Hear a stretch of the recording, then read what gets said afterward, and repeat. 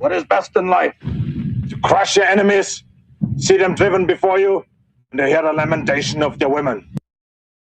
So the word on the street is Todd Howell, 30 years at Channel 10.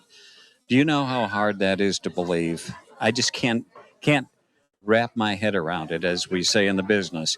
But it's been a great 30 years. I can remember, like it was yesterday, when Todd Howell gave his first weather forecast and said, up here in Texas, I finally figured out where Texas was. So, but I thought maybe this isn't for him. But turns out it was.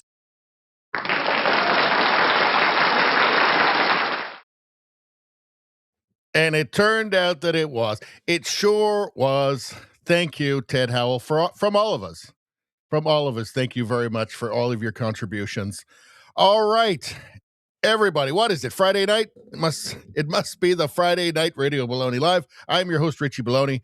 How are you guys doing? Who we got out there? We got Steve over there on YouTube. We got Trudeau Survivor, Rosie, Izzy, Spambot. We got lots of you guys in here already. Good to see everybody. All right, we got Brian as well. Brian, I missed you. All right. All the regulars in the chat already. Fantastic stuff.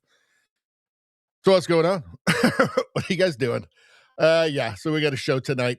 Listen, let's go through the menu first. Everything we're going to talk about tonight. You guys probably have a great idea of what we're going to be talking about. It's going to be a lot of World Economic Forum stuff. We'll go through the menu, see the stuff we're going to talk about, go back to the chat, then come back and dig into these stories in detail. All right. Here we go. So what are we talking about? Well, first off, there's this thing that's gone viral, this bananas and rice lady, and I don't know. We just have to do it. Let's see. We got Greenland, Trump with Greenland, and we're going to get into exactly what's happening with that. We've got some stuff on ice here that we're going to go through first, and yeah, I thought we were going to do that later. I guess we're doing it first. And then we've got World Economic Forum stuff. So there's a ton. We're going to spend a bunch of time on this. We've got Elon there as well. This is actually really interesting, what Elon's talking about.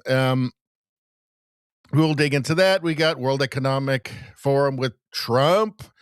We're going to spend some time on that. We've got Mark Carney there, who's being feted and being celebrated for his ridiculous, insane, lying speech at the World Economic Forum. We're going to get into that. I mean, it's just baffling. It's just baffling. Where is that Mark Carney? Hold on. There we go. It's just baffling that I think the problem is nobody knows anything anymore. So they hear Mark Carney with his word salad and they think, oh, that sounds good. What a leader. What a brave leader he is. And no, everything he said was total and utter bullshit. We'll get into that. We're going to take a look at what's this Trump tariffs. So we've got some news on that front, some kind of behind the scenes stuff that's, I think, interesting. Maybe it's true, maybe it's not. I don't know. We've got, of course, the CBC going to bat for Carney and attacking Trump. I think that Carney must be getting into election mode. Maybe we're going to see a snap election called. I don't know. Something's going on, though. Something's going on. The CBC is really out shilling for Carney now and attacking Trump big time, just bringing on every far left lunatic they can find who's got some credential. Pierre Poilievre's response to, now, of course, he has to say something. Poilievre has to say something. He's not going to steal the show on it. I mean, the media is just determined to just deify Mark Carney. But he has a response, and I think it's a good response. He had to say something. Is it going to set the world on fire? No, but I think that hold on one second. Oh. But I think it was the best response you can do, that he could do in the circumstances. We have more far left lunacy surrounding Dr. Francis Widdowson, who is going around to college campuses in Canada and just trying to have conversations about how there's not any actual unmarked graves in Kamloops. They're not there. That's not true. right? And of course, she's getting attacked, and the left is acting exactly how you'd expect a bunch of revolutionary red guards to act. Alberta independence. There's a couple of things here. Here, Scott Bessent talks about it a little bit. We'll spend a bit of time there. Here's a tennis star, U.S. tennis star, who is refusing to take the bait with some ideologue activist reporter surrounding Trump. So good for her. We'll take a look at that. We have a tragic story here. A woman who's detransitioning talks about the horrible things and consequences she now has to live with that doctors didn't tell her when giving her testosterone when she was a kid. So that's this person will never be on CNN, MSNBC. The New York Times will never talk to her. She will never be on the BBC or the CBC. So, internet has to do it. Let's see. Oh, so woke Canada. Just looking at some of these lunatics, some of these leftist activist lunatics in Canada. Now, apparently, there's the seniors are planning on becoming suicide bombers, a suicide squad for the Trump invasion. So they're going to turn back the tide when Trump invades Canada. I mean, these people are insane, completely mad. We'll talk about that. We've got the last one of the evening. This is mostly stuff you guys sent in. I have to tell you guys, I like to get started for a Friday stream. For the longer streams, I like to get started like at least 3 hours before. And I got started a little bit later today. I was going through the DMs to look for all the stuff you guys send in. There's so much that, I was like going through and I was like 45, 50 minutes in, and I looked at the clock and went, holy shit, I need to get the show set up. I think this might be why I'm not as organized lately, is because it takes so long to go through all this stuff. There's so much there that I kind of end up scrambling just to kind of get the show going on time. So either you guys have to send less stuff or I've got to start like hours earlier. So I don't know.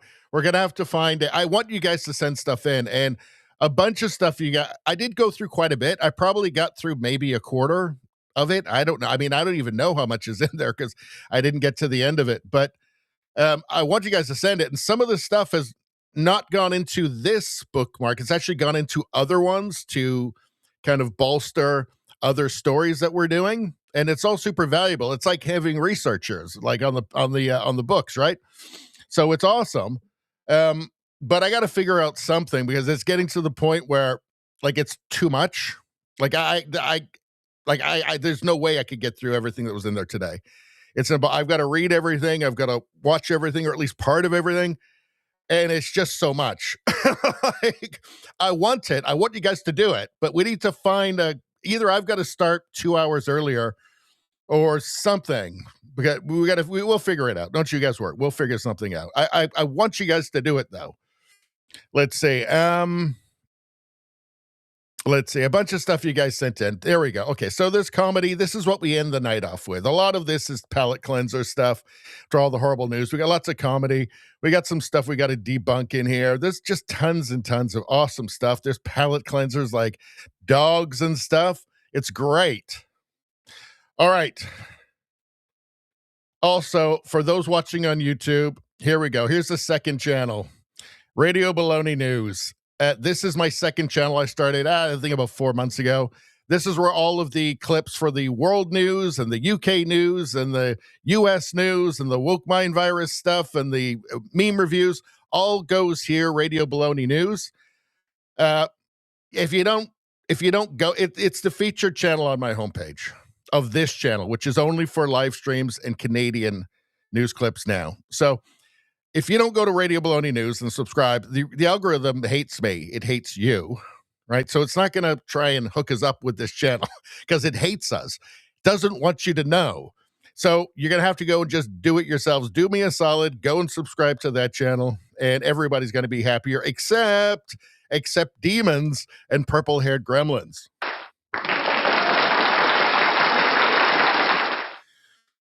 All right. So we got to get into the news in Tennessee soon, because apparently there's some cold weather coming there. You know, there's like in the prairies, it's like minus 50 going on right now. Minus 50. I've not been in minus 50. There's one part, I think, in Saskatchewan that's like coldest place on earth. So craziness. All right. So as everybody knows, we're streaming on Rumble, on YouTube, on X, and on Locals.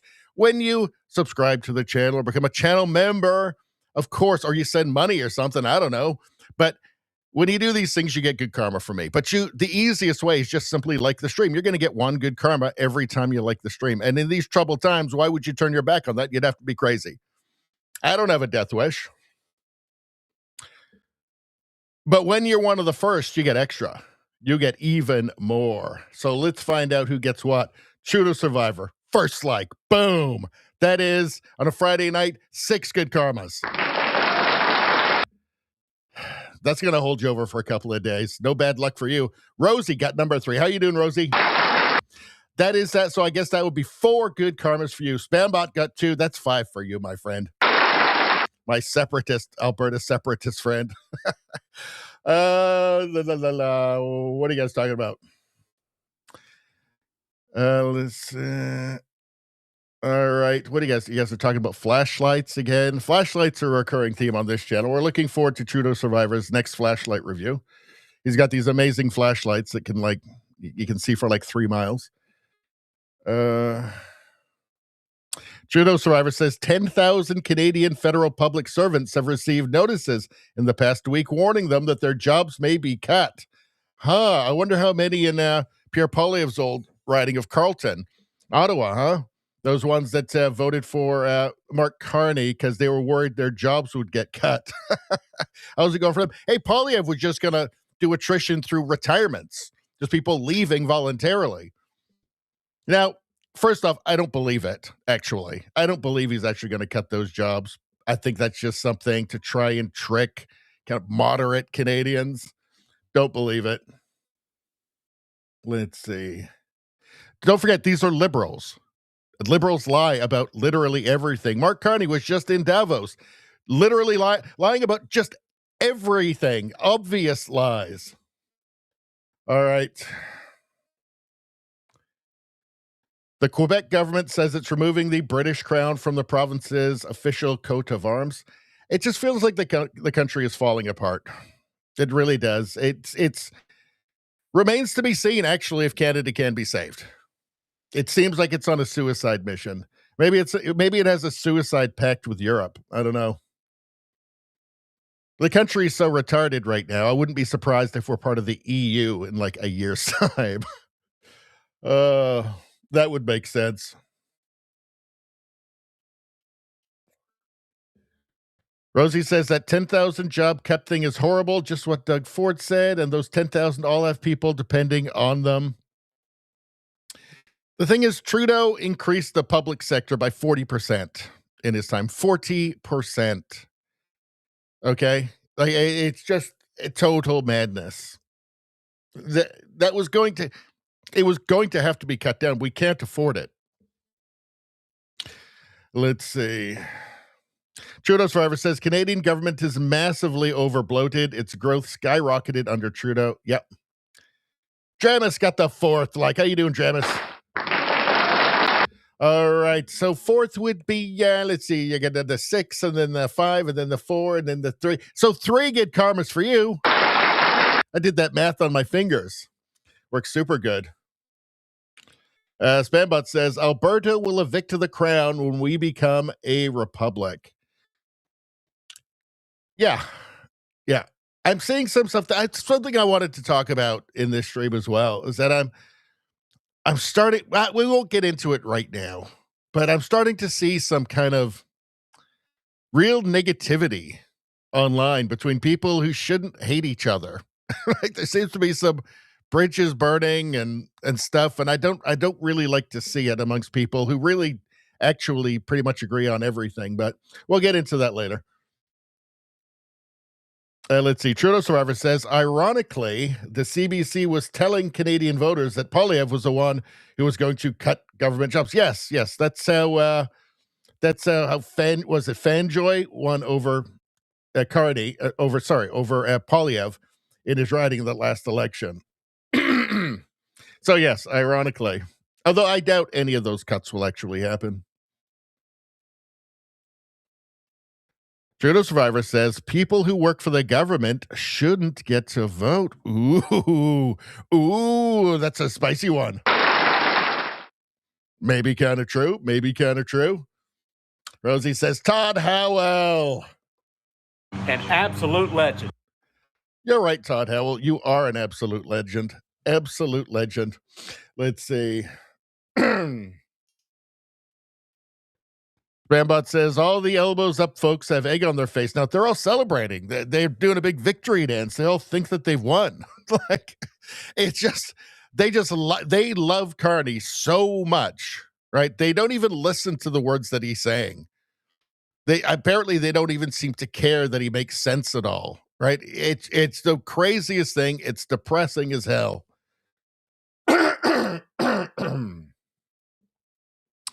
Spambot says we do not need to listen, all caps, to whole 9 minutes of that Somalian liar.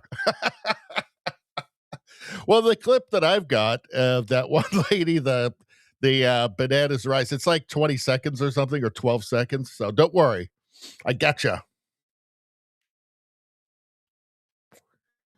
Judo Survivor says, how's the intermittent fasting thing, time-restricted eating going? It's only a matter of time until everyone eventually gives it up. Well, I don't know that it's actually intermittent fasting. It's just not eating constantly. So it's like 8 hours you can eat, and then 16 hours you can't eat. So, from like 10 in the morning to 6 in the evening, right? Which is actually not really very hard to do. It just means, now apparently there's no like metabolic thing or very little metabolic thing around this or anything. It's just that you just stuff your fucking fat face less. My fat face less. That's all you do. So you're just eating less food. I mean, I'm not that fat. I'm not, I'm not, what do you call those little scooter things? Rascals. I'm not rascal fat. I do need to lose some weight though. But in any case, apparently it's just about that. You just eat less because you're not eating those snacks at night. I'm a big nighttime snack guy, but I'm finding that it's fine. It's actually perfectly fine. It's not really bothering me. Let's see. Canuck 6-stringer, how you doing? Lucky 7, he says. Lucky 7. So that's, I don't know. Was that like 1.5? I don't know. I would say 1.5. Brian says, Carney asked, talking to Trump, Carney, I was talking to Trump about what the deal. He said, boring question. Oh, Carney was asked about talking to Trump, and he said, boring question to the media. I think we've got that coming up, actually. So we do have something on that. Let's see. Steve, how you doing? Good to see you, Steve. Can we deport Don Lemon to you? So, no, we don't want him. Maybe we would trade Carney for him. Maybe. I don't know. Let's see.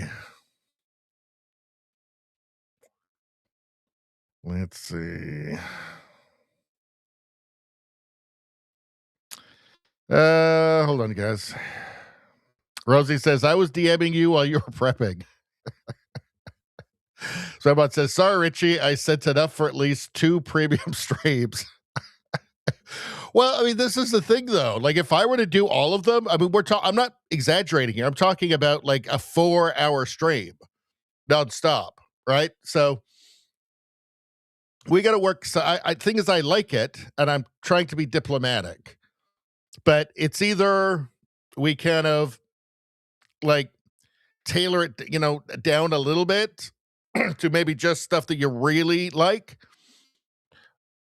or I just don't see most of it.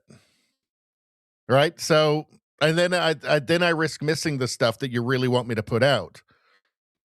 So, it's, so I think maybe the best way is just, if it's something that you think is important or like really funny or something, it goes in and then it'll get out. Right. Then it'll get on the show. But I like most of the stuff I didn't see. Sorry, guys. I just Like I'm one person, right? I'm one person, one lazy person. All right, let's keep going. Freedom Butterfly, how you doing? Good to see you.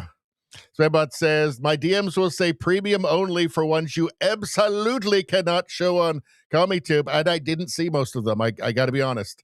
I did not have time. I've gotten a bunch of stuff. It's just that most of it I don't think I got to see, quite frankly, because I just have to start the show, right? Let's see. Trudeau Survivor says, sounds like Rosie is back to her spammy ways, giving RB too much work. I like it when you guys send stuff. I do. I want you guys to. And a lot of the stuff makes it into like, not just that last bookmark of the evening, but to like into the real stories that we do. Let's see. But I think we need to streamline it a little bit, is all I'm saying. Steve says, looking forward to a great stream and awesome ad reads. Well, we'll probably do some ad reads. We'll probably do some. Let's see. Lots of chats. Trudeau Survivor says, according to the UN, we are in the era of global boiling. All these minus 58 Fahrenheit temps are right-wing conspiracy theories. Well, what happens is that when it happens in the winter where it's really cold, they say, well, that's just the weather. That's not climate. And then when it's a really hot day in summer, they say, it's global boiling. Every single time. Let's see. Freedom Butterfly from Nebraska. Good to see ya. Trump wants Canada. Freedom Butterfly says. I don't think so. Canada's more of a problem than the United States needs. Let's see. Steve Tollison got number 2 like on CommieTube. Well, that's 5 good karmas for you, my friend. Spambot says he wants Alberta and Saskatchewan, but the rest can just go away. Go away, Spambot says. I don't think they actually want to take Alberta because it causes all kinds of problems, and certainly, like it would be a red state, which means that Democrats would fight that until the ends of it. I mean, it would go on so long. It'd be 50 years. Right. So Rosie says, if you're counting hours of time to eat or not, it is called intermittent fasting. Okay. Well, thank you very much. Let's see. Spambot says, I'm sure I sent you enough for 9 hours of streaming over multiple shows. Yeah, probably more like 9 hours. Let's see.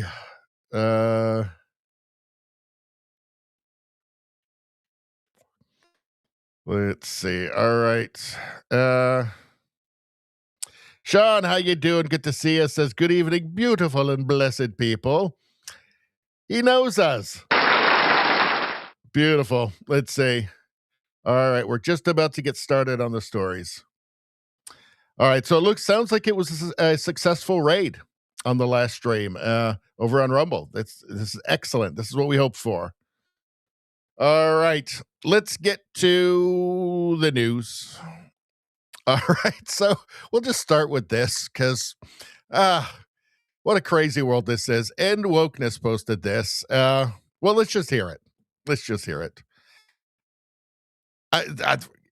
They're not sending their best. I will just say that. They're not sending their best. So I'm Somali. I'm proud to be Somali. To me, being Somali isn't just eating bananas with rice. It's a lot. It's like... It's an interesting thing. It's very hard to describe what it means to be Somali and what it means to be American, but it's like a cultural fusion. It's kind of like the bananas and rice. People don't really. Wait a second. Hold on. So I'm Somali. I'm proud to be Somali. To me, being Somali isn't just eating bananas with rice. Hey. It's Hey, hold on a second. Then you said this. Fusion. It's kind of like the bananas and rice. People don't really see, like, it's people don't think, oh, you can eat bananas with rice, but that's what it's like to be Somali and American. It's like that combination of banana and rice, but you're gonna get what I mean.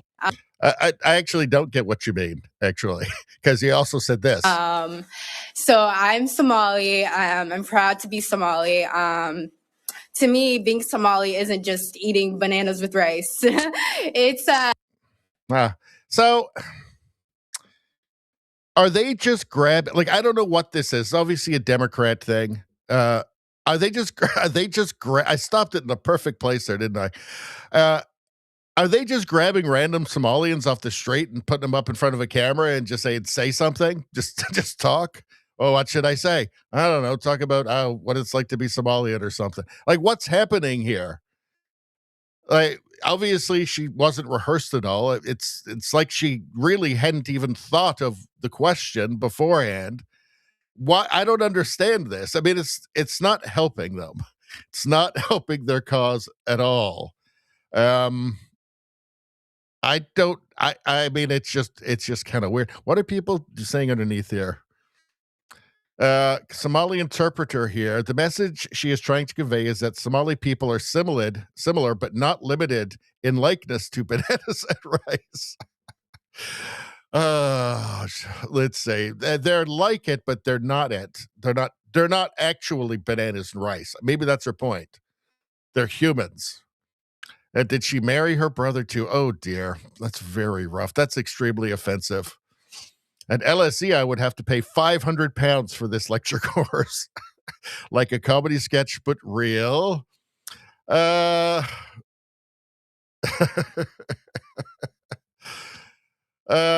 I don't know what's going on here. Yes, and around 7 minutes into this video. Okay, I haven't actually watched this. Let's see if we can find this. Let's see. Here, not people might be confused by me. Okay, so that's just what he's talking about. All right. So, yeah, it's not AI. All right, that's it. Let's move on. So let's get to Greenland. All right, Mark Nixon posted this. He says, it's official. Trump says the Greenland deal cost the U.S. $0. Total access to Greenland. Golden Dome gets built. America gets the Arctic. Globalists didn't see it coming. So we'll get into, I mean, the details are fuzzy. Nobody knows exactly what. It's a framework and it's an agreement. And it's going to be more than what the U.S. had before, but we don't know how much more exactly right now. First, let's just hear Trump talk about it. Well, I'm not going to have to pay anything. We're going to have total access to Greenland. We're going to have all military access that we want. We're going to be able to put what we need on Greenland because we want it. We're talking about national security and international security. So we're going to not have to pay anything other than the fact that we are building the Golden Dome, and the Golden Dome is going to be something that's going to be very amazing. It'll be Israel times probably 100. And we need it. I think we need it. And it's all going to be made in the United States. We have the best weapons in the world. We have the best companies in the world. We want them to produce faster. And, we've put a mandate out. You're going to have to produce faster, whether it's the Patriots or the Tomahawks or the F-35s or anything else. We make the best equipment, but they have to make it a lot faster. So I think he's saying that they make the best equipment. But in any case, hold on 1 second, okay?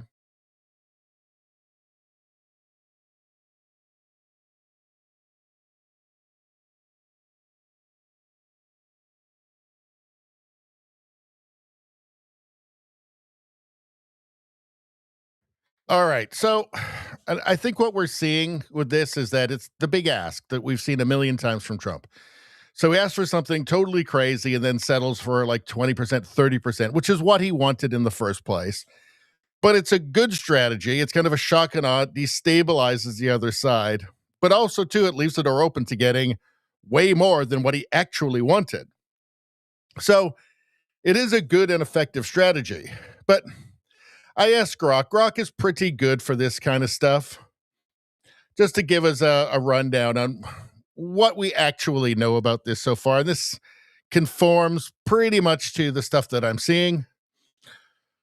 It is not a direct bilateral EU-Trump pact, but a framework of a future deal announced by Trump following discussions with NATO Secretary General Mark Rutte at the World Economic Forum in Davos, Switzerland, around January 22nd, 2026.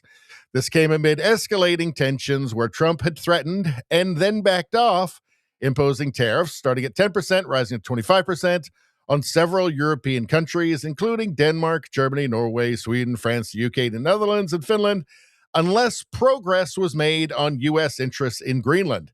He also explicitly ruled out using military force to acquire the territory. All right, so key reported elements of the framework. Details remain limited, vague, and preliminary. So there is no deal right now. There's no deal, but there's a framework in place, right? So the parameters have been set. Described as a frame on which to build rather than a finalized treaty. No full text is being publicly released, and parties like Denmark and Greenland emphasize that sovereignty remains non-negotiable. From consistent reporting across sources, blah, blah, blah.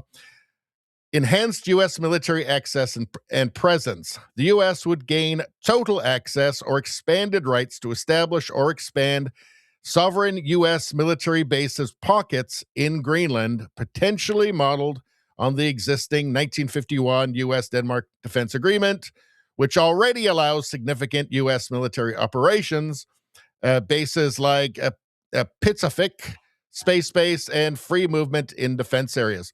This includes indefinite or unlimited duration in designated areas. So the U.S. already had that agreement in 1951, which kind of let them do what they wanted, get bases there. But obviously that wasn't enough for Trump. Expand sovereign U.S. military bases. I think you're probably going to see little pockets with the United States getting some sovereignty over. I think, although I don't know. I mean, we don't know what's going to happen yet, right? It's going to get worked out. Arctic security and NATO role, broader NATO commitments to ramp up Arctic defense, surveillance, and presence. This addresses concerns over Russian and Chinese influence in the region. So, again, it's getting NATO to actually do its job, right? That's a part of this. Mineral resources and critical minerals, U.S. access to Greenland's rare earth minerals and other resources. Some reports mention U.S. participation control in development through details, though details are speculative. Exclusion of adversaries. This is a very important part. I don't know if Mark Carney knows about this. Prohibitions or restrictions on Chinese and Russian investments, mining rights, or access in Greenland to prevent strategic footholds. This is important because China's making inroads in Europe. Like, I think there's a couple of European countries where 30% of their cars now are Chinese EVs. So this is an issue. No full ownership transfer. Greenland remains under Danish sovereignty with Greenlandic autonomy, and no sale or annexation of the entire island. The entire island, I got a feeling that there's going to be parts of Greenland that are pretty much just going to be the United States moving forward. But again, we don't know. We don't know. So that's what's going on. Trump is going to get more than he would have had just trying to negotiate with people that hate him, right? So why does he force the issue like this? I think it's because he has to. Because, for one thing, Europe is just basically moves at a glacial pace on everything. All European countries. So I think he feels like he has to force the issue. And then there's just that kind of Trump derangement that exists. So it's like he's not going to mess around. He knows he doesn't have 10 years to do stuff, right? He knows he doesn't have 10 years to achieve his goals. It's got to happen now, right? He doesn't have that long. So he forces the issue, and he doesn't care what anybody else thinks. And there's a certain amount of shaming, of NATO for one, of Europe in general. So, which I think they need, quite frankly, because they're failing. Let's see. Do we have anything else in here? Let's see. MSM claims Greenlanders hate Trump. Total BS. Video straight from Greenland shows folks rocking MAGA hats, shouting, "God bless you," and he's the greatest on earth. Well, the actual indigenous Greenlanders don't seem to hate Trump. They don't like Denmark. They don't like the Danes. They seem to not like the Danes more than they dislike Americans or Trump. Let's take a look.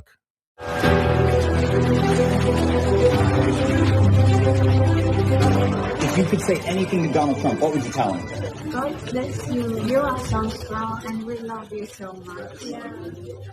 Donald Trump. Do you want to be part of America? You do. You do. Also, what do you think? I have a feeling this guy does too. Do you want Donald Trump to buy Greenland? Yes. Donald Trump have Greenland. More protection. More life. More. So, beautiful land. God bless you, and you are great. The guys' message for President Trump. President Trump, he is the greatest on earth. Yes, of course. Good luck to You want America to buy Greenland? Yep. And what do you think is going to get better in Greenland if Trump buys the country? education system and health care systems. So you're not a fan of what Denmark has in place for you guys right now? Denmark, they don't take care of us. Do you think you would be better off associated with the U.S. rather than Denmark? I think. Do we need to make Greenland great again? Yeah. Oh, yeah. See you soon, Donald. So, I mean, you'll never see any of these people on the mainstream media. Of course. And I showed you that video of Nick Shirley, who went to Greenland and started talking to the indigenous Greenlanders. And they seem to be okay. Like, it seemed like they could be swayed, right? They seem to be all right with it, especially if they got a check. Now, that's not going to be happening, right? And these people are all going to be disappointed now. But there does seem to be some resentment towards the Dane, a sentiment that they have neglected them. Of course, you had the forced sterilization program, which I believe went right through up until the 90s. And, Denmark's not alone in that, but it's not good. It's not good. It's not good when anybody does that. So, I mean, in fairness to Denmark, they probably have the same sterilization program for their own people. So, there's that. But it's interesting. These people will all be disappointed now. But if there is U.S. investment on, for things like mining, well, that will create better conditions, more jobs, more wealth. And so, there will probably be some improvements coming in any case. And they're going to get a Buc-ee's, I hear. They're going to get a Buc-ee's. All right. So here, Byron York nails Trump's Greenland play. Classic art of the deal. So let's take a look. About it, and I have to say, this was kind of classic Trump, wasn't it? I mean, Trump wants something, and then he asked for 10 times that, and the other side flips out, and they go back and forth and go back and forth. It becomes a huge news story. Finally, they make an offer. He agrees to it, and it's kind of what they could have gotten in the first place. And says they're wonderful people and happy to work with them, and suddenly it's this dismount that we could predict by how it's set up at the beginning. Yes, and the other side's happy because they think they dodged a bullet. So it's just classic Trump. Yeah. About it, and I have to say, this was kind of... I would not have been that surprised, quite frankly, if Trump had actually just gotten all of Greenland, because Europe has become so arrogant yet complacent that they've been actively deindustrializing on purpose through this, net zero stuff, of which Mark Carney is point man, by the way. Remember, he was the UN climate finance envoy. So, I mean, Europe, the NATO outside without the United States is a paper tiger. They can't even supply Ukraine with enough weapons. right? I believe, the UK can field maybe one or maybe two divisions for an expeditionary force. Yeah, they're kind of screwed. They've screwed themselves right through this again arrogant complacency. Uh, they're finding themselves in trouble. So I would not have been surprised if Trump had just been able to buy Greenland, just the whole thing, whole kit and caboodle. And it seems like the Greenlanders would have been just fine with it. All right. To have anything else on this, let's see. The U.S. will gain control. So this is from a couple of days ago. And U.S. will gain control of small pockets of land in Greenland. U.S. will be involved in Greenland's mineral rights. It's more of an expansion of what was already there under the 1951 agreement with Denmark. So it's an expansion. I'm guessing there was probably a couple of sticking points, and Trump was just like, I'm not going to deal with this. I don't have time. We're just going to go crazy we're just going to go shock and awe, and then I'll get what I want. I'll say I want the whole damn thing, and then they'll give me the stuff I want, which we could have negotiated on day one, but I know that they wouldn't have. So here we go. It actually turns out to be faster this way. I think that's probably what happened. Let's see. NATO Secretary General Mark Rutte is everywhere today singing Trump's praises. What a difference 24 hours makes. CBC ran a steady stream of Danish, Greenlandic, and Canadian fearmongers over the last few days. So, of course, they did. And then, of course, what was always going to happen happened. It turned out he didn't want the entire Greenland. He just wanted more than he had, and he got it. So there you go. Arctic region. And again, I think President Trump was the one who reinvigorated NATO at the summit in The Hague with the famous 5%.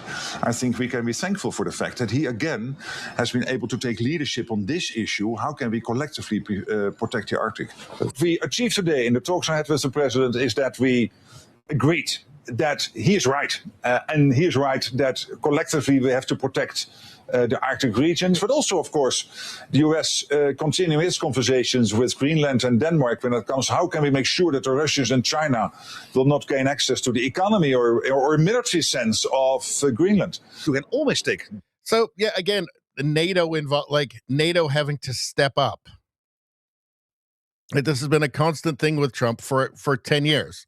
NATO has to step up. It seems like he has to just force them. He has to just keep kicking them in the ass to meet their obligations, to at least just defend themselves. Right? They don't need to defend the United States, just themselves. It's incredible. So anyway, yeah, so Trump's crazy, Trump's a lunatic, blah, blah, blah. Oh, he's got a deal, and he got everything he wanted. So, boom. All right.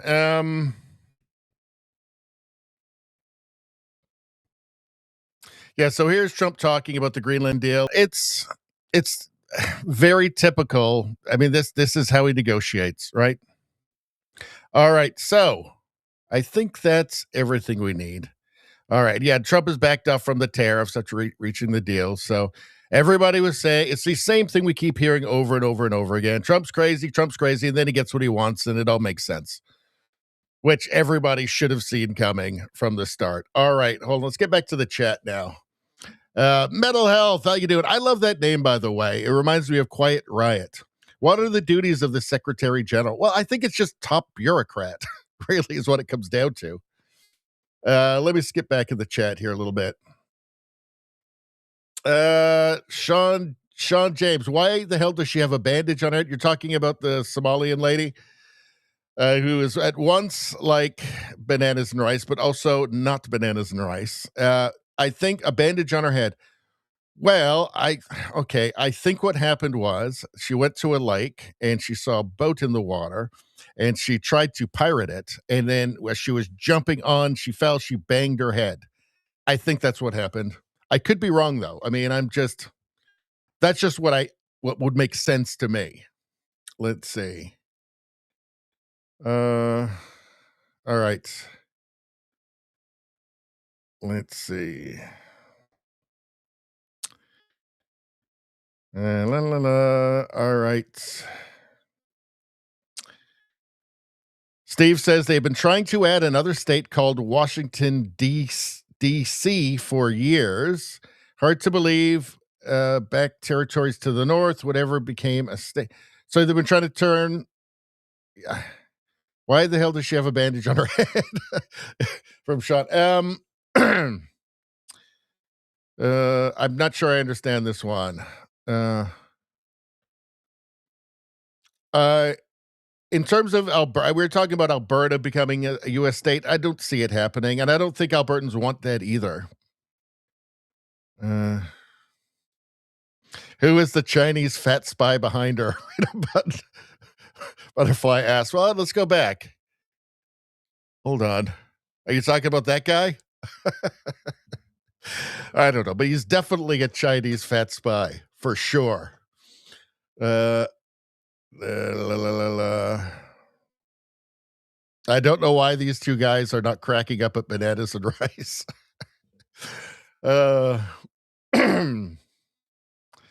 The only people on this continent who eat bananas with rice are those waiting on their first set of teeth to appear. That was from Rosie. Thank you, Rosie. And it's true. Let's see. Oh,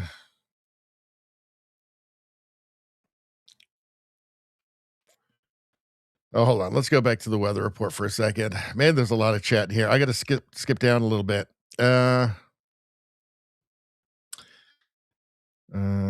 Mental Health says, the beautiful people of Canada are in my prayers. You're in ours. Mental Health says that Mark Carney is asshole. He is. That's true is the thing. Thing about that is that it's actually true. Nevada says, does it get better than Buc-ee's? Well, those Greenlanders are going to find out. Let's see. Danes are asshole, according to Freedom Butterfly. Yikes. That's tough. Tough on the Danes. Let's see. All right. Give me a second.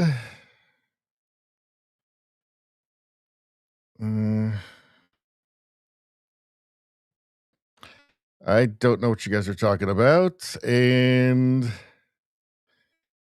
what's this link here? What's that link you guys are trying to feed me? Hold on. Maybe I'll check it out. Hold on. Where is it? There we go.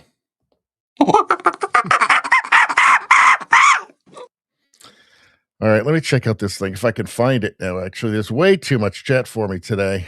I'm getting way behind here. There we go. All right. Copy. Go here. Paste the link and see what is it. Is it something that's appropriate for the show? I don't know. The art of the deal. Huh. So that's 9 hours and 25 minutes. So we won't be watching that one today. But if I need to read it, I will. I know where to go. All right. I actually got it from the Quiet Riot album. See, great minds. That's what they say about great minds. They both think about Quiet Riot. All right. Let's see. Blah, blah, blah, blah. Nevada says Bosnia is my favorite weather person. I mean, they're no Todd Howell, are they? But they're pretty good. Freedom Butterfly says Scott Bassett said good stuff at the WF. Yeah, we're going to get to that. Let's see. All right, let's go. What's next? So we did Greenland. Is that green? Is this? Yeah, this is Greenland. Let's actually get rid of a couple of tabs here. We don't need the Greenland tab. Now what do we got? All right, let's do a bit of ice stuff. This is actually the best way to troll right now. So let's take a look at this. What is this guy saying? Don't forget to download the Ice Watch app and post random locations just to send blue and pink-haired Karens on a mission to nowhere. Y'all have a blessed night. Well, I hear it's not just that. I had something else here, I think. Where is it? Hold on a second. I think I had something else here. Hold on. I saw some. I don't have it. I saw something where they had sent them to a bunch of biker bars, and it did not go well. So I saw that as well. So apparently, people are. I guess they're hacking the system. James Wood says, "I love that Pam went to Minneapolis to hook these vermin up. Personally, I voted for this, but didn't expect to get the Mona Lisa smile as a bonus. Go, Pam." Well, she did something, and so people are happy about that. She finally did something. So she's one of the organizers of that protest that apparently broke the FACE Act, the act that says you're not allowed to go in and intimidate people in religious places or interrupt their religious services. And she's one of the people who organized the church in Minneapolis, where Don Lemon showed up, the protest there, where they went in and absolutely intimidated and threatened people. So she's been arrested, and Pam Bondi has actually done something. So, I mean, there's a lot of negative energy around her because people feel like nothing's actually getting done. Scott Jennings infuriates leftist on CNN after she's called out for lying about ICE. He never misses. Eric Doherty posted this. Let's take a look. Apparently, like, there are CNN viewers that are actually they've stopped watching because they can't handle having somebody like Scott Jennings just accurately describe reality. Let's take a look. The difference in Minnesota is you have Walz and Fry and Flanagan and the rest of these local Democrats who don't want to cooperate. They think that Minnesota somehow should exist in, I guess, some state of secession where federal laws don't apply to people inside the state of Minnesota. It is causing chaos. And if I were the president, I would be frustrated about that, too, because, narratives aside, he's the chief law enforcement officer of the United States, and he has to enforce the law in all 50 states. Can I just say, trying to tell people that the images that they're seeing on camera is a wall of propaganda is not a winning strategy. People can see with their own eyes. ICE engaging. You're saying images aren't used for propaganda? ICE engaging in behavior. We've all seen the footage of the ICE agent shooting the mother in the head 2 weeks ago. That is the backdrop. So wall of propaganda, and all that happened was it was just this mother who was just going to school or shopping or something, and ICE just ran up and shot her in the head for no reason. She just mentioned something about a wall of propaganda, didn't she? Anyway, let's continue. Behind which people are filtering in information and about we saw her ICE hit him with the car as well. No, actually, we did not. We did. If you watched. Yes, I showed you guys the video on here of him where it just, without question, she did hit him with the car. It's on video. She mentioned something about a wall of propaganda, didn't she? If you watch the video. We did see it. But you also had... That's what I'm talking about. You can't even initiate him with the car. Scott Jennings, will you let me finish my sentence? I let you finish yours. You also had, after that event, you had the Vice President of the United States go out and fully embrace the actions of the ICE agent. So I would argue, and if anybody is eroding the credibility of ICE, it's the Trump administration by throwing their arms around every single... Why won't they cooperate? Every single errant and awful action that we're seeing from these people. So again, I think, But the case she just cited, the woman was in the wrong. You're not allowed to ram your car into federal officers or anybody, actually. You're just not allowed to ram your car into people, but especially not to evade arrest. But she mentioned something about a wall of propaganda as she's, right before she described the awful things we're seeing happening. For Trump to say that his message is being lost when he and his administration are encouraging ICE to behave in a way that is clearly outside of the existing rules of engagement is absolutely ludicrous. Why won't they cooperate? And it is dangerous. Well, maybe they should stop. People like her should stop encouraging people from not cooperating with law enforcement or trying to obstruct them or, hit them with cars, say. Again, she did mention something about wall of propaganda and then proved it as well. Let's, that's... The Democrats cooperate. Why won't they cooperate? From the Trump administration's perspective. Difference in... Yeah, it's just amazing. It's like they think that Trump created all these new rules. It's It's the same immigration law under Biden. It's just that they're enforcing it, and they don't like that. But since you mentioned J.D. Vance, let's take a look at this. Vice President Vance, a local school district here is alleging ICE agents detaining a 5-year-old after preschool on Tuesday. We've also seen multiple American citizens detained by ICE or harassed by ICE in the last 6 weeks. Are you proud of how your administration is conducting this immigration crackdown here in Minnesota right now?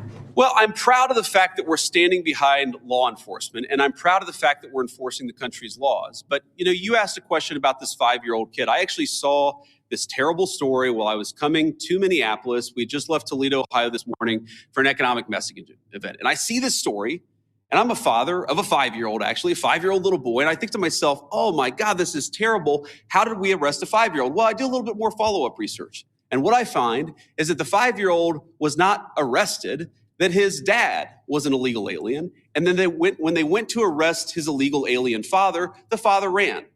So the story is that ICE detained a 5-year-old. Well, what are they supposed to do? Are they supposed to let a 5-year-old child freeze to death? Are they not supposed to arrest an illegal alien in the United States of America? If the argument is that you can't arrest people who have violated our laws because they have children, then every single parent is going to be completely given immunity from ever being the subject of law enforcement. That doesn't make any sense. No one thinks that makes any sense. Well, but it does make sense to them, right? So he's speaking as if he's speaking to rational people. He's not, right? He's speaking to people who don't want to have laws. They don't want to have borders. What else is it? I mean, they don't want immigration enforcement. Apparently, they don't want laws. They just want open borders and anybody goes through and nobody's illegal. It's never the issue. It's always the revolution. That's what you're dealing with. And the media plays along with it. It's the most incredible thing. It's the most incredible thing, but that's what you see. But what else is it?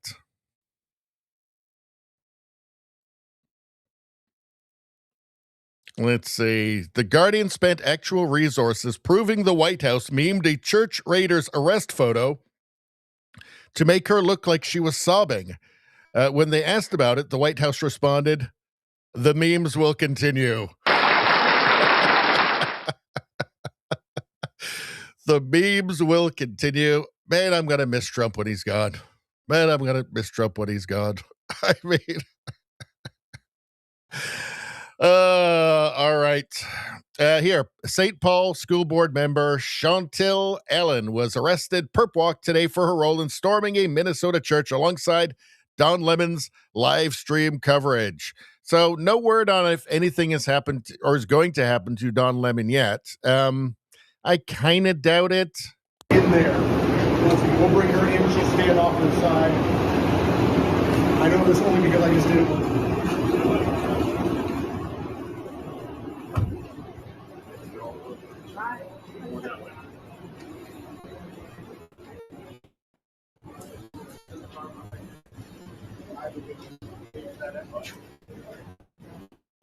So, I mean, what will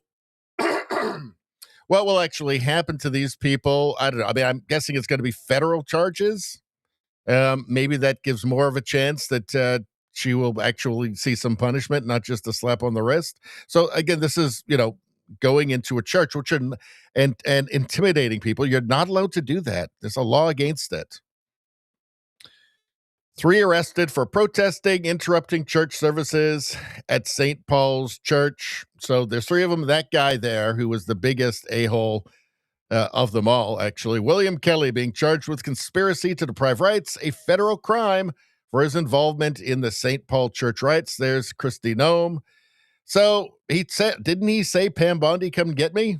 Well, she did. She went personally, actually. So, that's what they have to do. I mean, at some point, you have to apply the law to these people, don't you? I mean, the Democrats have no problem with it. They have no problem just going after people for literally any reason, whether they've broken the law or not. Just for knowing Donald Trump, they have no problem. So, what's this? Minneapolis is now in the middle of the winter of love, according to Mayor Jacob Frey, the mayor of Minneapolis. The winter of love. These people are just weird, right? This is not just about resistance here in Minneapolis. It's about love. We are showing something far more powerful and consequential here, which is love. Okay, I've heard enough. It's about love. Love of communism. I think. What else is it? What, love of open borders? Love of not having a country? Love of burning your country down around you? Yeah. All right, let's move on. So now we're going to get to the World Economic Forum stuff. Let's go to the chat for a second. Back to the chat for a minute. First off, though, for those watching on YouTube, my second channel, it's about 4 months old, Radio Baloney News, all the world stuff, U.S. stuff, woke mind virus, meme reviews, all that stuff. You got to get it on Radio Baloney News, featured channel on this channel. This channel will only be for Canadian news and live streams now. So Radio Baloney News, the algorithm hates you, it hates me. It's not going to hook us up by accident. You got to go do it yourself. Please do that. Make a purple-haired gremlin cry. It's super worth it. And maybe there's even some good karma in it. I don't know. That's what I hear. Let's see. Freedom Butterfly says, Radio Baloney is the best. What wise words. Great minds think alike. It's true. Let's see. Mental Health says that woman was actively blocking the street and harassing ICE. You're talking about Renee Good in Minnesota. Yeah. And she rammed her car into a cop. I mean, and it wasn't panic. We saw the video. She was smiling. Her wife said, drive, baby, drive. The easy way for that not to happen is to just comply. Nothing's going to happen. You're going to be fine. Rosie says the memes will continue. They will always continue. Memes are the best thing about the internet. Let's see. How you doing, Izzy? Let's see. A head company watching on double time to catch up. Well, that's your first mistake. Nobody is allowed into your house while you're watching Radio Baloney. Absolutely not. Got a big problem with that. Mental Health says Don Lemon should have been cuffed. He still might be, but the fact that nothing's happened while the other people have been arrested leads him to believe that probably nothing will. Nevada says they're out on bail. We'll see what happens. Probably nothing. Rosie asks, wonder when they will realize come get me is an invitation. They will. Freedom Butterfly says Jacob Frey is married to a Somalian. I did not know that. She must have captured him on some pirate raid or something. Let's see. All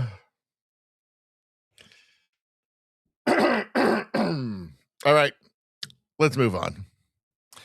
So, World Economic Forum. So, this is kind of funny. Fox News. Howard Lutnick says Al Gore booed at his speech in Davos. I guess Al Gore is just so desperate for attention. What else explains it? It's embarrassing. So I wrote an op-ed in the FT, and it basically said that globalists, offshoring all our manufacturing to cheap labor around the world had failed, and that the World Economic Forum was a failure. But I wrote that op-ed, and so at the end of this lefty, basically a very left set of talks where someone said we need a new form of capitalism, which I think is another way to say communism. Mm-hmm. And then they let me speak at the end. And I gave a 3-minute talk. And I just talked about my op-ed. And at the end of my talk, one person out of the 200 yelled out, boo. So I look over and I'm like, who booed? And it's Al Gore. And I look at him, I go, really? And he goes, boo. And I'm like, it was the greatest honor of my trip to Davos. I mean, what's better than Al Gore, incapable of discourse, incapable of anything? And you all remember that Al Gore told us that by today in 2025, the whole ice cap would be gone and Greenland would be green. Well, wasn't Al Gore supposed to be under like 40 feet of water right now? But no, none of his predictions actually came true, it turns out. So absolutely not. I looked over. Who booed? It's Al Gore. I think I had something else on this too. Hold on. Hold on. Did I have something else on this from Lutnick?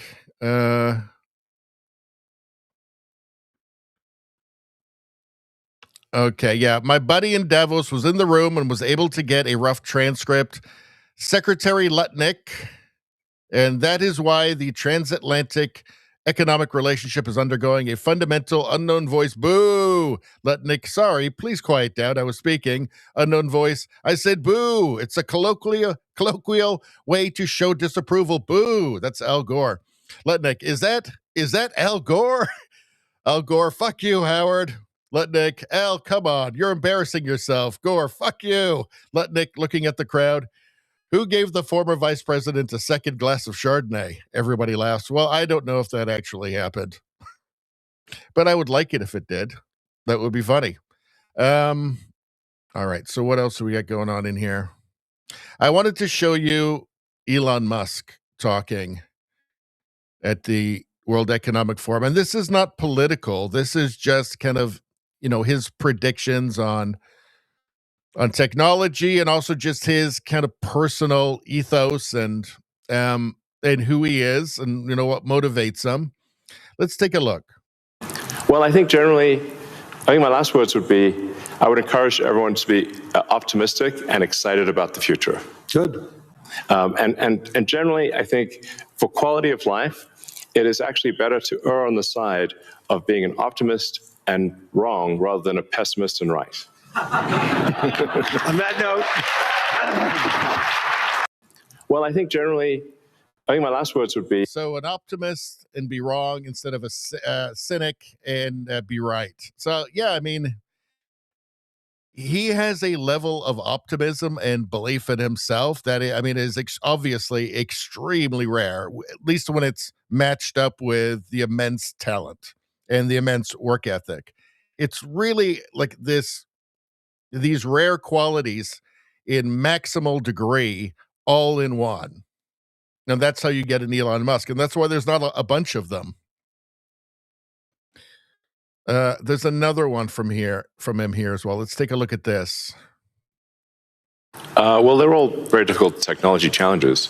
But the overall goal of my companies is to maximize the future of civilization, like basically maximize the probability that civilization has a great future, and to expand consciousness beyond Earth. So if you take SpaceX, for example, that SpaceX is about advancing rocket technology to the point where we can extend life and consciousness beyond Earth, to the moon, to Mars, eventually to other star systems. And I think we should always view consciousness, life as we know it, as precarious and delicate, because to the best of our knowledge, we don't know of life anywhere else. Well, they're all very difficult technology. So his critics are looking more and more ridiculous. Like his critics he's talking about expanding human consciousness beyond the Earth. His critics are trying to figure out what gender they are.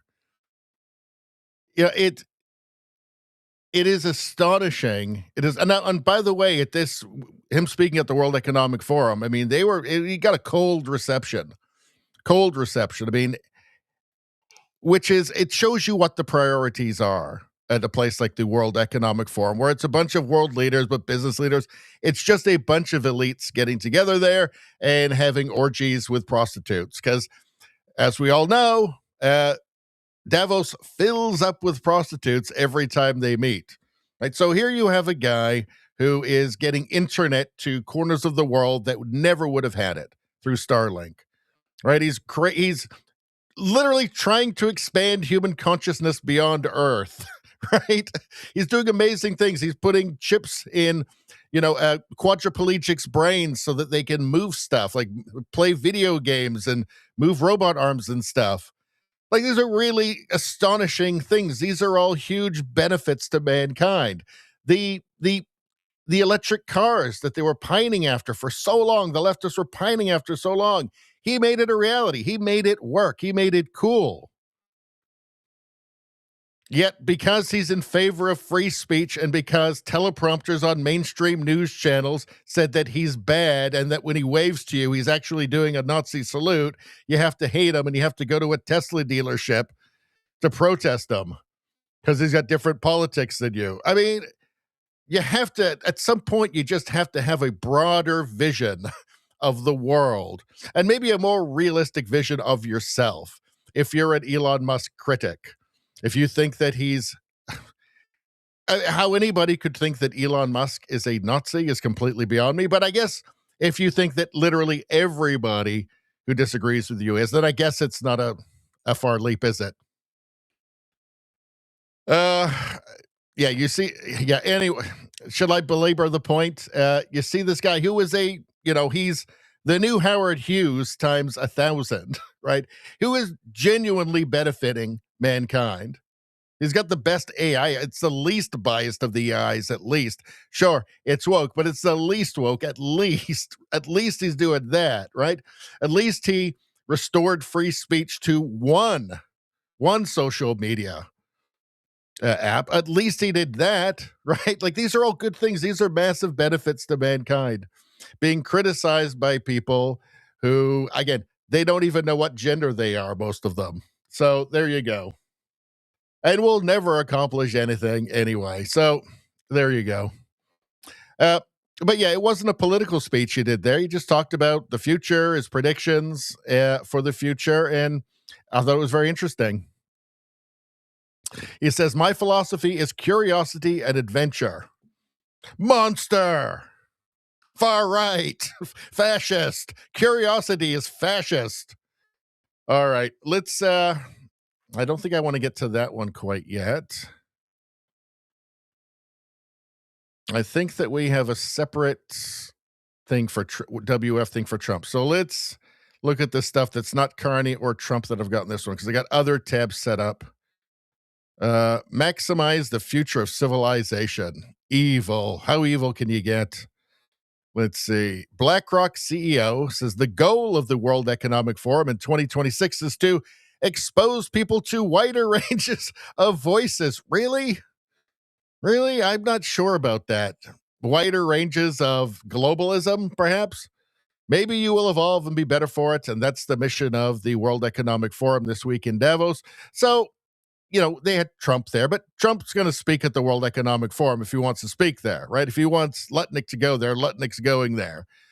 Elon Musk, maybe he's talking about Elon Musk, having Elon Musk there, but I believe Elon's been there before, actually. My point being, I don't believe them when they say they want a wider range of voices. Let's take a look. That's the goal of this year's World Economic Forum at Davos, to expose people to wider ranges of voices, to a wider range of ideas, maybe even an argument, but one that we have deeper understanding from. And I think not all of it's going to... Well, as head of BlackRock, he said that his job is to force corporate behavior, and through that force just your behavior, just regular people's behavior. So you'll have to forgive me if I think he's a bit disingenuous. The sound as good as the one that you enjoyed at that moment, like in music. And like in music, you're not going to agree with everything. But if you're willing to listen, it might leave something with you inside. It might stay with you. And maybe you will evolve and be better for it. And that's the mission of the World Economic Forum this week in Davos. And that's the goal of this year's World Economic Forum at Davos. And by the way, you'll own nothing and be happy. And you won't be able to travel or have a car, and you'll have to eat bugs. But be willing to listen. Open your mind to eating bugs. No, thanks. Let's see. Oh, okay. So there was one more from Elon Musk here. So I said he got kind of a chilly reception because he's a wrong thinker. When you see this reception, this is really what the World Economic Forum is. Okay. Larry Fink there can talk about, being open and listening to different voices, but this is what it really is. Let's take a look.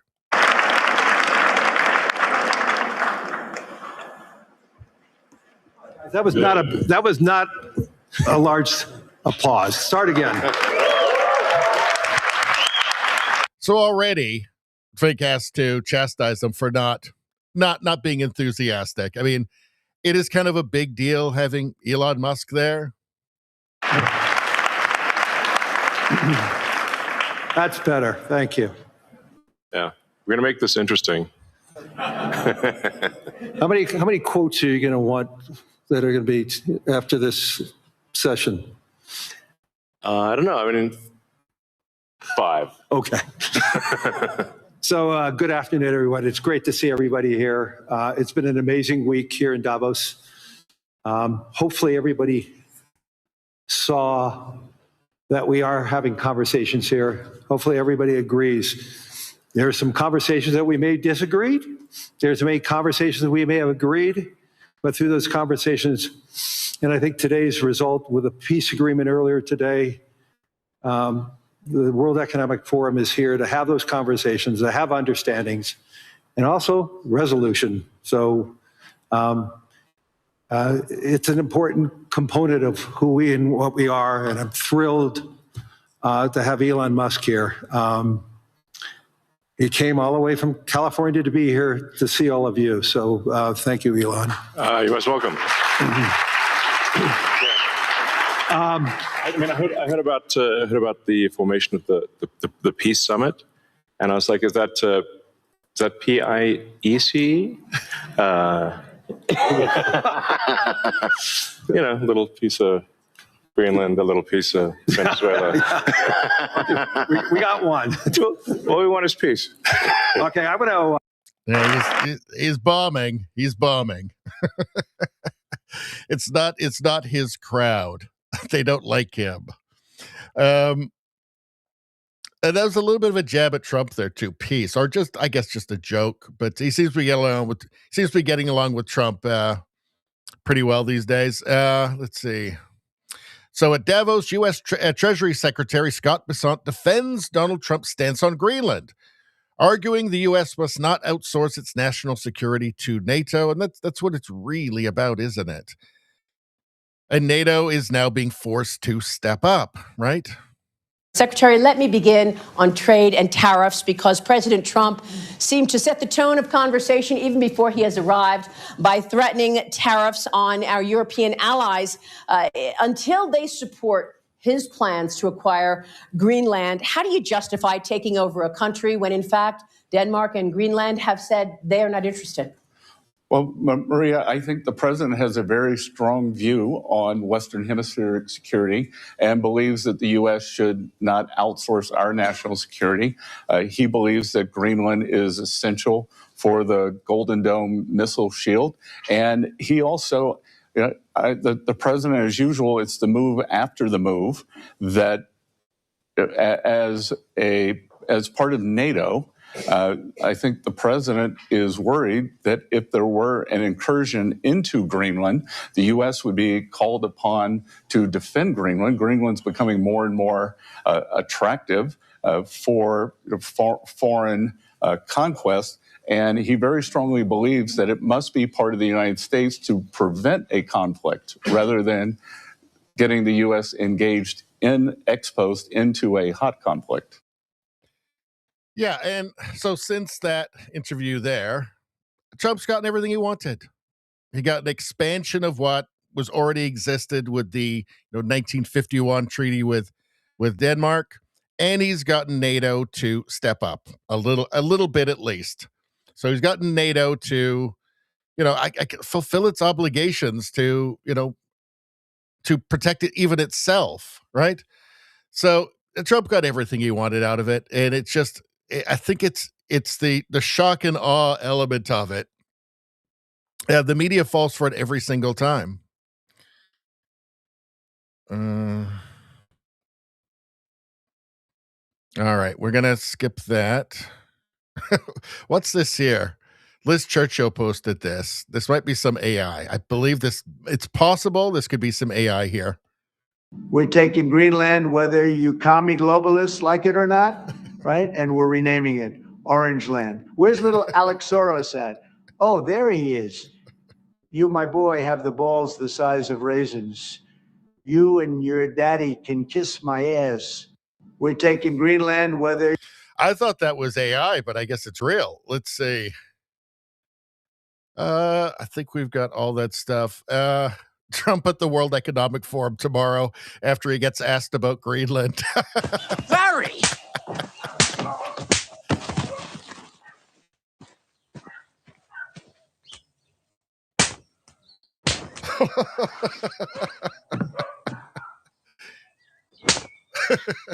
Righto. What's going on here? Oh, sir, I'm arrested. Oh.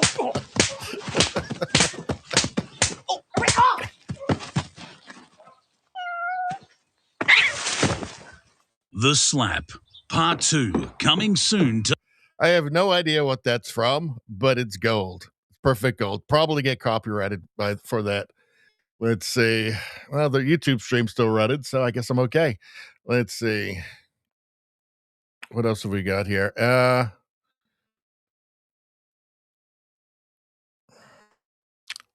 You know what? I want to...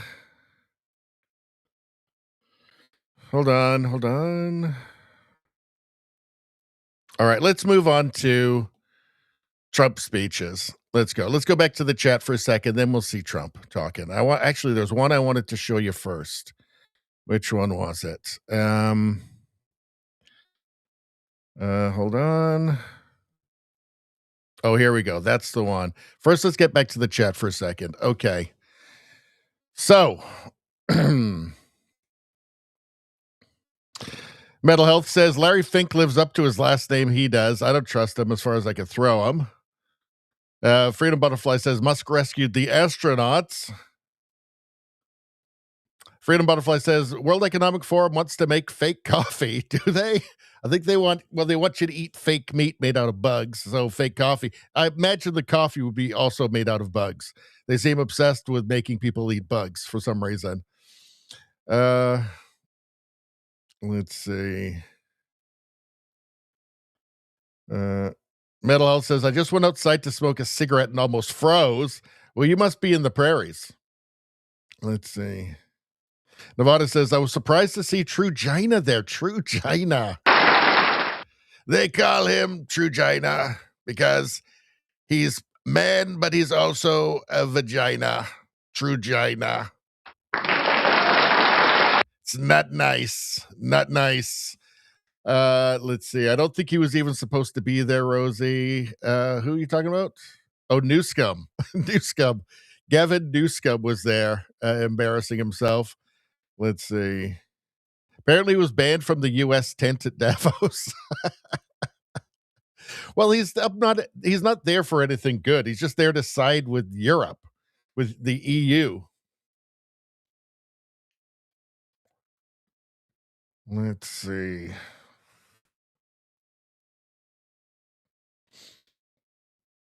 All right. Let me skip back down again, and then we'll get back to the story. Let's see. Rosie says, peace. It might not be his crowd, but it made me laugh. Well, they don't like him. They don't like Elon Musk there because he likes free speech. And they're globalists who don't like free speech. They don't like people who accurately describe reality.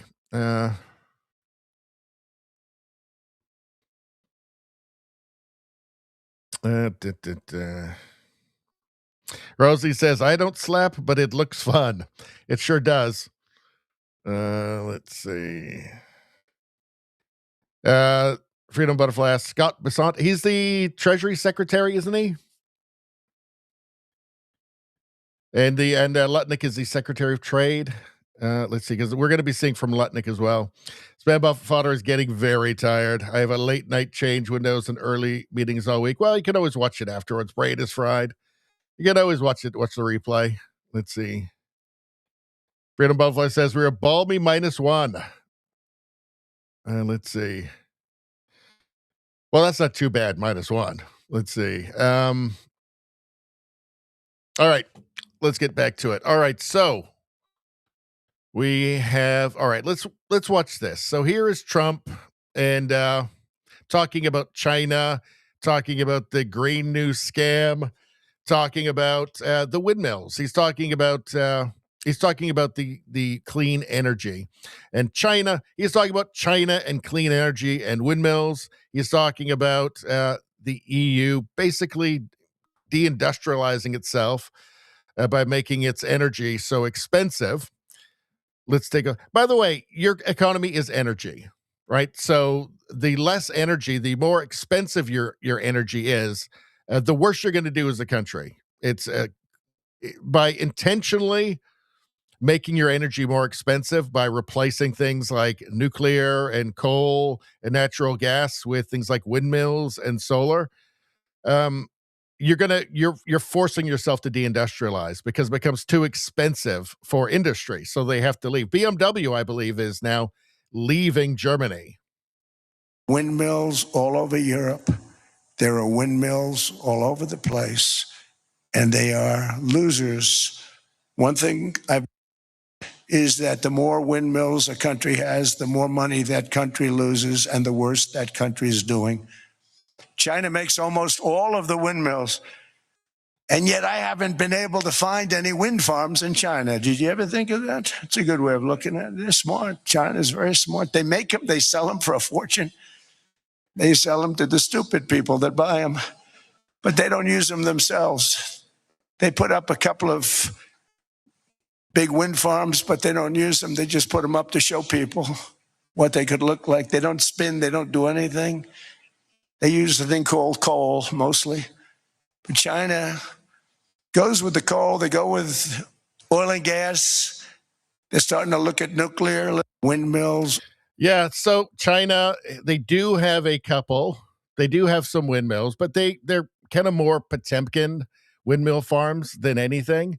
So from Market Watch, China's green energy revolution is losing $60 billion a year. Why are investors still throwing money at it? It's all subsidized by the government. They don't care about losses. They lose money on everything, right? Like all their EV cars, all highly subsidized. China's idled wind farms may spell trouble for renewable energy. The problem is that, well, actually, I think I have a couple of things highlighted in here. Hold on. Was this the right one? Or was it in here? Hold on. I think it was in here. Here we go. China's power system runs on medium and long-term coal purchase agreements. This is why they're still building a new coal plant every week or so. Utilities commit to buying specific volumes of coal-fired electricity, often years in advance. Miss your quota, pay a penalty. These contracts guarantee coal's market share regardless of whether cleaner alternatives are available. So when the sun shines bright over Shandong province and solar panels are ready to deliver cheap electrons, the grid often says, no thank you. The coal contracts must be honored. Renewables get curtailed. The system is not designed to optimize for clean energy. It is designed to protect coal. So they want to sell these to everybody else, right? And I guess you got to set up a couple of, Potemkin wind fields, wind farms, but it's not, they're coal driven. China is coal driven. Idled wind farms. Less from more. China built wind power but gained little electricity. There's a paper from on Springer and Nature. So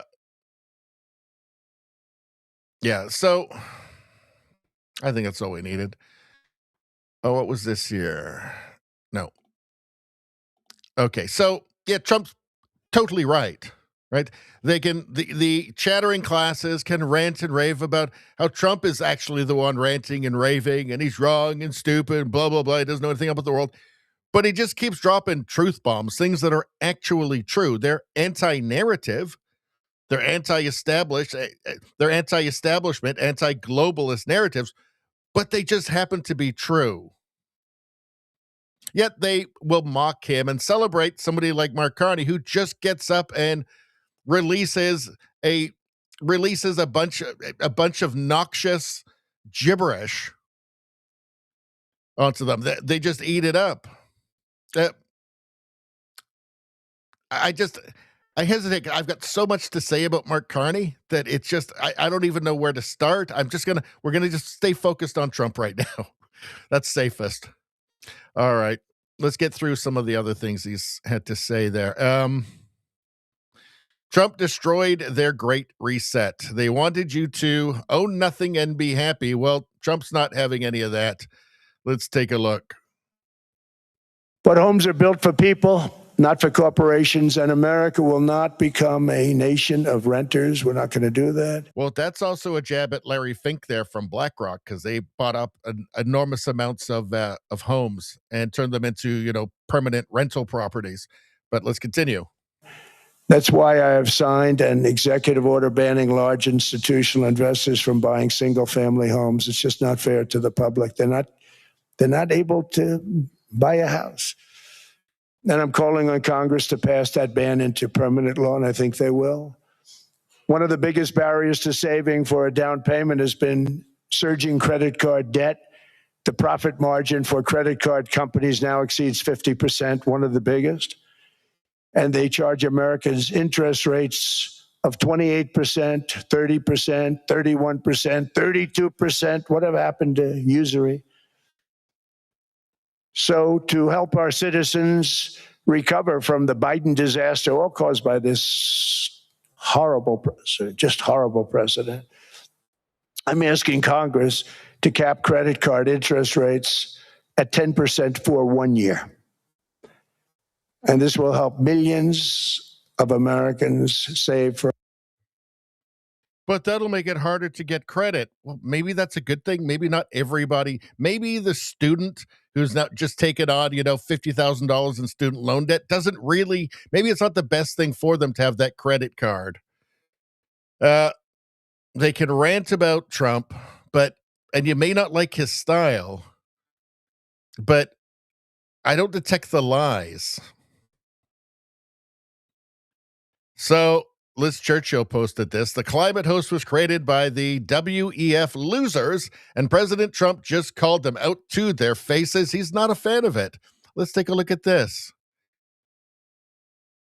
Because of my landslide election victory, the United States avoided the... He just can't help himself.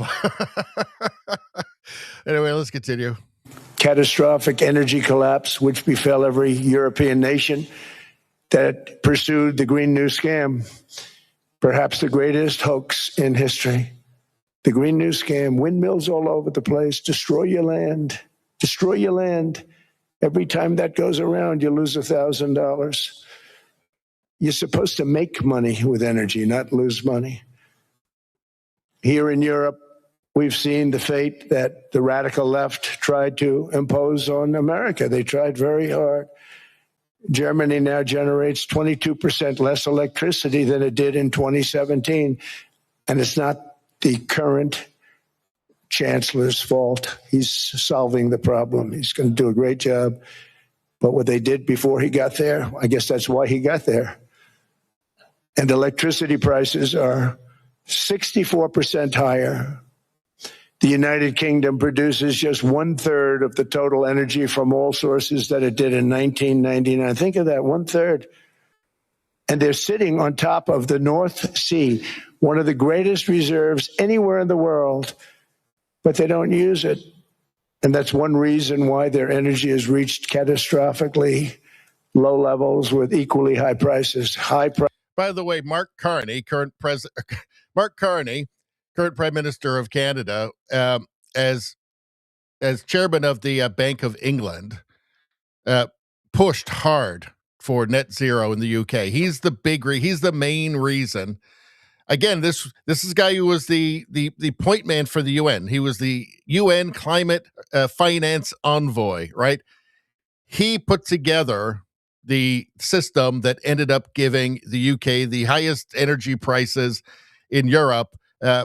Pensioners have to choose between eating in the winter and heating their homes. That's Mark Carney. That's how great Mark Carney is. That's what a genius Mark Carney is. Prices, very low levels. Think of that, 1/3. And you're sitting on top of the North Sea, and they like to say, well, you know, that's depleted. It's not depleted. It's got 500 years. They haven't even found the oil. The North Sea is incredible. They don't let anybody drill. Environmentally, they don't let them drill. They make it impossible for the oil companies to go. They take 92% of the revenues. So the oil companies say, we can't do it. They came to see me. Is there anything you can do? I want Europe to do great. I want UK to do great. They're sitting on one of the greatest energy sources in the world, and they don't use it. In fact, their electricity prices have soared 139%. And it's not like they're not using oil or natural gas. It's just they have to import it and pay more for it than if they just got it themselves on their own territory. That's how insane it is. But this is what ideological capture does. It just makes everything dysfunctional, right? Radical leftist woke ideology makes everything dysfunctional. I call it woke dysfunction. A wise man once said, Everything woke turns to shit. There are windmills all over Europe. There are windmills. All right, we saw that part already. Let's move on. We're an hour and 40 in already. We're on like the 4th tab. We're going to be going late tonight. Hold on. What do we got here? Watching Trump kick the WEF to death. Maybe the highlight of 2026. That was posted by who? Barry Wall. All right, let's take a look. To embrace the possibilities of tomorrow, we must reject the perennial prophets of doom and their predictions of the apocalypse. They are the heirs of yesterday's foolish fortune tellers, and I have them, and you have them, and we all have them. And they want to see us do badly, but we don't let that happen. They predicted an overpopulation crisis in the 1960s, mass starvation in the 70s, and an end of oil in the 1990s. These alarmists always demand the same thing: absolute power to dominate, transform, and control every aspect of our lives. We will never let radical socialists destroy our economy, wreck our country, or eradicate our liberty. America will always be the proud, strong, and unyielding bastion of freedom. To embrace the possibilities of tomorrow. Well, they're not going to like hearing that, right? They want to hear about how awesome they are and how, like, if you don't do something, you know, Greta Thunberg already told us, right? Next week, it's going to all be over. We're all going to boil from global boiling. But Trump's not going to say that. He's just going to keep dropping truth bombs. Let's see. So I saw this, the Patriot Voice. The entire room at WEF Davos gave Trump a standing ovation. This is quite telling. I don't think that's quite what happened here, but let's take a look.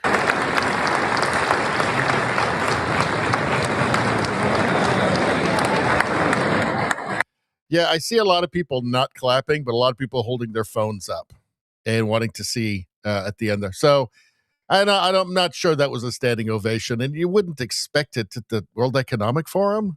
He's like their nemesis. All right, this one we're going to save because we got to do the Mark Carney stuff first. All right, what do we got here? So Tommy Robinson posted this. Trump at the World Economic Forum. Certain places in Europe are not even recognizable anymore. He's just dropping truth bombs. He's just dropping truth bombs. Again, I find it hard to believe he'd get a standing ovation at the end for this. But he doesn't care. And nobody else, no other world leader would come and do this. Maybe Milei would do it. Maybe Orban. But let's take a look. Certain places in Europe are not even recognizable, frankly, anymore. They're not recognizable. And We can argue about it, but there's no argument. Friends come back from different places. I don't want to insult anybody and say I don't recognize it. And that's not in a positive way. That's in a very negative way. And I love Europe, and I want to see Europe go good. But it's not heading in the right direction. In recent, certain places in Europe are not even recognized. There's no lies there. We've all seen videos of London, of Paris, right? Like, he's just telling, it's just the truth. It's an uncomfortable truth, an inconvenient truth. I'll say that because Al Gore was there. A very inconvenient truth, but it's just true, and somebody needs to say it, and he's saying it. And that's, again, this is, again, why they hate him so much, for accurately describing reality. And this is the thing that they're trying to convince, like the European leaders are trying to convince their own populations that they're evil, they're far right, they're bad people for accurately describing reality in the way that Trump is here, right? Let's see.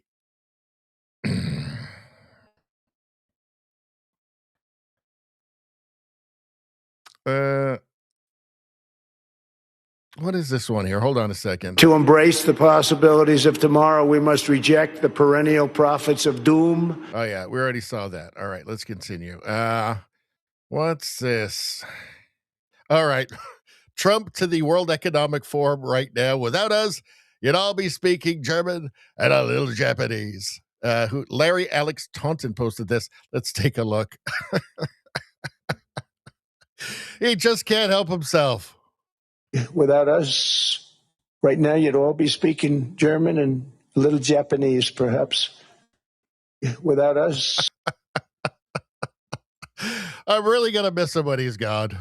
I mean, I'm not wild about the trade stuff between Canada and the U.S., but I'm going to miss this because it'll never get more entertaining than this.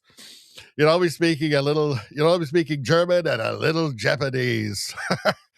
Well, of course, the media and woke figures jumped up and said, oh, but they're in Switzerland and they speak German there. It's like, okay, yeah, but there's lots of world leaders there. The whole thing, it's not just a Switzerland thing. There's lots of world leaders there. They don't all speak German. And a little Japanese.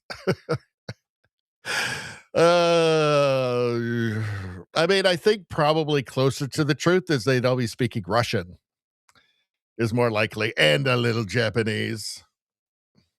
Mental Health says President Trump is as subtle as a sledgehammer. Yeah, and I find it hilarious. Let's see. Are you guys talking about flashlights in the chat again? God damn it. All right. Let's move on. What do we got next? Can't believe we're an hour 45 into this already. Yikes. We still got a lot to do. All right, here he's talking about Somalia. And again, no lies detected. The situation in Minnesota reminds us that the West cannot mass import foreign cultures, which have failed to ever build a successful society of their own. I mean, we're taking people from Somalia, and Somalia is it's not a nation. Got no government, got no police, got no military, got no nothing. And then we have this fake congressperson who they just reported is worth $30 million. You believe this? Elon Omar, talking about the Constitution that provides me. She comes from a country that's not a country, and she's telling us how to run America. Not going to get away with it much longer, let me tell you.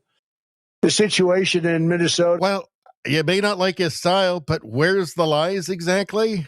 Where are the lies? Look, at some point, Western civilization has to just confront the fact that the Somalian population in the States, when it's 70% of people are on some form of government assistance, that means that community is a net loss for your country. So you've brought in a dependent class, and there'll be some entrepreneurial people who aren't entrepreneurial in the defraud the government sense. Of course, there's going to be some, but if it's 70%, 70, 80% that are on some form of government assistance, Well, they're a net cost to you. Why would you want to do that? Like, how does that math work out exactly? Like, are you going to just say, well, they're just intrinsically worth it because they defraud us? Like, what?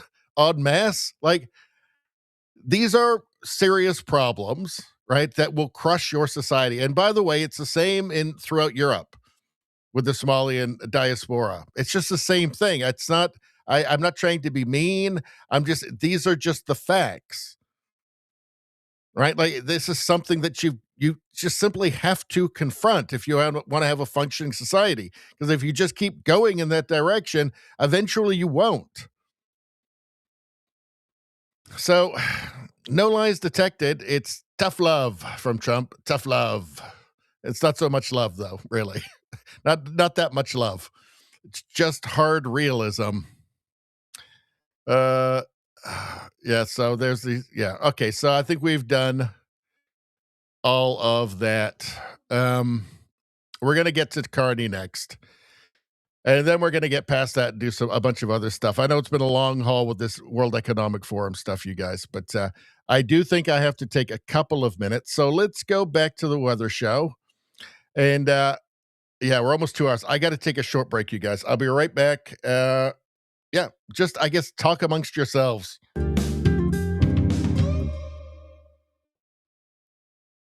But don't let it get weird.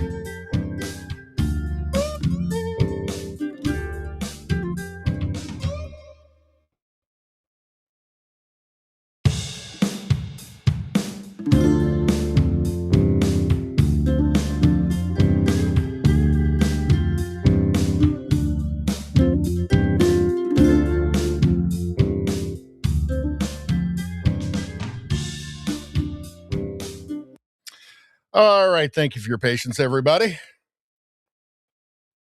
This is a good time to demand that everybody subscribe to the channel who's not subscribed. Like the stream, get your free good karma right now. In these troubled times, can you really afford to turn your back on some free good karma? I wouldn't. I heard somebody did that and they died. Yeah, bad. Also become like a channel member or something, or gift a membership, or send me money or something. I don't know. Let's see. What about ads? Because that's a thing we do. Well, how about a 1775 coffee ad? Everybody loves that.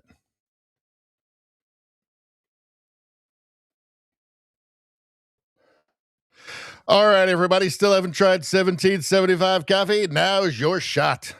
The 1775 starter kit just dropped. Only 1,000 units, folks. That's exclusive. You're getting the bold dark roast that hits hard, the smooth medium roast, and the vitality mushroom coffee for clean energy and laser focus, which is the best kind of focus. Guess what? No crash, no communism. Not on Radio Baloney. Not on my watch. All single origin, small batch, toxin free, and mold free. That's great because I hate mold. Plus, you're also getting a gold spoon clip because freedom isn't scooped with plastic. What are you, some kind of a dingbat? A frother strong enough to stir up your coffee and your mother-in-law's opinion. Some kind of dirty, filthy boomer commie, probably. I hate that. And a black 1775 tumbler. $170 worth of coffee and gear. Yours for only $99, folks. That's under $100. I'm not a biologist, but I'm pretty sure that's under $100. This is for the ones who've been watching 1775 blow up on Rumble, wondering if it's actually worth it. Well, guess what? Spoiler alert. It sure is. Go to 1775coffee.com/studio. That's 1775coffee.com/studio. One more time, it's 1775coffee.com/studio. And grab your starter kit before they're gone. You don't want to end up in tears. Bold beans, clean fuel, and a morning routine that stands for something. Is it anti-communism? Is it anti-communism? It might be anti-communism, at least on Radio Baloney it is, just like Rumble does.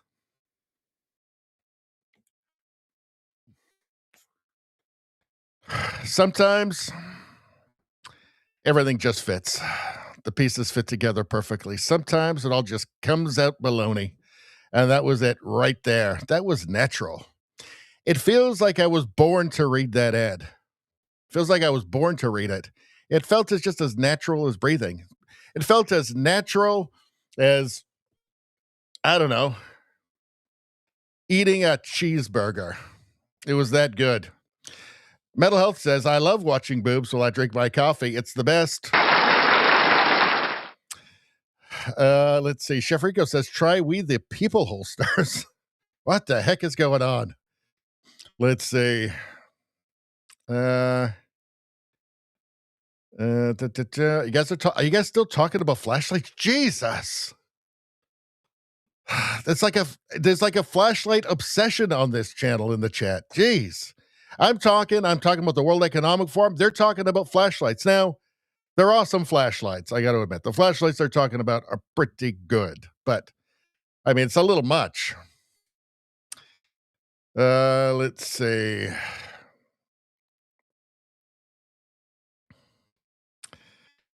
Let's see. Rosie says, no bold, no commies, such enthusiasm, no tears. Commie gets nothing. 1876 out of 10, which I believe is almost the most you can get out of 10. Thank you so much. Commie gets nothing. All right. Radio Streamer says 8.9 out of 10. Acceptable levels of commie hate. He always shorts me a little bit. Because he's trying to keep me from getting too arrogant is why. But I know that in his heart, he gave me a 10.3 out of 10, which is almost the most you can get out of 10. Rosie says, I'll say it again. Boobs have sustained the world since the beginning of time. No truer words have ever been said. Canuck Six Stringer says, awesome ad read. Well, thank you so much. I'll just assume a 10 out of 10. Rosie says, I would say flashlights are not the biggest obsession on this channel. Well, that's true. I think we all know what the biggest obsession on this channel is, right? I think we all know. Do I even have to say it? I don't think I do. So the word on the street is Todd Howell, 30 years at Channel 10. Do you know how hard that is to believe? I just can't wrap my head around it, as we say in the business. But it's been a great 30 years. I can remember like it was yesterday when Todd Howell gave his first weather forecast and said, up here in Texas, I finally figured out where Texas was. So, but I thought maybe this isn't for him. But turns out it was. Turns out it was indeed. 30 years later. Todd Howell, congratulations. Now, people say we're obsessed with Todd Howell on this channel. Weatherman for WBIR, East Tennessee. I don't say that. People say that it's almost like a cult, that he's like some sort of cult leader. I don't agree with that at all. I just say that we really appreciate the man and we think he's got a lot of wisdom. I mean, check it out.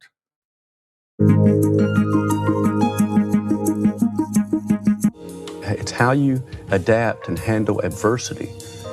And when things aren't going well, that's the time where victory is there. Yeah, we don't worship Todd Howell. We just think that he knows the ultimate truth. That's it. Not a big deal. We just think that he knows all the secrets to the universe. That's all. What do we got going on here? We're 2 hours in. Jeez, we got a lot to go through. A lot to go through. Rosie says, forgot about Todd Howell. True, it's true. Mental Health gave me 5,000 out of 10. Well, thank you so much. I'm not a biologist, but I think that's almost the most you can get out of 10. Thank you so much. Rosie says, I think maybe goats are a bigger obsession. Not as big as Todd Howell, but of course goats are up there. Yeah. Let's see. What else are you guys saying?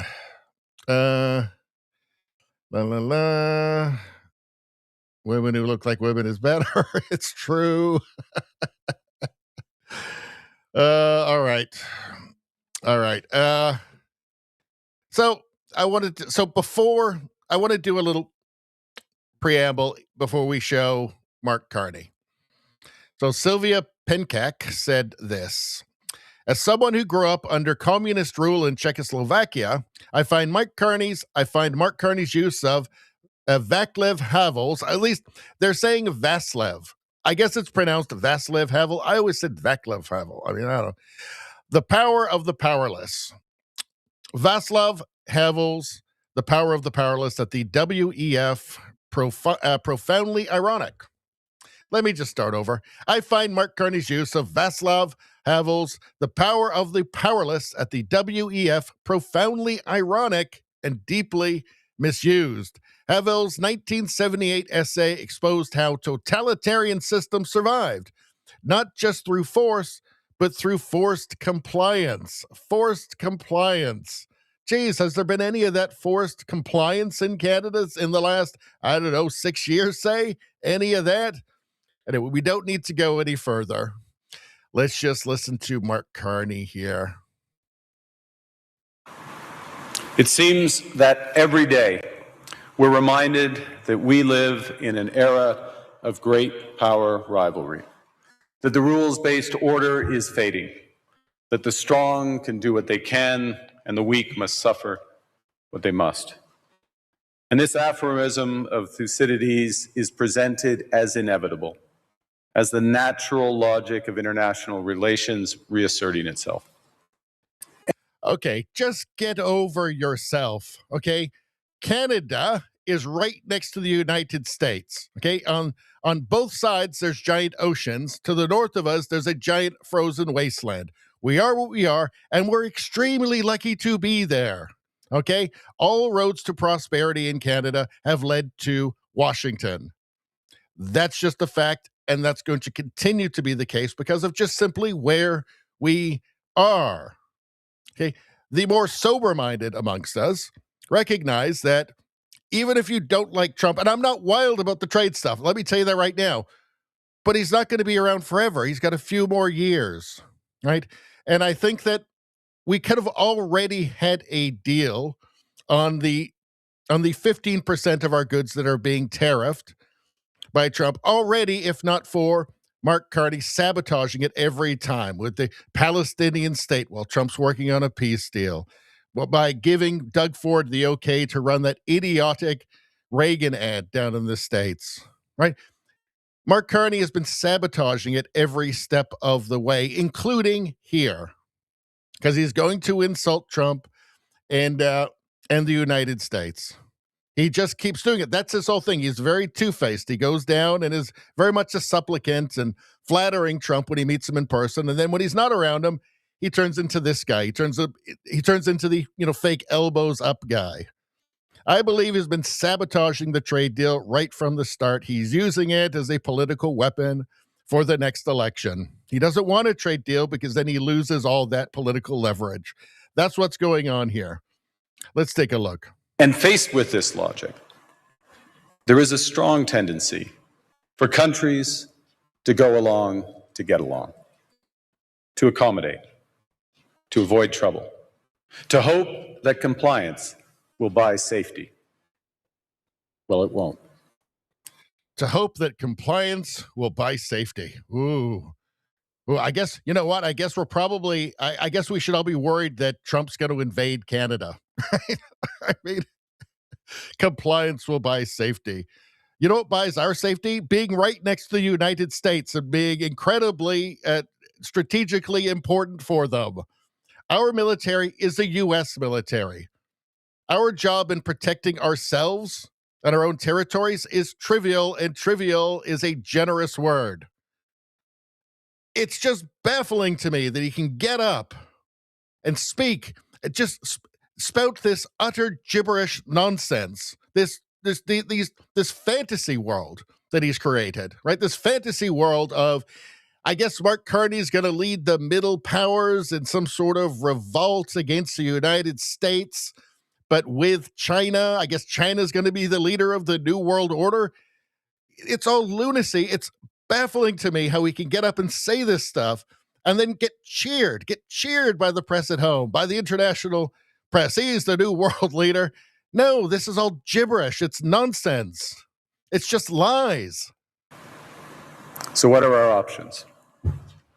In 1978, the Czech dissident Václav Havel, later president, wrote an essay called The Power of the Powerless.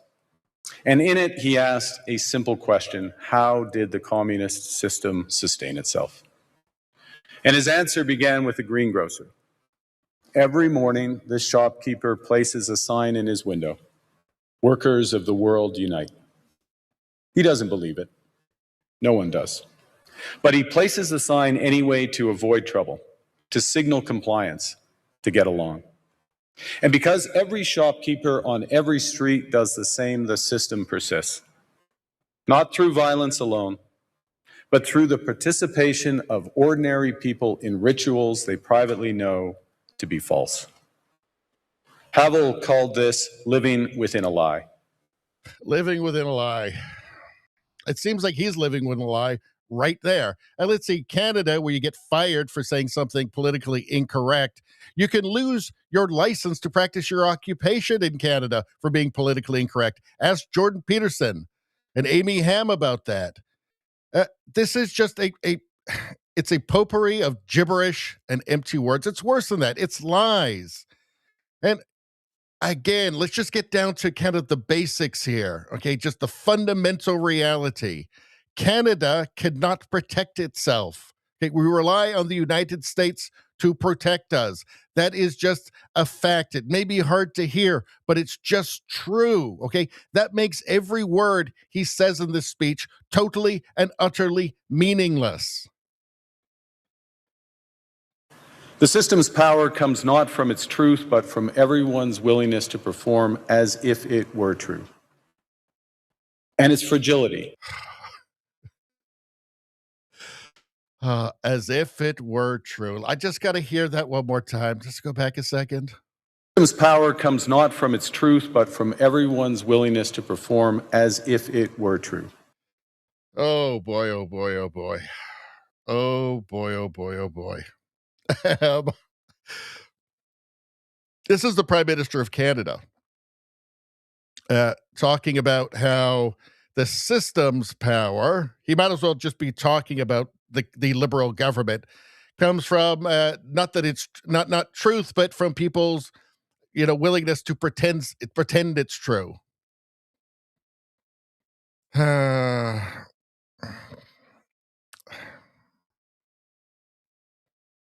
That's Canada. That's Canada. Everybody pretending to believe things that aren't true. Right?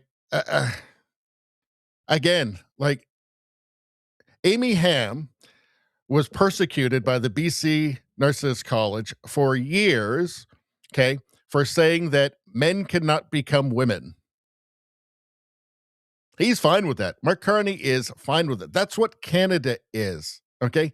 That's living in a lie, pretending that it's true, okay? Living within a lie as if it were true. That is Canada. That describes Canada right now. Let's continue. And its fragility comes from the same source. When even one person stops performing, when the greengrocer removes his sign, the illusion begins to crack. Friends, it is time for companies and countries to take their signs down. I mean, it's too much. It's too rich. I mean, he's quoting Havel here. He's deeply opposed to authoritarianism and just blind compliance. Okay, he's describing the liberal government. How would he have felt about Carney's urging on of Trudeau's use of the Emergencies Act? So a suspension of civil liberties to crush a peaceful protest. Would he have been in favor of that? Because Carney wrote an op-ed urging Trudeau to crush everybody's rights, to crush the peaceful protest. How would he feel about Carney's censorship legislation, including C9, which will literally make it illegal to read parts of the Bible out loud? How would he feel about that? That's Carney's bill. That's what Carney wants.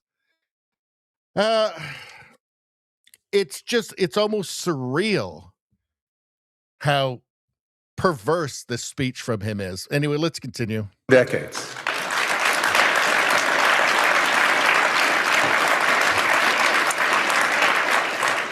For decades, countries like Canada prospered under what we called the rules-based international order. We joined its institutions, we praised its principles, we benefited from its predictability. And because of that, we could pursue values-based foreign policies under its protection. Values-based foreign policies. He loves that word values. That's the name of his book, Values. He's talking about his values.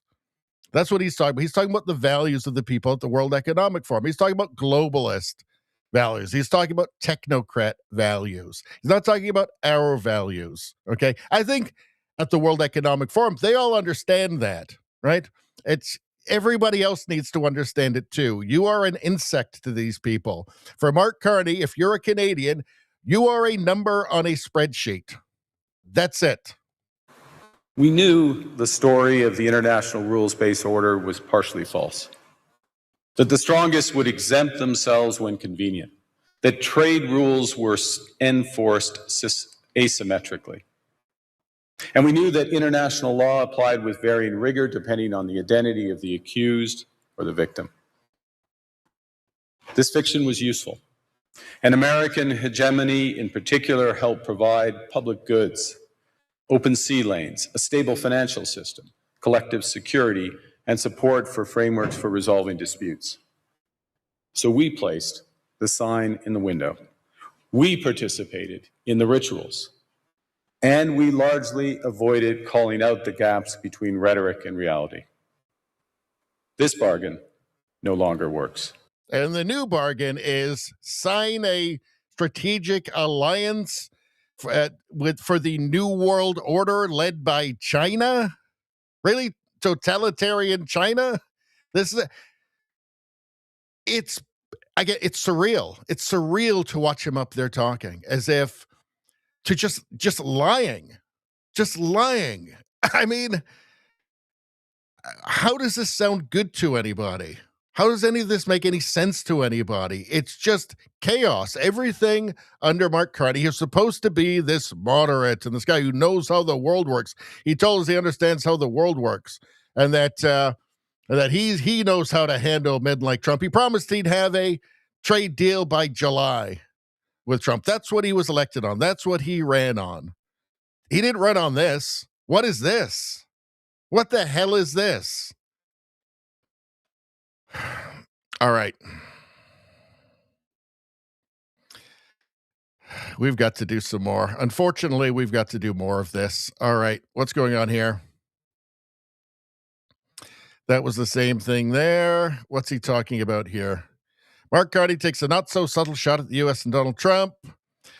Quite the move for an expert negotiator with USMCA hanging in the balance. Well, I think he wants it to fall apart for political and also for climate finance reasons. But let's take a look.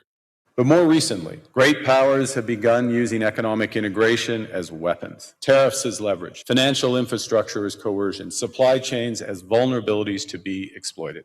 But well, wait till you get a load of China, a new strategic partner. It's just baffling. Okay. The old order is not coming back. The old order is not coming back, Mark Carney tells us. The basic reality is that we're right next to the United States. We have oceans on either side and frozen wasteland to the north. 80% of our trade is with the United States. That is not going to change. He keeps talking about our second biggest trading partner, China. That's 3.9% of our trade. Okay. And by the way, the reason he had to go over to China to cut the deal and join the strategic alliance, strategic partnership for the New World Order is because China put 100% tariffs on our agricultural products. All right.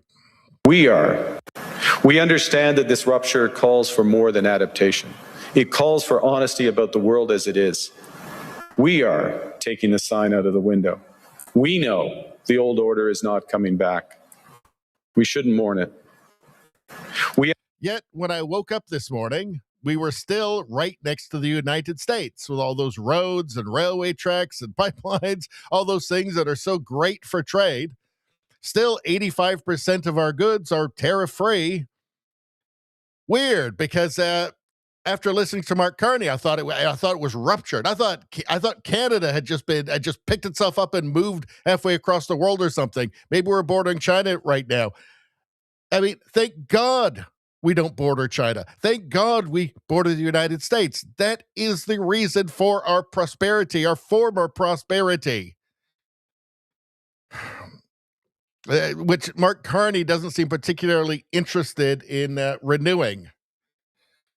Well, there's no, I guess it doesn't make climate finance sense for Mark Carney. It's all just insanity. It's just total madness and stupidity. It all just feels designed to trick people. Oh, here we go. So here's Mark Carney. Market mania. This may be the funniest moment in Mark Carney's WF speech. He claims Canada has talent, capital, and fiscal capability. We're going broke. He doubled the deficit the deficit from where it was going to be under Trudeau, of all people. Trudeau, he's worse than Trudeau. And the talent is all leaving, by the way, because of what his party has done. Let's not forget, he was advising Justin Trudeau since 2020. Justin Trudeau was his protege.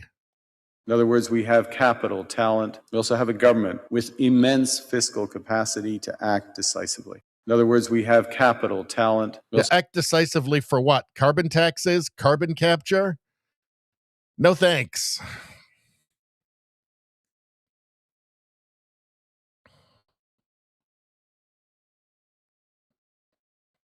What's this here? Great powers have begun using economic integration. We already saw that. All right. So, yeah, shortly before this WEF speech, this is what he had to say in China. Sets us up well for the new world order. Okay, this is in China. How do you think that was interpreted in China? How do you think that was interpreted? Is it going to be Canada leading the New World Order? No, it's going to be China. He is there, in effect, saying a New World Order led by China. You know, the countries that's interfered in at least the last 3 elections in Canada, in fact, interfered in the Liberal leadership race to Mark Carney's benefit. That China, the China with the secret police stations in Canada that are there to intimidate the Chinese diaspora, right? The China that is constantly spying on Canada and stealing our secrets. That China. This is just shortly before his WEF speech. I can tell you one thing, this man does not want a trade deal with Trump. He's doing everything he can to sabotage it for his own purposes. This is not a man. This is not a patriot, okay? Why did anybody think that? He parachuted in after 13 years of living in the EU, just a couple of months before the liberal leadership race. He just parachuted back into the country. Why does anybody think this guy's some great patriot? Wouldn't he have actually been living in Canada for at least most of his adult life? It shows you, though, the power of a corrupt media. Because when they were looking for a replacement for Justin Trudeau, and Pierre Poilievre was saying he was going to defund the CBC, they needed a new champion. And Mark Carney came in, and they decided that's the guy. Even though not even 1 in 10 Canadians could have picked him out of a lineup. But he was the guy. He was the new patriot. He was the great patriot, even though he had chosen to not even live in Canada for a decade and a half. But he was the guy, and the media put him on a throne, and they put a crown on his head and a sword in his hand and said, this is the man to take on the evil Orange Emperor. And Canadians bought it, and they continue to. Sadly. All right, I think we've seen all of this.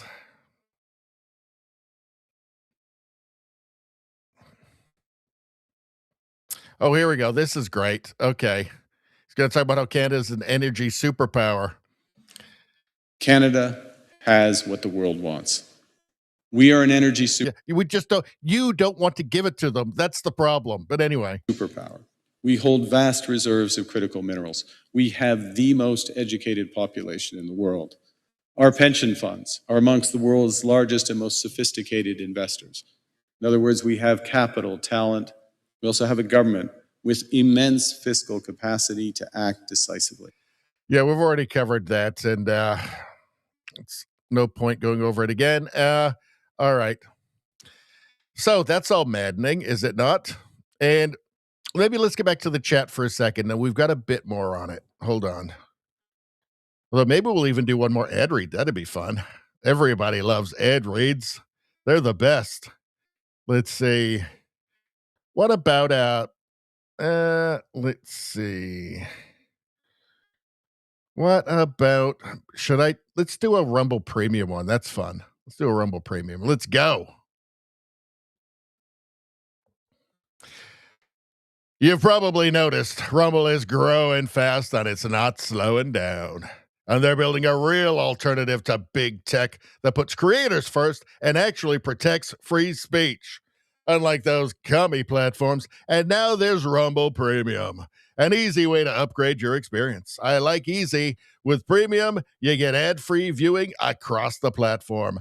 No pre-rolls, no interruptions, no communism, at least on Radio Baloney. Just the content you came for. And let me tell you something. The day I became a Rumble Premium member was the happiest day of my life, bar none. I mean, holding my firstborn child, sunsets, all garbage compared to this. It was a beautiful thing. Plus, premium members unlock exclusive content like bonus videos, behind-the-scenes drops, anti-communist material on Radio Baloney, maybe, and more from your favorite creators. Right now, Rumble is offering $10 off an annual subscription. Just go to rumble.com/premium. That's rumble.com/premium and use the promo code STUDIO at checkout. It's that easy. That's rumble.com/premium. Promo code STUDIO. Don't forget that promo code, folks. No ads, no communism, probably on Radio Baloney. More freedom and content you actually care about. That's the deal, and it's a good one. Sometimes I feel like I belong in this world, and this is one of those moments. After reading that ad, beautifully written. It's like basically poetry or something. I wouldn't be surprised if Shakespeare wrote that ad, a beautiful ad. I feel good. I feel like the spirit of Rumble is coursing through me when I read that ad. It's a beautiful thing. Thanks, folks. Anyway, I know you guys all agree. Dame Pam, how you doing?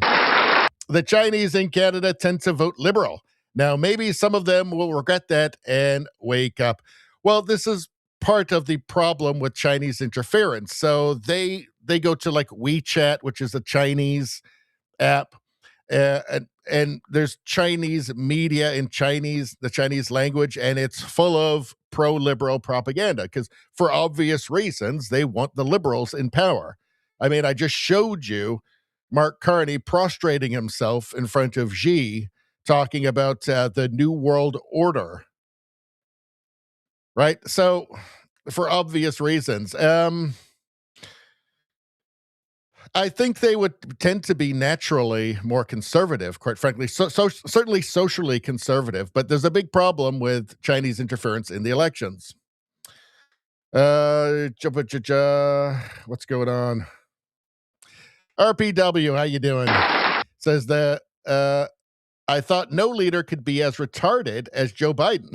Newscomb and Carney have proven me wrong. Absolutely. Yep. Mental Health says commies in general vote liberal. Well, they all do. Well, in Canada, either NDP or liberal. A lot of commies went from the NDP to the liberals in the last election. That's what cost Pierre. Let's see. Jonas Driver says, Rosie left. We can all speak freely now. What happened to Rosie? Where did Rosie go? Let's see. All right. All right. Gotta go sleep, Rosie says. Good night, all. Good night, Rosie. Good to see you. Hopefully we'll see you on Sunday. Rosie says, Rumble ad read, 10 out of 10. That's almost the most you can get out of 10. Let's see. Thank you, Rosie. Let's see.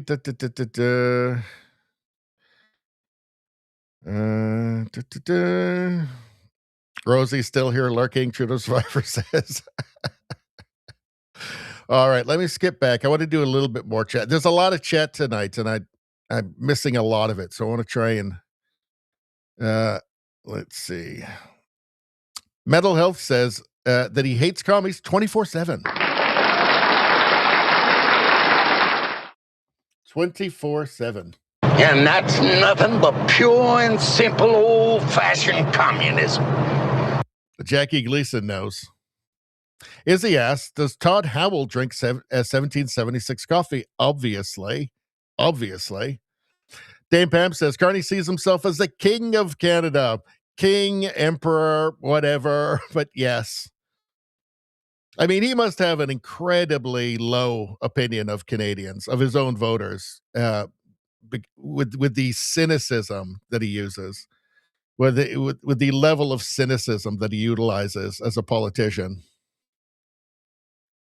Metal says, I can tell when Mark Carney is lying. It happens when he opens his mouth. It sure does.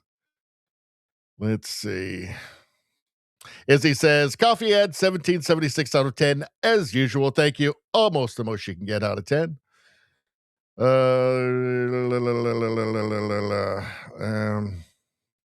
Metal Health says, Mark Carney's a walking lie. Very true.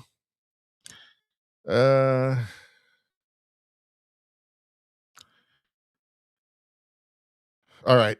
I think we're going to move on because we're 2.5 hours in. Yeah, I better get moving. Let's see. Rosie says, watch out for the damn it, Rosies. Well, damn it, Rosie. Stop trying to frighten people.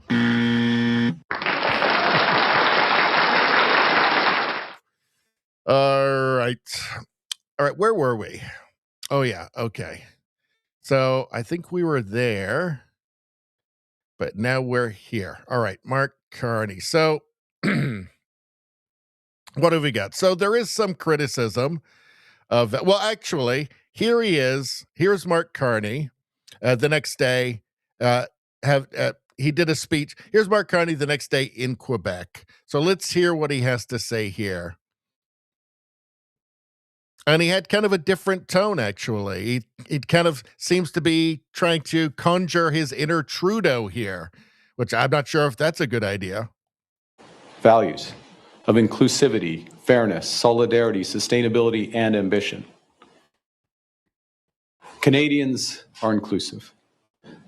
We know our country is stronger when everyone belongs, when newcomers are welcome, when minorities are protected, when Indigenous peoples are true partners.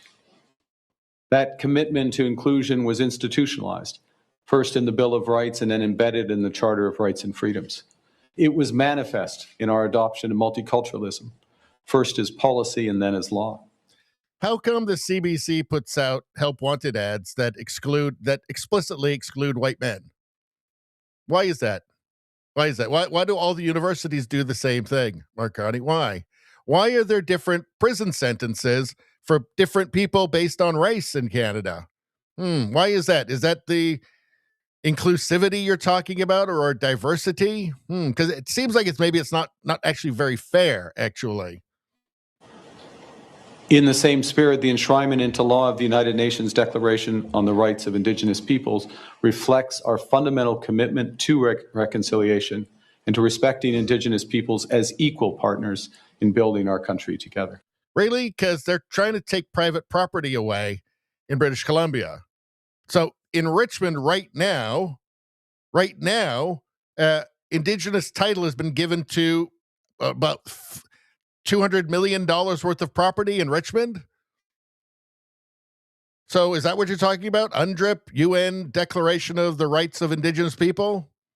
Is that what you're talking about? Because that's kind of a problem. In fact, it's a freaking scandal. It's a disgrace that you haven't actually addressed that yet and assured people in British Columbia and elsewhere throughout Canada that their home is their home. For most people, their home is their life work. Perhaps you should address this and assure them that that won't be taken from them, because that's happening in British Columbia right now. 95% of the province is vulnerable to this. Are you going to address that, Mark Carney, or just more platitudes? Just ignore it. Pretend it's not happening. It is a disgrace that he has not addressed this. Anyway, let's continue. Values of inclusivity, fairness, solidarity, sustainability. We already watched it. I can't stomach it a second time.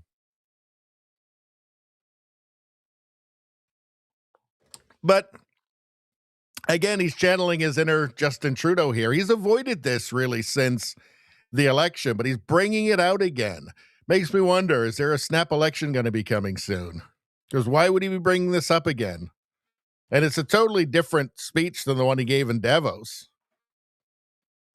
Makes me wonder. It's all bullshit, of course. Tom Stukas says, Mark Carney sounds like he's preparing a crackdown on Canadians opposed to mass migration from India and other third world shitholes. Well, yeah, it kind of does sound like that, does. I wouldn't be surprised. I mean, that's in his character. He did urge the Trudeau government to crack down with the Emergencies Act on peaceful protesters in Ottawa. So, I mean, he is a self-described elitist globalist. It's the sort of thing that they think.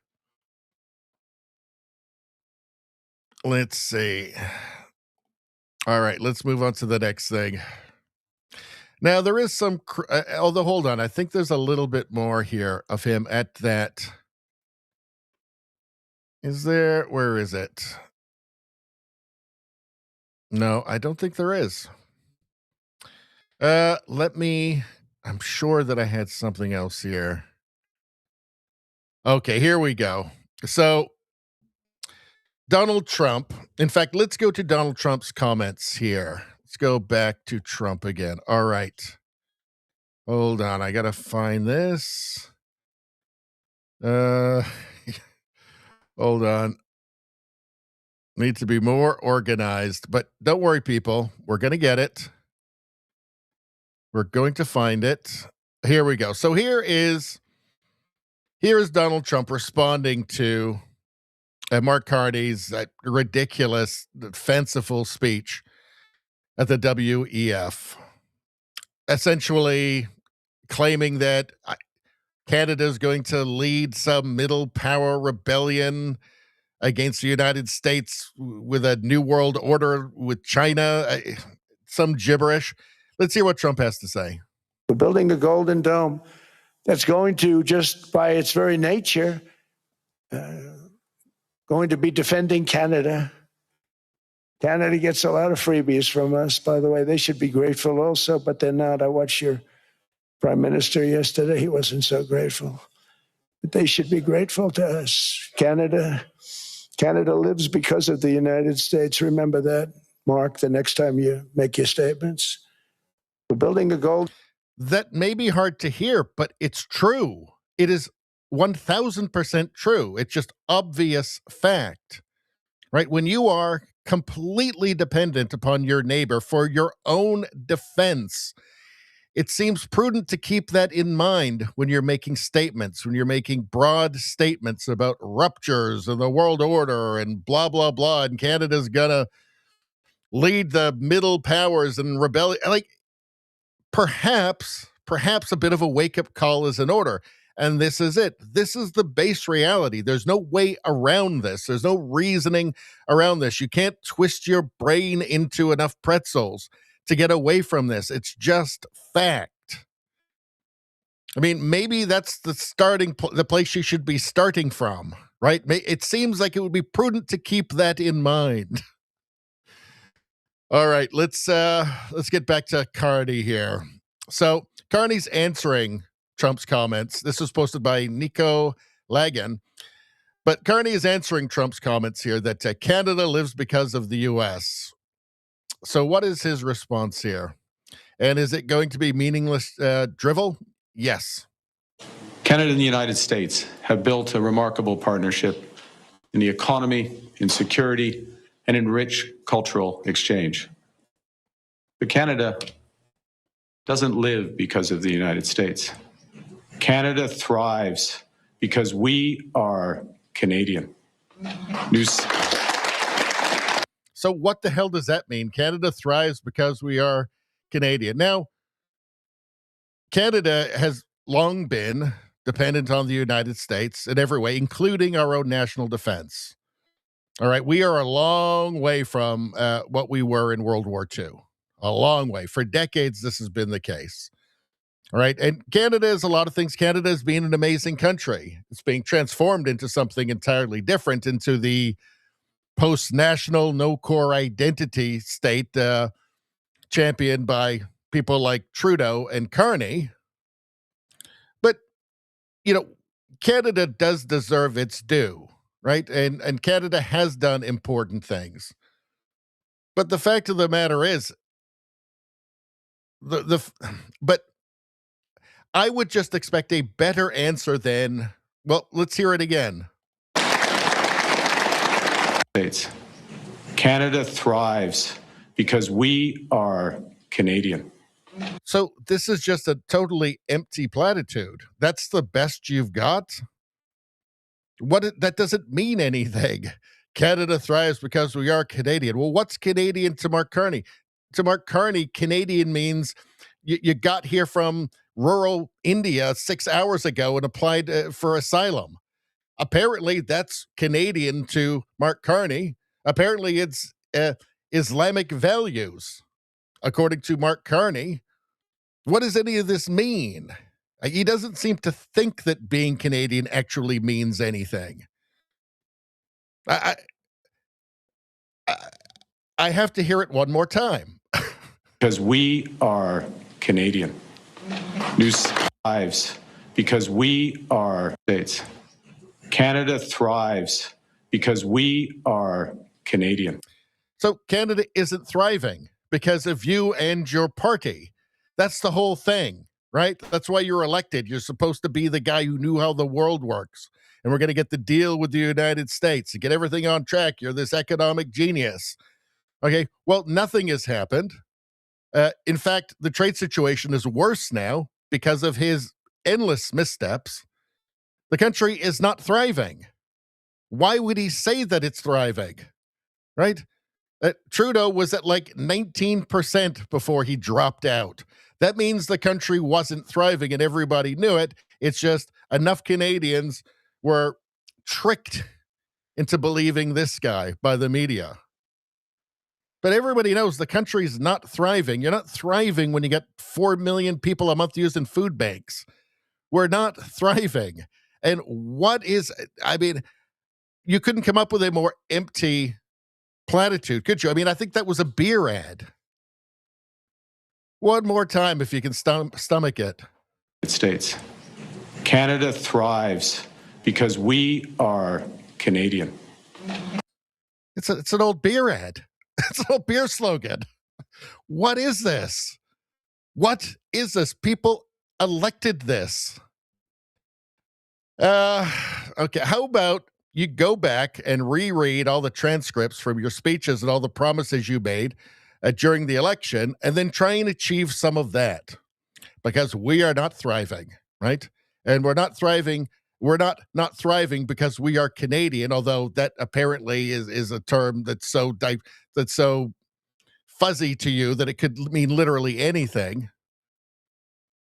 But the reason we're not thriving is because of you. So again, go back to your election promises. Maybe try fixing those things. Not pretending to be that you're going to lead some coalition of middle powers and rebel. It's all just so absurd. We're still going to be, again, we'll wake up tomorrow morning and we're still going to be right next to the United States, right? We're not going to be right next to the EU. Okay. There's still going to be a giant ocean on either side and a frozen wasteland to the north. And by the way, all those middle powers are going to have protectionist trade policies themselves. Okay. So this whole thing is just a bizarre, fantastical delusion. Anyway, although honestly, I don't think any of it's meant to actually mean anything. It's just things that will make the liberal base happy, I guess. This pseudo-intellectual gibberish. So what's going on here from Mark Nixon? Panic in Ottawa. Mark Carney refuses to take questions from the bought and paid for media and CBC. Well, they should know not to ask him questions when he doesn't want to be asked questions. He is paying them after all. Let's take a look. Last night, as the Prime Minister left the cabinet retreat, reporters waited to, again, try and ask him questions.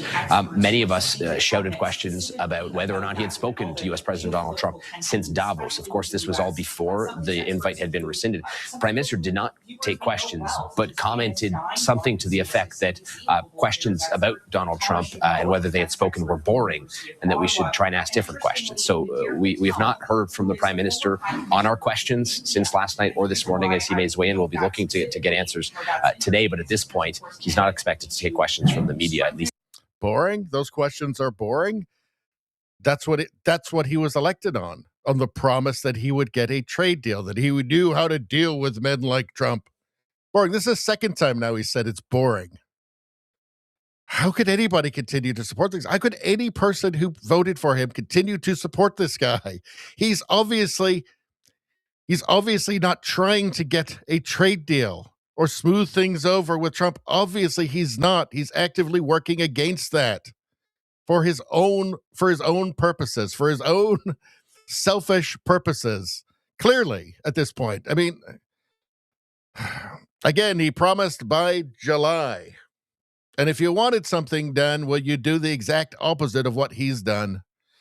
Here's Nigel Farage on Mark Carney, and he would know Mark Carney from Mark Carney's time at the Bank of England. Let's hear what he has to say. I will disagree with things Trump says, of course, from time to time. With this president, it seems that doing what you've just said, having a good relationship without being beholden, I think we even learned from Mark Carney this week, or at least his argument means actually working with a lot of other countries. And European countries have deduced from this week and from the change in the position on Greenland that ganging together was the only way to be not beholden to Donald Trump. You don't want to do that. Good old Mark Carney, isn't he marvellous? But you don't think you should be working with other European countries? Chap that gets everything not wrong. Be beholden to the gets US? Everything wrong and keeps being promoted. It's remarkable. Look, of course, we understand collective strength through NATO and organisations like that. All right, I get that. The chap who gets everything wrong and keeps getting promoted. That sounds exactly like Mark Carney. Let's see. Now, President Donald Trump announces that Canada and Prime Minister Mark Carney are no longer invited to his Board of Peace. So here's that Donald Trump posted this. Dear Prime Minister Carney, please let this letter serve to represent that the Board of Peace is withdrawing its invitation to you regarding Canada's joining what will be the most prestigious Board of Leaders ever assembled at any time. Beautiful, beautiful Board of Leaders. Thank you for your attention to this matter. Donald J. Trump, President of the United States of America. So everything is going completely the opposite direction that it should. You have the El Bozos in Canada cheering on everything that Mark Carney does, seemingly completely unaware of just reality, base reality.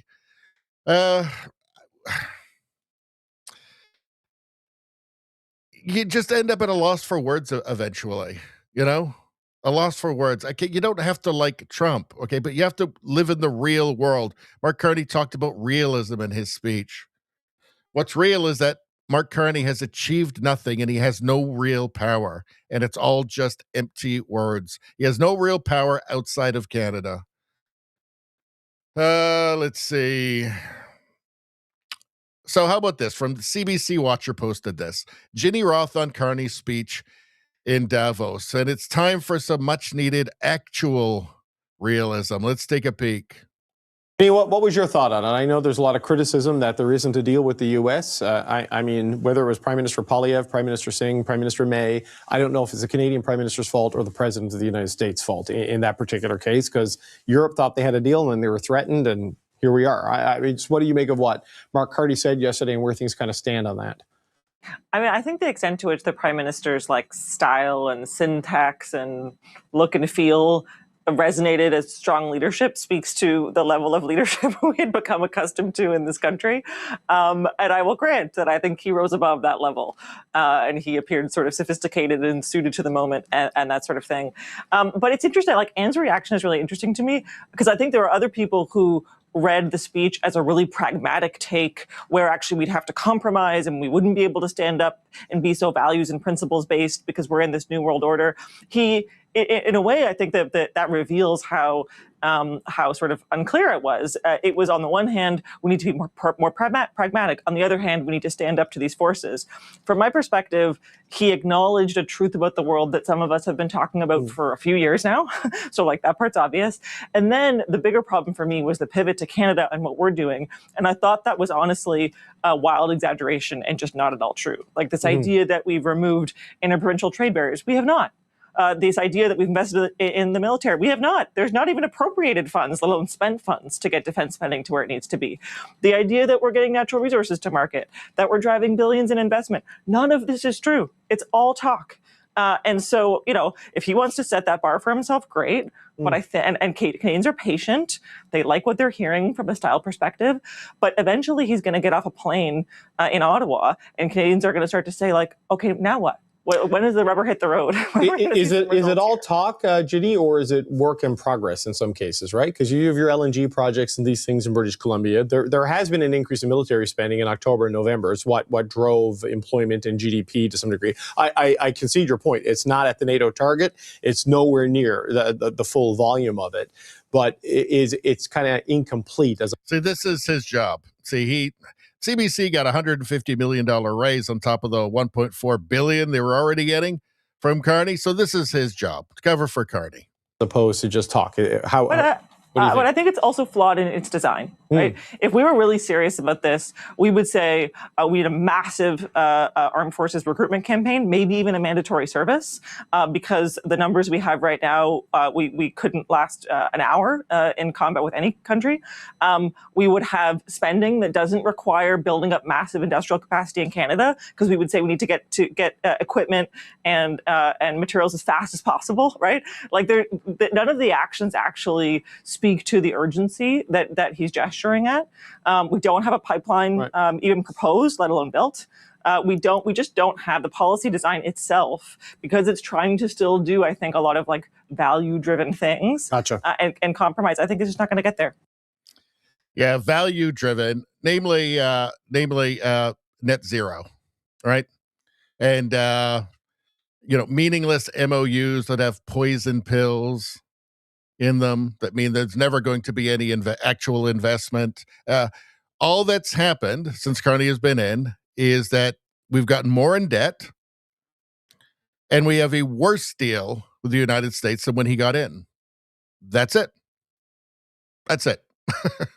That's it. There's nothing more. I guess maybe there's less carbon fuels being used because Canada's becoming poorer. I guess maybe that's a win for Carney, but that's pretty much it. Certainly nothing that he campaigned on has happened. Tristan Hopper, imagine you're Mark Carney. Every issue you've ever pushed has flamed out in front of your eyes. Every idea you've had didn't work. Every prescription you endorsed made the world worse. Rather than acknowledge any of this, you sell out to China and Qatar to buy time. Well, there you go. There you go, folks. That's pretty much it. Oh, yeah, and by the way, Canada is now the inflation star. By star, I mean we have the worst inflation in the G7. So that's great. Let's see. Canada 6.2%, Japan 6.1%, United Kingdom 4.2%. So there you go. Congratulations, Carney. You've made us poorer, more in debt, and with a worse trade deal. So thanks, I guess. When did this come out? Oh, that's an old one. Hold on. Let me reset this. We saw that. We saw that. We saw that. We got that. We got that. And all right. So there we go. Let's get back to the chat for a second. Oh, we're almost 3 hours in. This is a long one tonight, you guys. We're going long. RPW says, Carney is speaking for the London banks and the Royals, not Canada. Well, my belief is that Carney, his global... Okay, so what was Carney doing before? So he was with the Bank of England. He was pushing his net zero there. That's why England now, that's why the UK now has the most expensive electricity in Europe. And so why pensioners are having to choose between food and heating their houses in the winter. So mission accomplished for Carney in the UK. Then he became the UN Global Climate Finance Envoy, head of GFANZ. He had his Global Banking Alliance, and it was all falling apart. The Banking Alliance, even the Canadian banks dropped out of it. It was falling apart. This was his work. This was his crowning achievement, and it was falling apart. All right. And by the way, a lot of people were depending on him to deliver a lot of money, a lot of subsidies for green projects. So the banks all pull out of it's. By the way, his banking alliance is now actually completely shut down. So a few months after that, he's Prime Minister of Canada somehow. Almost feels like this was his last-ditch attempt to save this global finance framework, the banking alliance, all of it, right? All that money to be made, right? He's got his ESG fund with Brookfield. Somebody's got to save it. I guess it's Mark Carney. A lot of people are going to owe him favors because it may not succeed globally, but he's going to extract every penny out of Canada into the net zero boondoggle, into carbon capture, carbon credits, all of it. He's going to leave the country when he's no longer prime minister, a much, much wealthier man than he is now. A lot of people are going to owe him a lot of favors. Why do you think why do you think he's got double the deficit that was planned under Trudeau? Why is that? Why is it double the deficit? Why is that? He is going to he's going to max out the national credit card to funnel money through subsidies into companies that he's involved with and that people he knows are involved with, that Brookfield is involved with. That's what he's doing. Then he's going to leave the country because he doesn't mind not living in Canada. It seems like he prefers it because he hadn't lived here for like 15 years before he became prime minister. The great patriot Carney. That's what I think is happening. Let's see. Dame Pam says his brother apparently manages Kensington Palace. Well, he's friends with the king, right? Because the king is also a net zero dingbat. As he says, yeah, I feel the inflation, can't afford to eat anymore. It's gotten insane, right? It's become mad how expensive food is. Even like a diner now. Like it's like $60 just to go and have like a diner hamburger now. It's mad.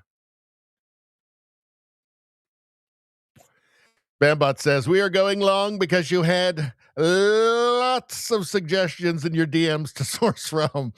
It's true. It's true. Pesky people from the chat. Dame Pam says, Carney is a true and very loyal patriot to the King of the UK. Well, I think they're both very loyal patriots to the global order. Let's see.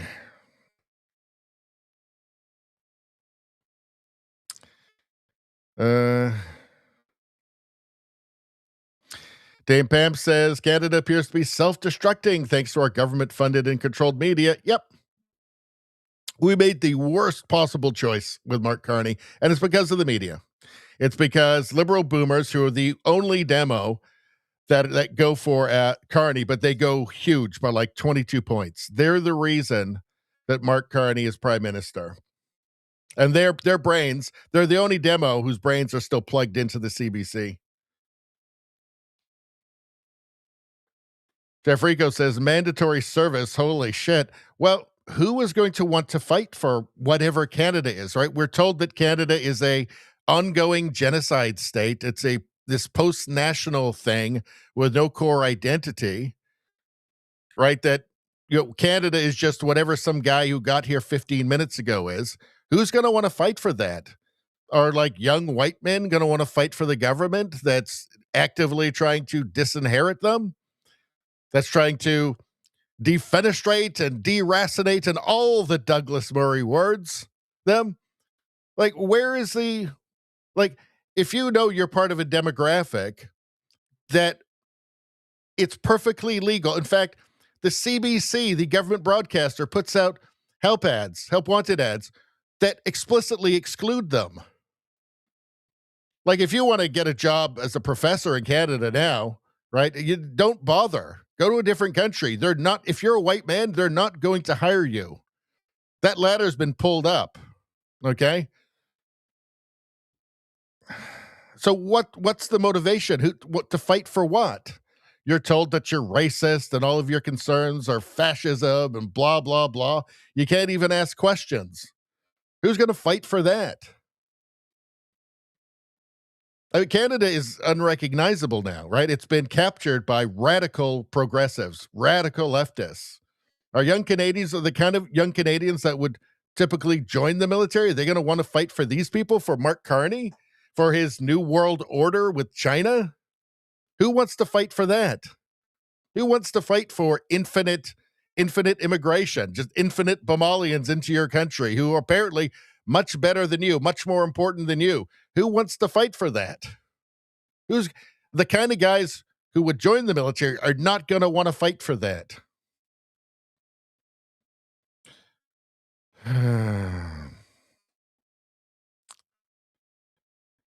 Let's see. Dame Pam says, I sure hope that Alberta becomes independent soon. It may happen.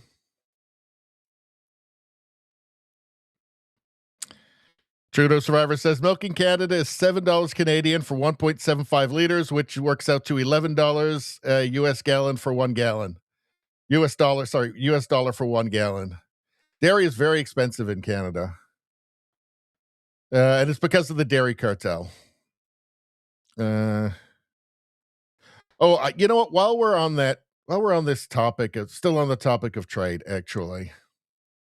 Spambot says, every time Carney speaks, more Albertans become independence proponents. Yeah, well, the longer that we're ruled by liberals, the more Albertans will just get sick of it, right?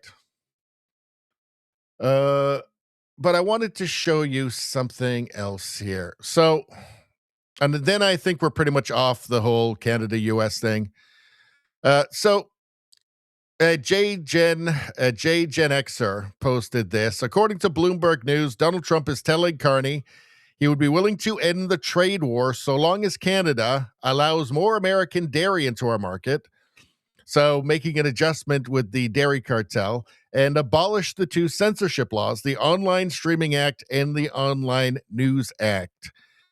So I thought I'll see if I can find anything to back this up. Here's a Bloomberg article. I don't know if this is the one that's being referenced here, but let's take a look. So what's the title of it?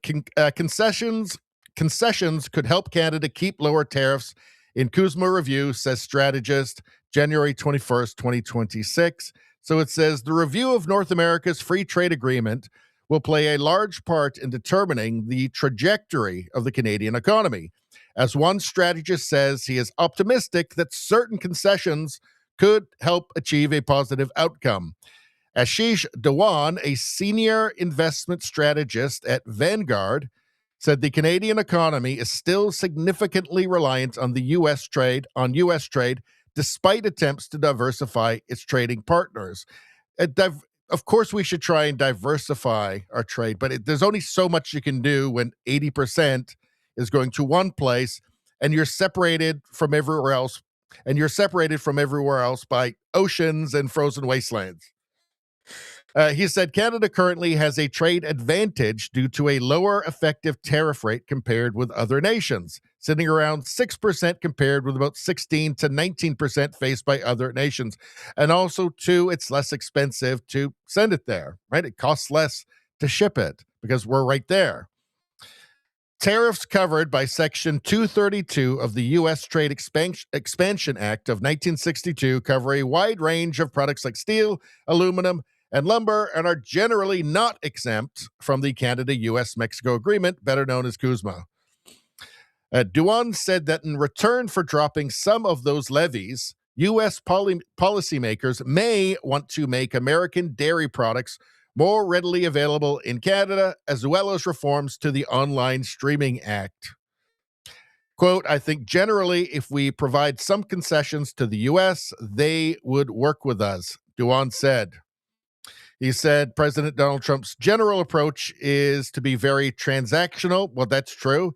And I think he can be negotiated with, bottom line. But he needs somebody who wants to negotiate. Now, if it turns out that this is true, and I can't confirm this, right? I don't know if this is true, but it's a Bloomberg article, fairly credible, I guess. If this is true, it should be a scandal. I mean, if it comes out that these are the conditions, actually, just get rid of the Online Streaming Act, and I'm guessing get rid of the Online Streaming Act, get rid of the Online News Act, which were a thorn in the side of the Biden administration as well, and do something with dairy, right? I mean, the dairy cartel can't be the be-all and end-all for Canadian trade. That's insane, right? But if it turns out that these really are the terms to get us somewhere, it should be a massive scandal. At that point, it is just simply that Carney is cynically sabotaging the whole process for his own gain, for his own reasons, for his own schemes. Clearly, because, I mean, that should not be hard. If true, we don't know that it's true, but if true, I mean, if it's true and we find out that this is all that had to happen, Carney should be loaded into a giant cannon and then launched into the sun.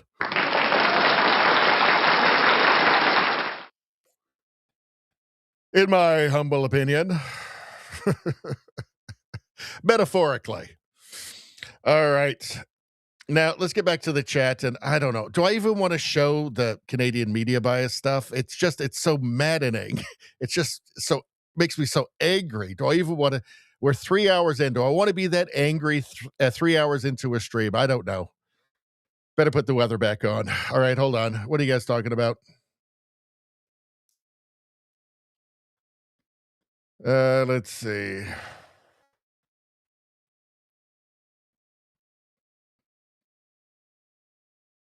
Let's see.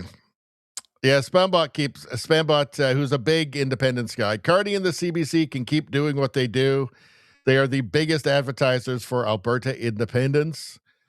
Let's see. Yeah, every time Carney speaks, more Albertans become independence proponents. Kahuna, how you doing, Kahuna? He says, sounds good to me, if true.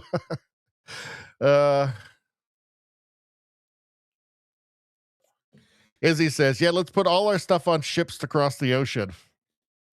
After paying carbon tax on everything, including the shipping, I'm sure, see how much is left for profit in the trade. Well, this is one of the most bizarre things from Carney is that he talks about climate competitiveness, and you need to have carbon taxes and all kinds of expensive regulations and carbon capture and stuff on our natural resources. Otherwise, nobody will buy them.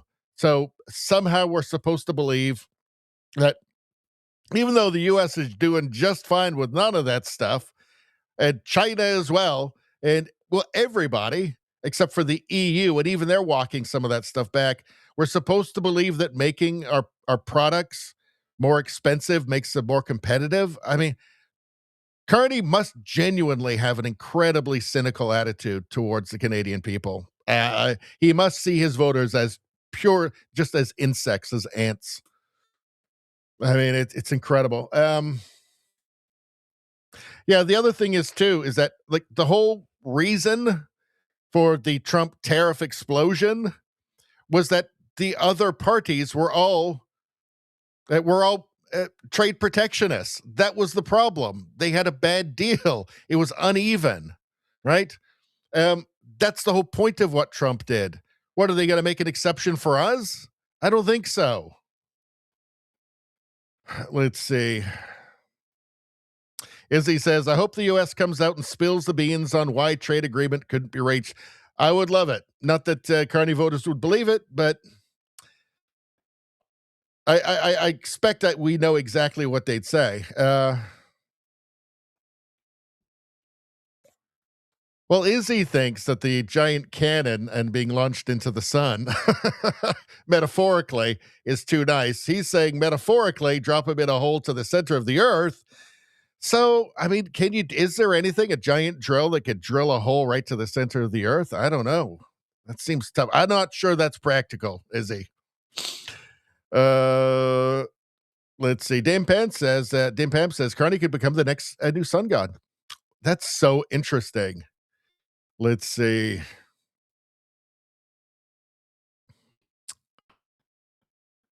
What else we got here? Kahuna says Carney is a master at double talk full of nothing. Cannot believe a word this guy says, and you should not, and you're right.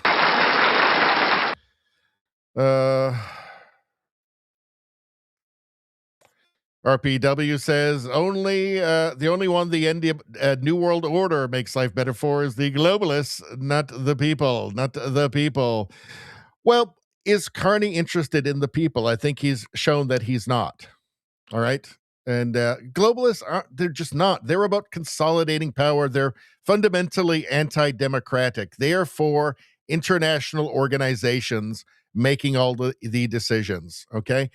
Carney would prefer just the UN runs the world. Just get rid of all of the regional governments and just leave it up to some star chamber at the UN. They can do everything.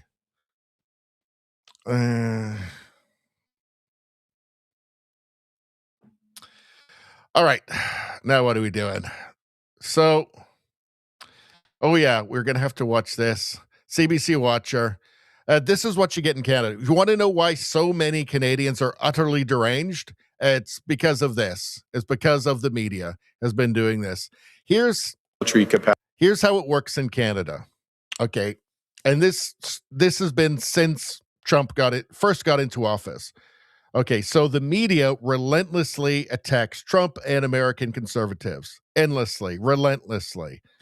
Then the liberal politicians like Trudeau and Carney then compare the conservatives to that. So they'll call them Maple MAGA. So the media demonizes all things conservative in the United States. And then the Canadian leftist politicians then say that, well, our conservatives are just the same. They're Maple MAGA, right? It's this little game that goes on. And then that gets repeated in the media, and it just keeps going around in a circle. So the media that's funded by the liberals says what the liberals want, and then the liberals quote that, and then it just goes around and around in a circle.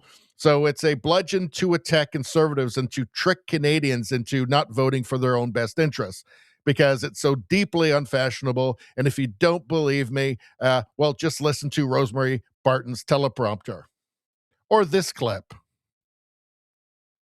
Have the market size, the military capacity, and the leverage to dictate terms. Middle powers do not. There we go. So what do you make of that? Well, it's one of the most consequential speeches ever given by a Canadian prime minister. I mean, it contrasts. How do you take this seriously? I mean, how does anybody take this seriously? One of the most consequential speeches given by any. It is the least consequential speech. It meant nothing. Utterly empty words. We're exactly everybody woke up today in exactly the same place. It meant nothing. Nothing. Canada is not leading some rebellion of the middle powers, with our new NWO overlords, China. None of this is happening. Canada's in exactly the same place it was when he said that, when he gave that idiotic, meaningless word salad speech.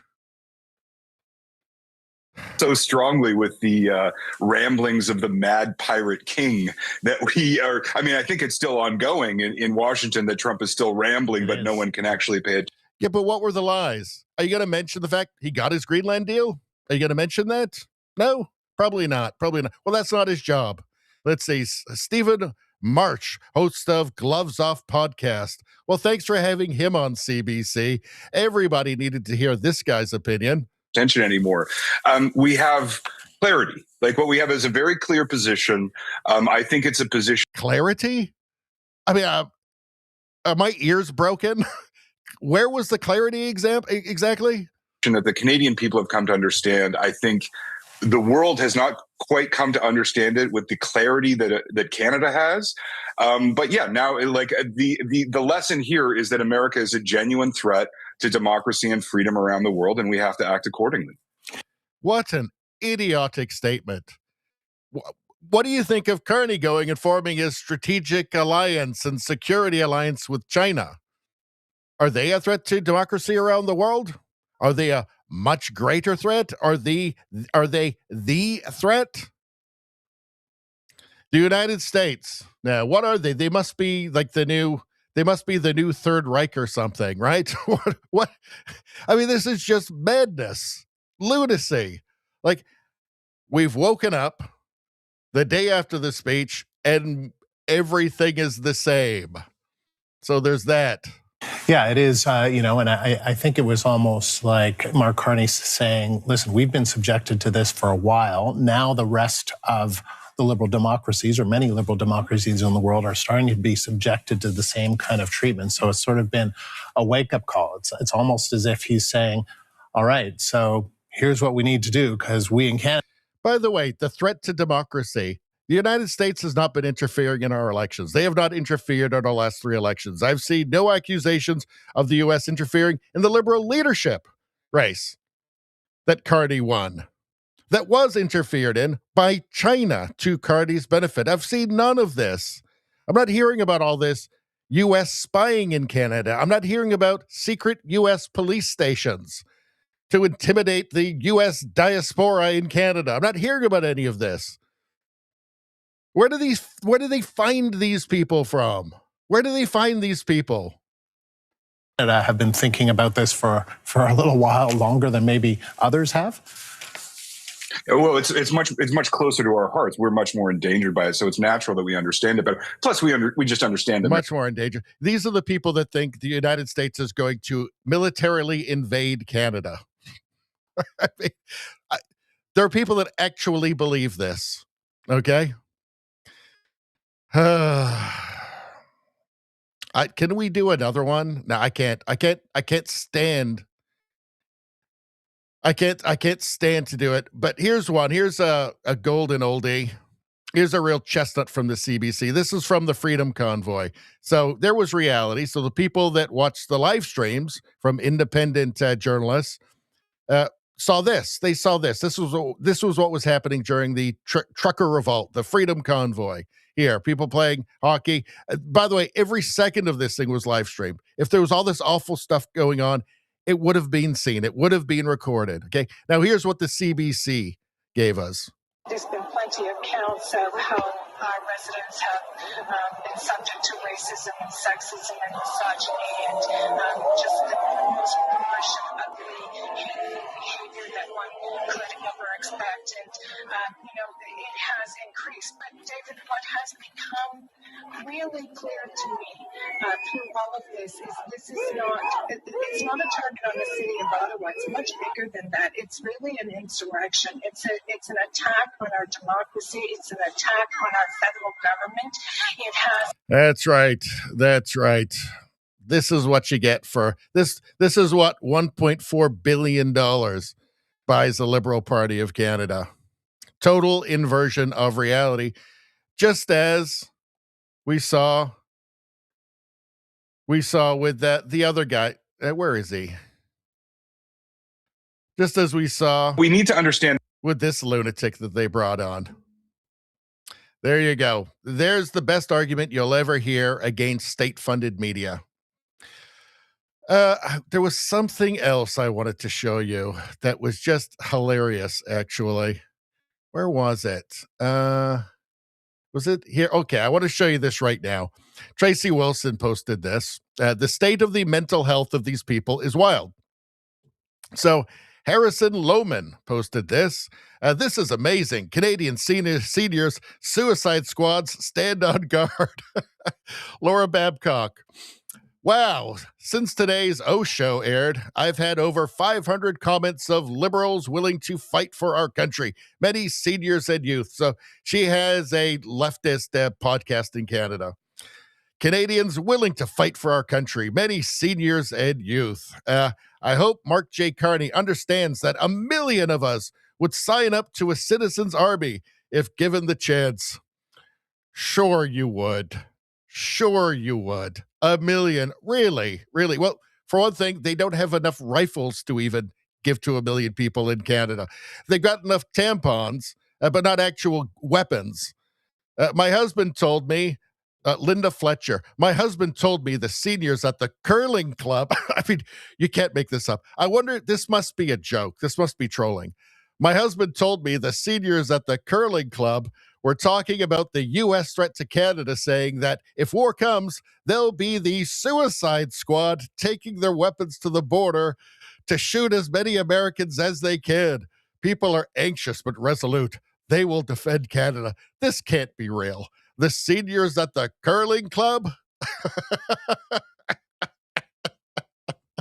Do you mean the people? Do you mean the people that are willing to sell out their children's generation and their grandchildren's generation and their great-grandchildren's generation so they can, so they don't have to worry about losing 5% equity in their home? Those people? Sure. It must be a troll. That can't be real. It can't be real.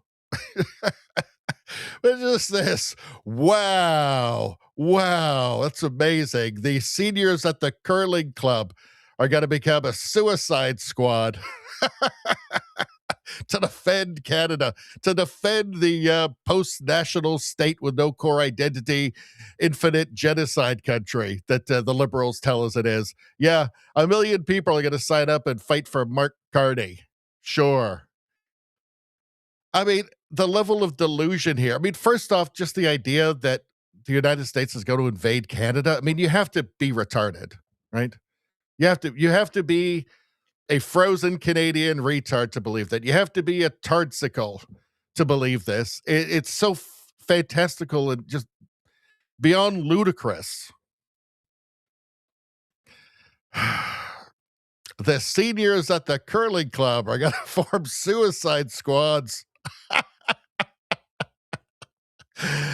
Oh, sure they are. Sure they are. All right. What are you guys talking about? 3 hours and 7. We're definitely going 4 hours tonight, I think. All right. I got to go back a little bit. Faith over fear. How you doing? Just tuning in from Libtard, British Columbia. Let's see. Let's see. Kahuna says there was zero clarity as designed and propagated by sycophant paid shills. Yeah, there was no actual clarity in his speech. He was contradicting himself. Let's see. Chef Rico says, hey, we voted for Trump. Let's see. Spambot says, Stephen March's intellect marched off the reservation. Well, I mean, how do you even explain that? I mean, is that just purely money, like being paid?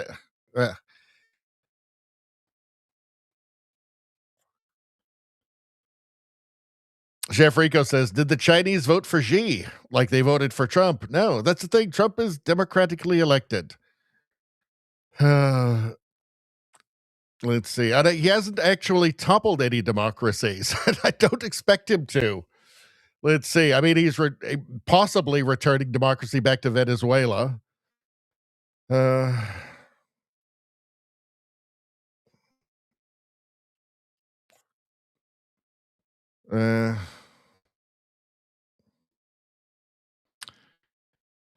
Chef Rico says only the left are allowed to protest. Yep. I think they've actually started arresting a few of the Hamasniks now, finally, for being violent. But actually, or I think Antifa, I think they've started getting a couple of Antifa for being violent. Didn't happen with Frances Widowson, though, when she went to UBC, but we'll get into that. Faith Over Fear says, we need Canadians to become critical thinkers again. Stop believing in propaganda narratives. Well, it really comes down to one demographic, and there's a lot of awesome boomers in Canada. There's Canadian boomers who watch this show, but that demo is not all in, but it's the only demo that goes for the Liberals at this point, but they go huge by like over 20 points. That's what put Mark Carney in power. And if he stays in power, that's what will keep him in power. Unfortunately, it's just that one demo. Let's see. Kahuna says Laura is a highly paid liberal shill and she is retarded. I don't follow her. I see the occasional thing on here. All right, I'm going to skip down a little bit.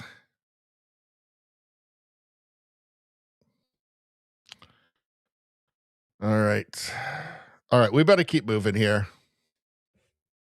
RPW says most Americans don't even know who Carney is, to be honest.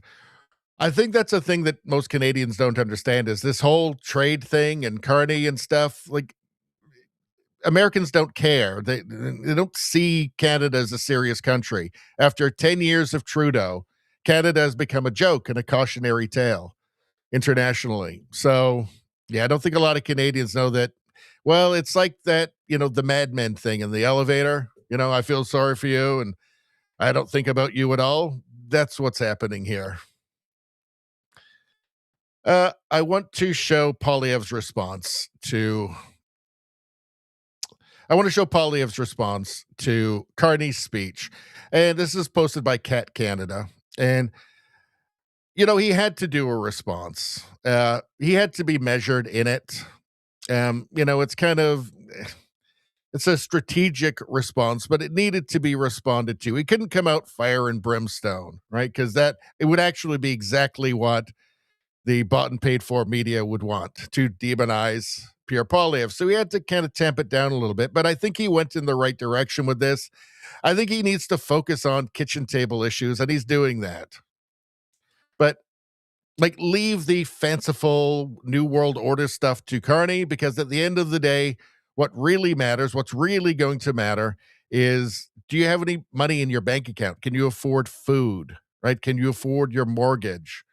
These sorts of things. And I think he really needs to stick with that, because that is the stuff ultimately that wins elections, even if you've got a hostile media. And hostile, I don't just mean against the conservatives, but against the Canadian people. Let's watch. But here's the reality. We still live next door to the biggest economy and military the world has ever seen. We sell 20 times more to the U.S. than we do to China. 1 in 10 Canadian jobs rely directly or indirectly on trade with America. We owe it to those workers, our friends, family, and fellow Canadians to ensure those jobs don't go away. Growing and So, reality. Oh, I remember that. Yeah, let's have more of that. Yeah, there was no other reasonable response from Pierre Poilievre than this. This just reality. Remember reality, everybody? Like, okay, how much did it cost you to buy one bag of groceries today? This is the stuff that needs to be focused on. This is stuff he needs to hammer away on, because at the end of the day, these are the important issues, right?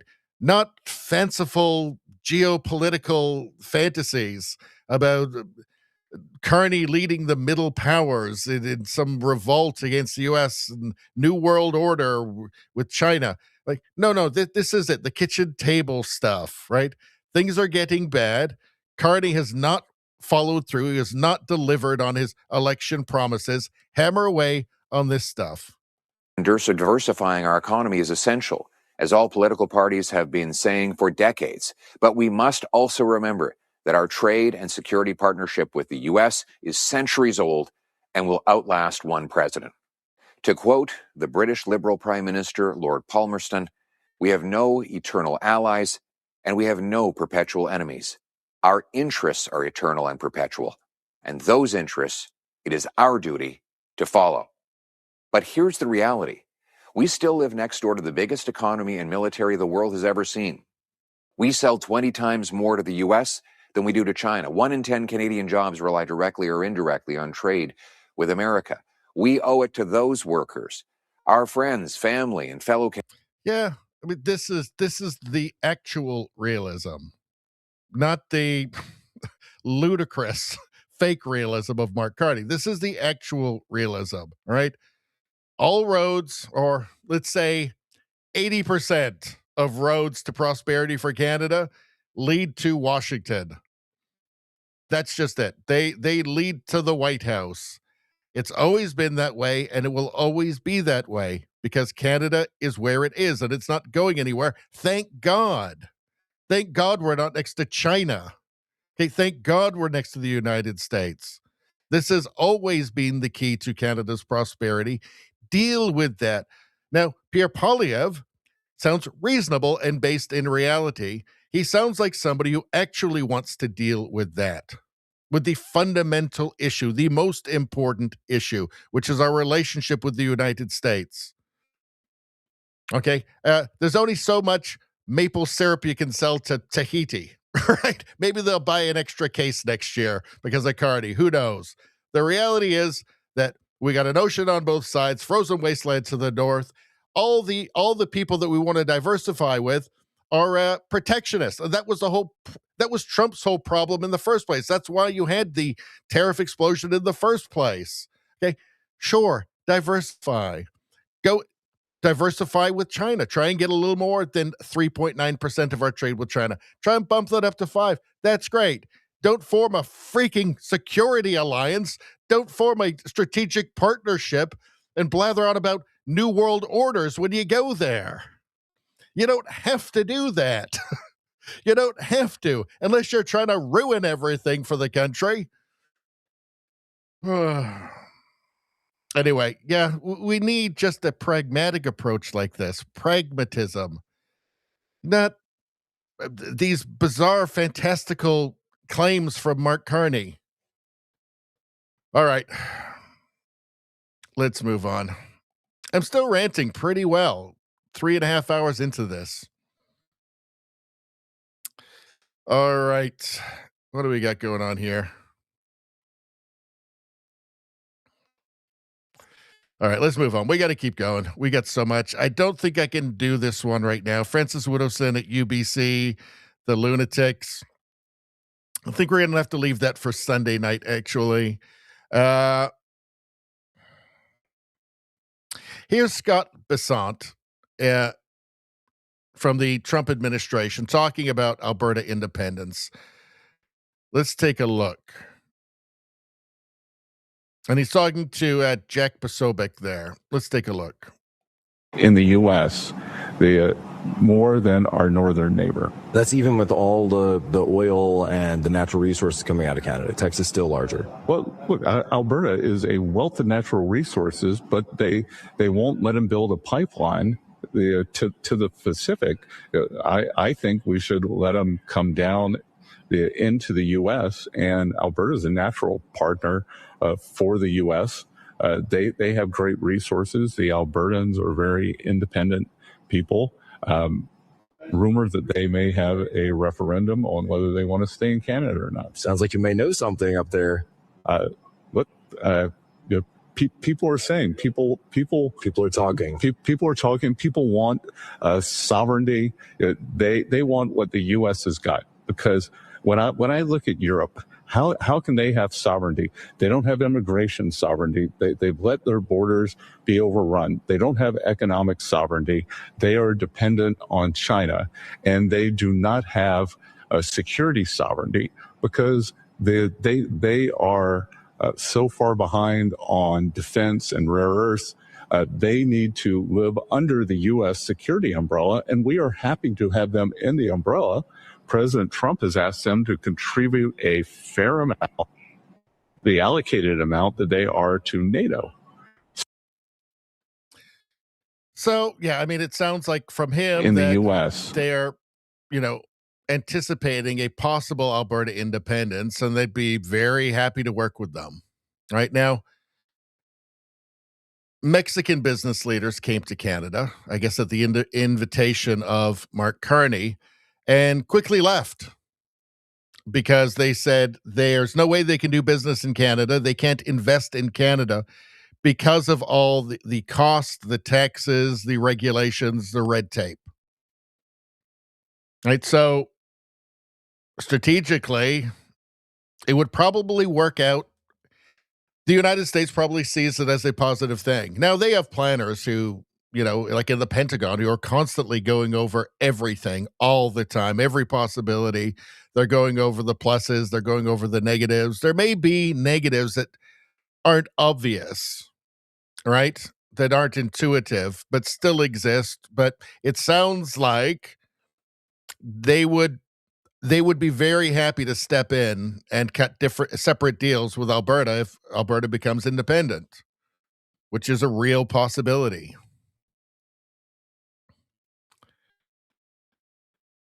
Catturd posted this. I'm sure there's many Canadians feeling this way. I'm moving to USA. I don't want to be in Canada anymore. This is not my country anymore with this Chinese Canadian communist regime. There's a lot of Canadians that feel that way. It's not the Canada I grew up in. It just isn't. It's different now. And it has been changed into the image of Justin Trudeau, unfortunately. Remade in the image of Justin Trudeau into it's really kind of Trudeau said there was no core identity, no, it was a post-national state, and he kind of brought that into being, which is incredibly sad. I'm not totally black-pilled, but I personally absolutely respect the Alberta independence people, and I think they have a right to vote on it and decide for themselves. I still personally would prefer Canada to stay as one united country, but I mean, I'm not delusional, right? Canada is not the same anymore. There's separation talk in Quebec again, Quebec independence talk again, and there is a lot of sentiment in Alberta. I mean, we're going to find out just how much there is when the referendum happens, but it's not trivial. We'll just say that, right? So, I mean, at some point, you just have to say it's not the same and it's never going to be. And what it's become is not going to get better. If Canada keeps voting for Liberals over and over again, I think Alberta will separate, or they'll vote to separate anyway, whether or not the federal government, who God knows what they would do.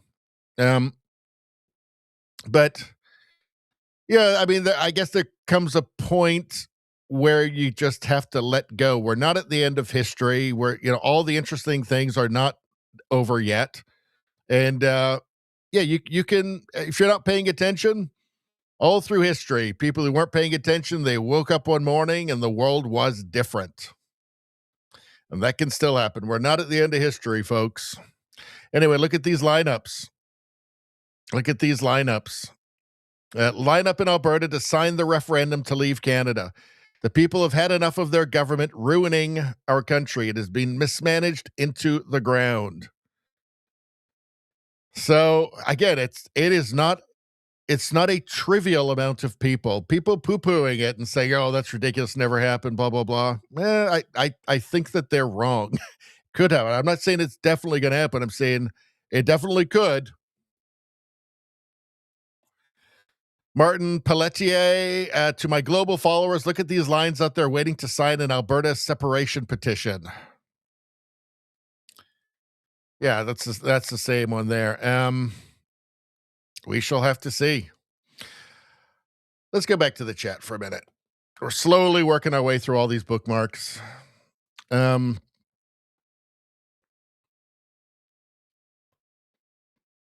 Let's see.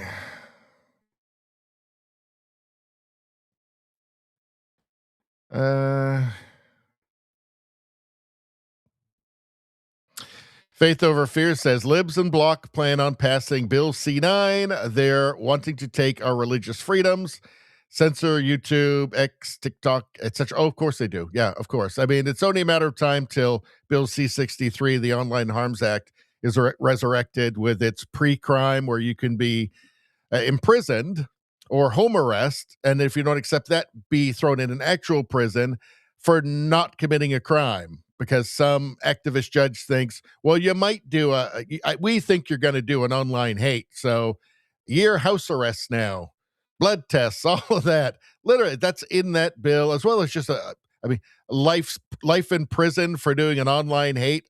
Total madness. And there's more. That's just the tip of the iceberg with that bill, but that's coming back. And in terms of legislation, Carney's main priority seems to be censorship bills like Bill C9. Let's see.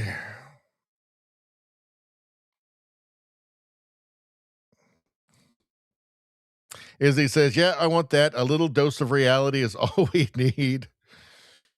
Well, it just comes down to, will Canadians get hungry enough to ignore the constant tsunami of propaganda they're being attacked with by the media? That's what it comes down to. Faith says, $1,000 hardly fills up my fridge and cupboards. Yeah, it's really gotten insane.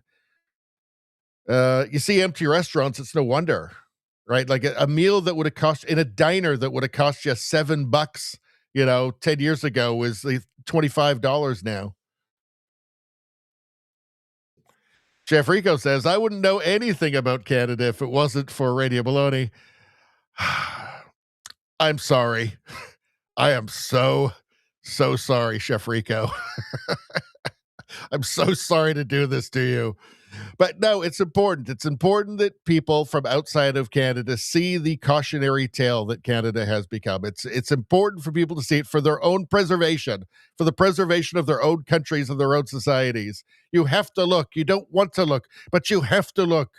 You have to do it for your ancestors. You have to do it for your children and your grandchildren. Don't be Canada. Faith says, we really need to fix relations with the U.S. I mean, it's just maddening. Yes, I think Trump's approach, totally counterproductive. So I just do not agree with I was shaking my head at the 51st state stuff. Just not great, not good. I didn't like that at all. But you know who Trump is, so you watch what he actually does, right? So he comes out like this, but it always ends up somewhere reasonable, like this Greenland deal he just signed. Who Trump is, and then act intelligently, right? As if you're paying attention. And all that Carney has done is sabotage it over and over and over again. Obviously, publicly. I mean, there's no question now that he clearly does not want to mend that relationship. Clearly. I mean, if he was really trying to, and he was this was his method, the things he's been doing, just what he just did at Davos, I mean, he'd have to be a complete moron, right? Maybe he is. Chef Rico says, we had Biden. I understand.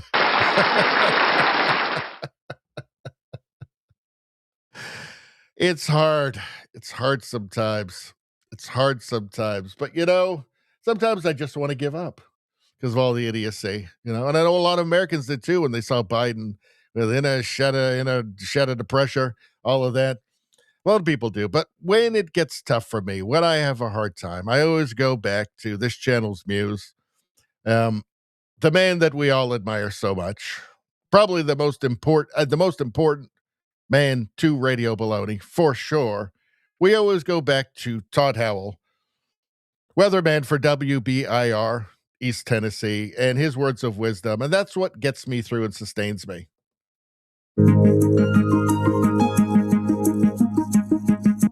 It's how you adapt and handle adversity. And when things aren't going well, that's the time where victory is there.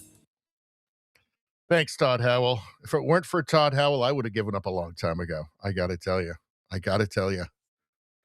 Those people of East Tennessee, I think they know how blessed they are with Todd Howell. Let's see.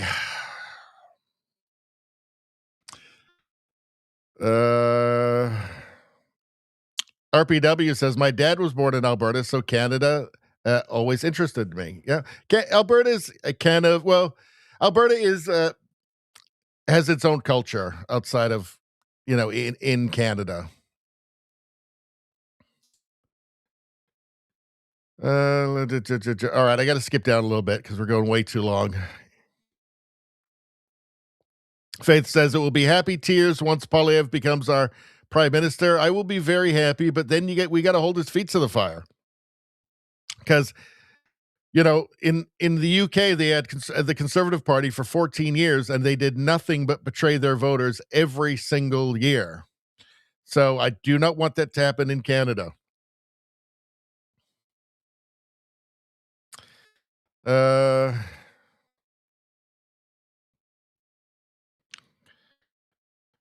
All right, let's get to the last part here.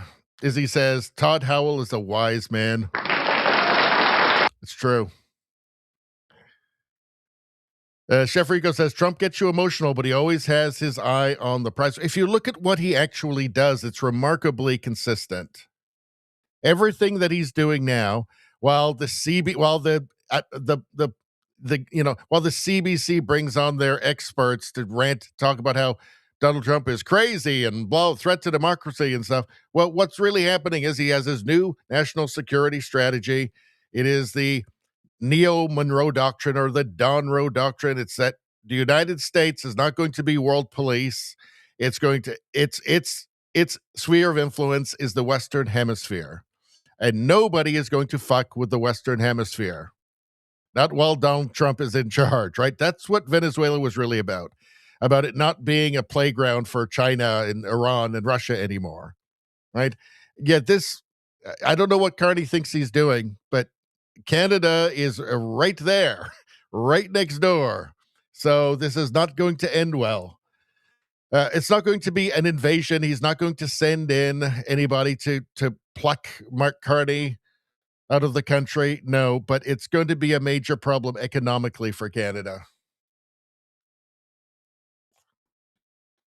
Let's see. Spambot says Trump lives rent-free in all the TDS sufferers out there. Sure does. Sure does. All right.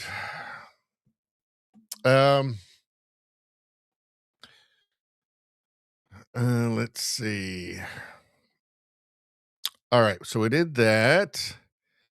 And all right, let's move on. What do we got here? So, very quickly on this one, Colin Rugg posted this. New tennis star Amanda Anisimova shuts down smug reporter who asked if she was proud to represent America at the Australian Open. These reporters, they think that everybody is the same as them.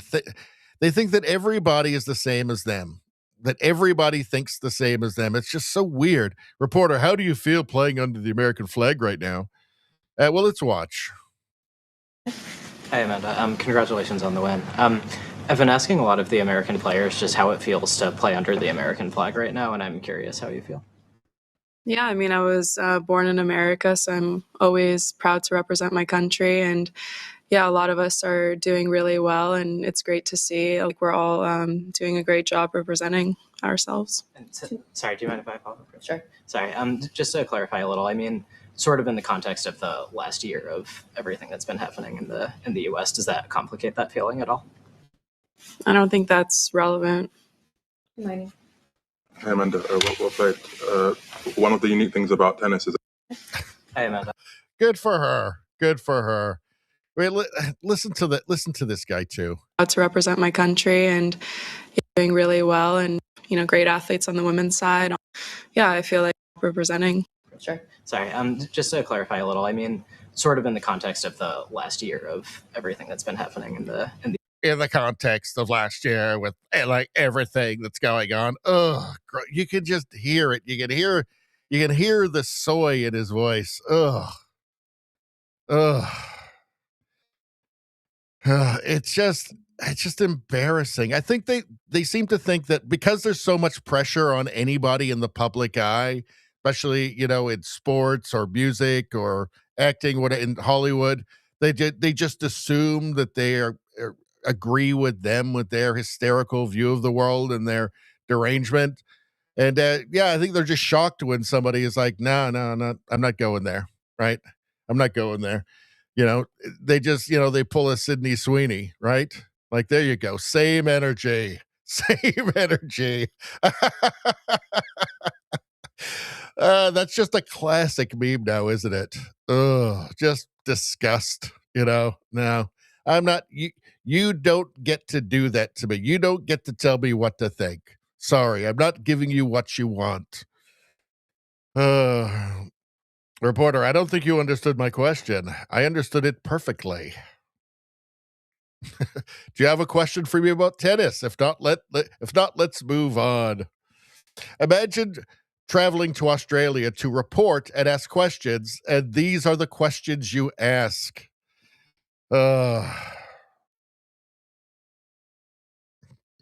Imagine being upset about this answer. Yeah, the leftist media digging for dissent.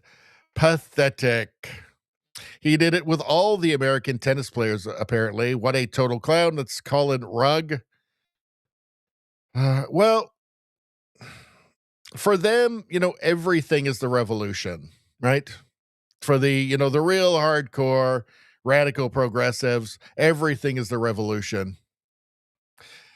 Didn't know who Amanda Anisimova was, and now I'm a big fan. Exactly. I'm right there too. I had no idea who she was.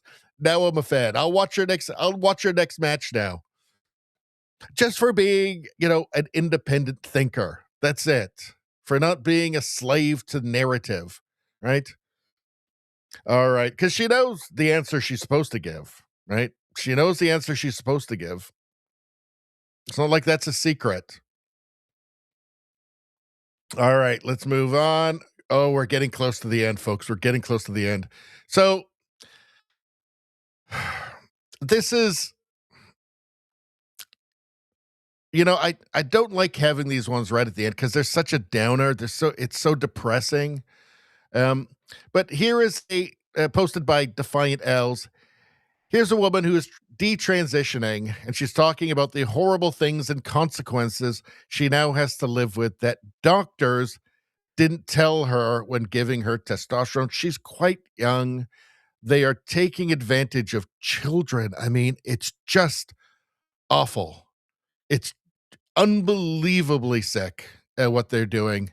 And, you know, leave it to the health professionals. Well, this is what happens when you leave it up to the professionals and the experts.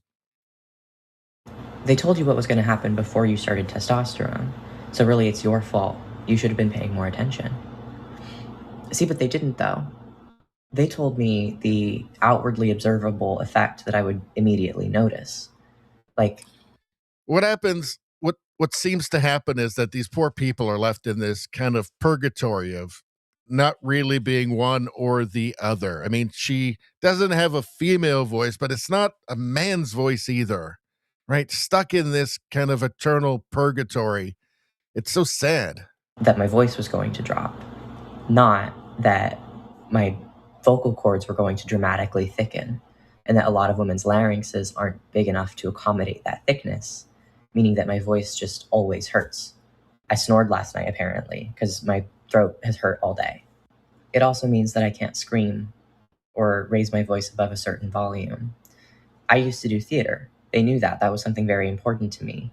And I've lost that ability because I can't project my voice anymore.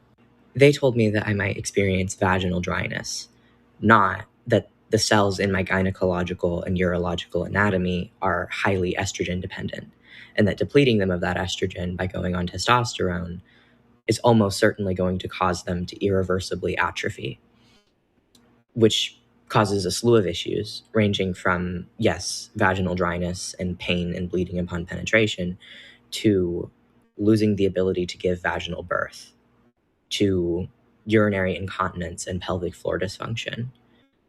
I've seen a lot of informed consent packets from these gender clinics in tails. It's also crazy to me to imply that I, as a 14-year-old 8th grader, or the kids that they do this to are as young as 11, could comprehend the lifelong implications of being incontinent and not being able to have penetrative sex or give birth vaginally. That's not something that a child can consent to.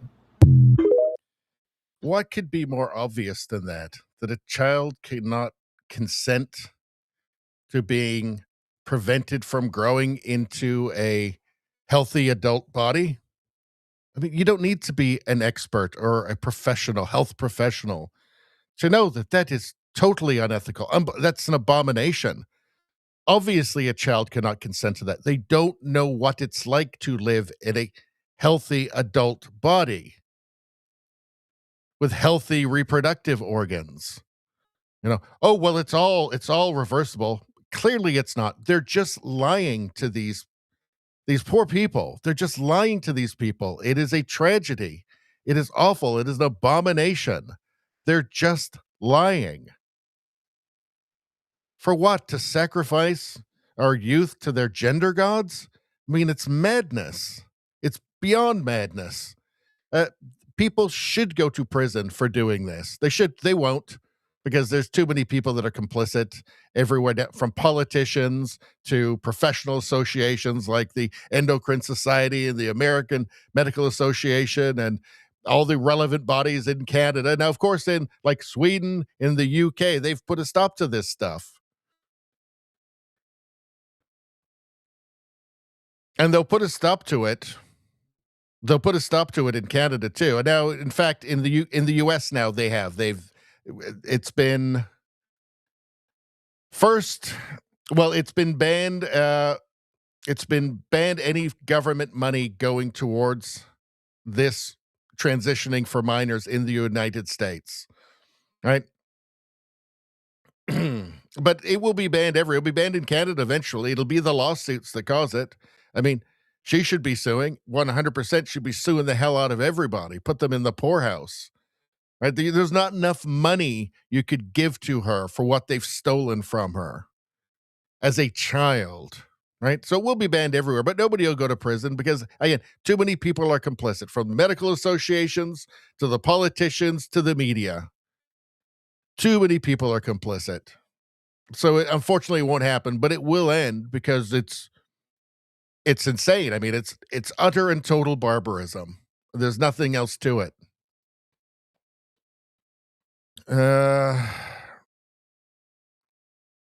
And here you have the angry trans right activists protesting outside of Wisconsin Children's Hospital in Madison because the clinic stopped chemical castrations and mutilation surgeries on minors. They're angry because they cannot harm innocent children. Think about that. So these people, the unfortunate thing is these people are in a cult, right? Protect trans youth, healthcare access, trans lives matter.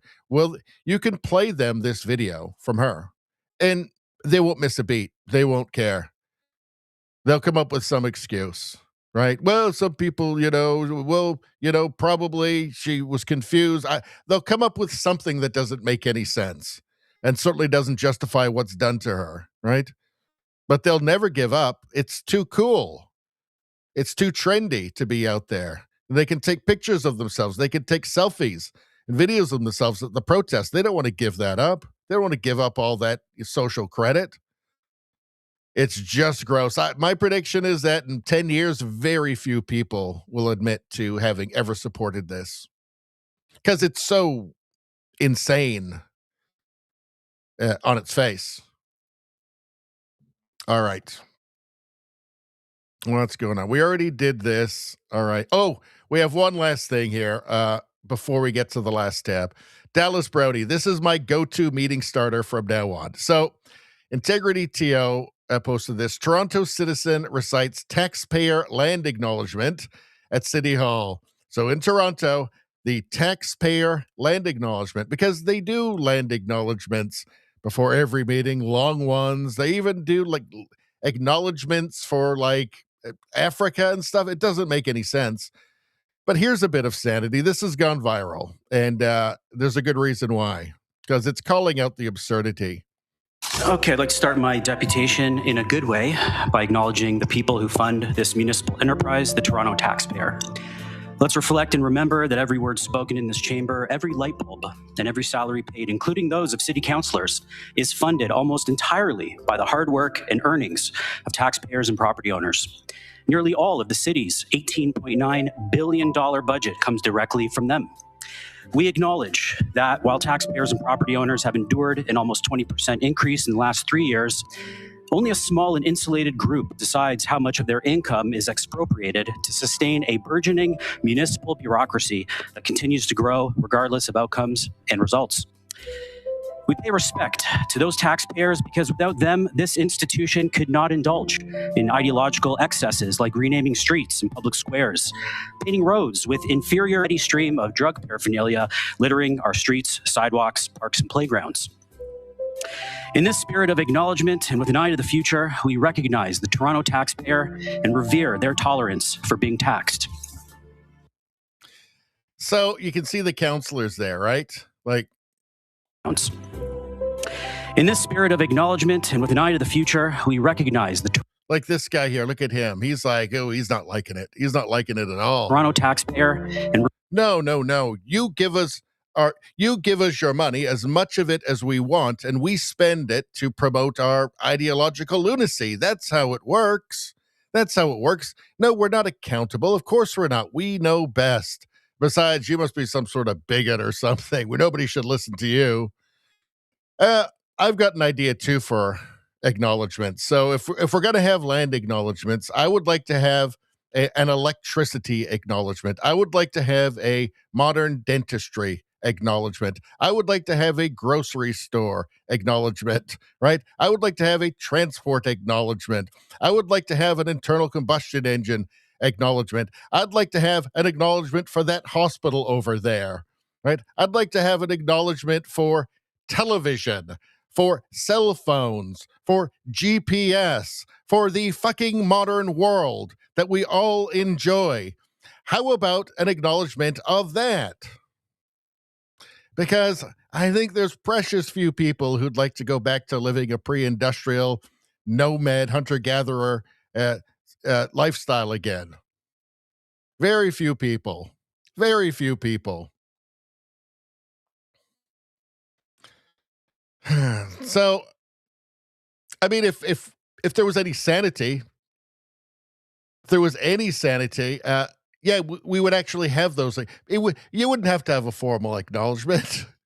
You could just not be insane. How about that? You could just not have insane land acknowledgements before every meeting, right? Maybe you could say, well, you know what? This whole colonization thing, like, it's actually not terrible living in a modern technological society with indoor plumbing, for instance. Right? It's not the worst thing in the world having like air travel, right? It's not the worst. Hey, skip the dishes. Not that bad. Not that. I mean, just every convenience. Just every little convenience that you don't even think about. The internet, right? It's kind of nice. It kind of beats living in a pre-industrial village and dying at 30. Yet in Canada, we live this insane lie that it's all wrong and evil and Western civilization is evil and the evil settler colonists and blah, blah, blah. They built a modern technological society that everybody enjoys and nobody would want to go back to how it was before. That's reality. How about a little acknowledgement of that? Not a bad rant 4 hours in. Not bad.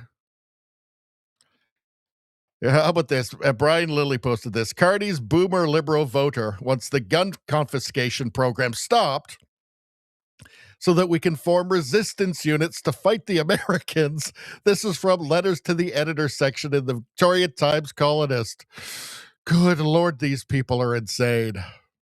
First, the government must inform Trump that no American forces will be allowed to use any Canadian territory as a launching pad to occupy Greenland.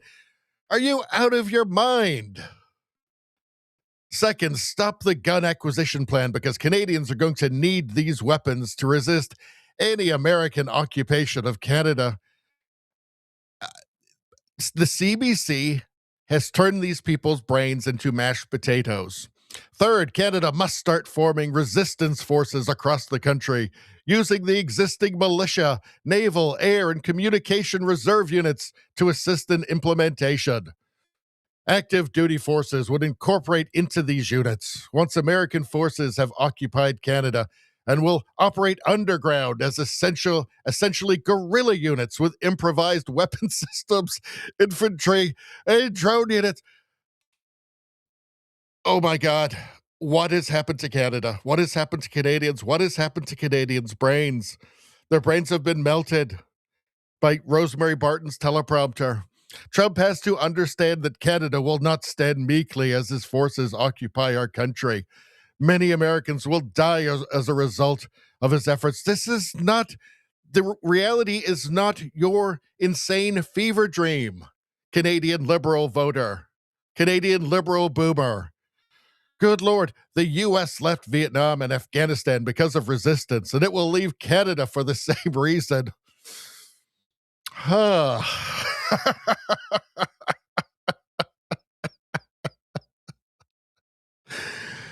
Oh boy.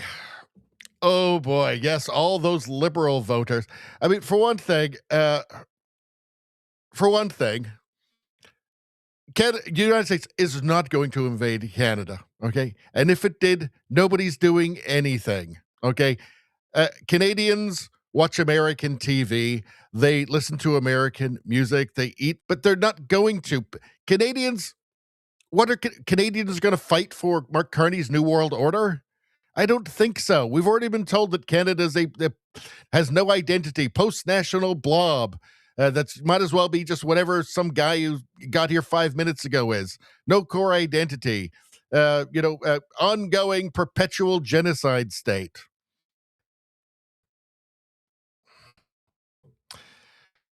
Yeah. Sure. The resistance. Sure. Yeah, is it going to be so it's going to be the boomers who are willing to sell out the entire country to preserve 5% of their home equity doesn't go down 5%? Sure, this is happening. Let's see. Brian Lilly says, hold on. Sheldon Yakichuk says, do you see what legacy media is doing to people? This level of insanity is going to get people hurt and killed. If somebody knows this lady, please call a wellness check for her. I think there might be a little bit of a difference between Afghani culture and Canadian culture. I think it might be a little bit different. Let's see. Yeah, the Canadian Taliban. All right. Let's move on. So we're at the last bookmark of the evening. Let's go back to the chat for a minute. I've been neglecting you guys. What have we got? Let me just say to anybody on YouTube who's watching right now, please subscribe to the second channel. It's like 4 months old now. This is where all the U.S. news and world news and UK news and everything else and woke mind virus and the meme reviews all going to be on this channel from now on. If you don't look for it and subscribe, the algorithm will never show it to you. But if you do subscribe, I hear that every time somebody does, a purple-haired gremlin cries. All right, let's see. Let's see. Chef Rico says, sue the shit out of them. Talking about that detransitioner, yeah. Hopefully, just put them all in the poorhouse. Chef Rico says, I want you to take all of their money. The doctors that are doing this, Spambot says, that is horrific. Yep. RPW says, could almost say it's a form of depopulation. The globalists love it. They sure do. Chevrigo says these people are monsters. Izzy says you can't even talk to people on the other side about this. No, they lose their minds. It's become an article of faith with them. Spambot says leftists are a lost cause. There's a lot of them that are just going with the fashion, right? There's a lot that talk about Trump's a fascist, who, if it were fashionable to be a fascist, would be fascist. They're just going with what's fashionable, right? Then you have the real hardcore lunatics. They're zombies at this point. Judo Survivor says, if gays and lesbians would speak out against it, talking about child transitioning, child sex changes, if they would speak out against it, then it would stop. So it means the majority are still pushing the trans agenda. They do. There are lots speaking out against it, but the media won't pay attention to them. The only people you see are people who like it, who agree with it, who are happy to sacrifice children to the gender gods. There's lots that don't like it, that don't feel kinship with the T, right? But they get no mainstream media time whatsoever. They are avoided like the plague. They act like they don't exist for narrative reasons.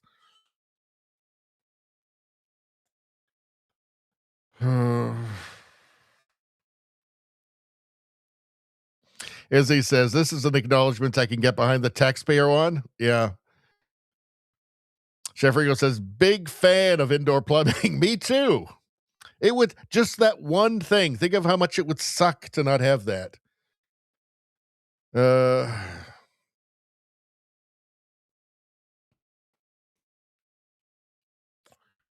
Let's see. So how about saying Mitch Sylvester was interviewed by CBC and was asked about that. You can see if you can find it.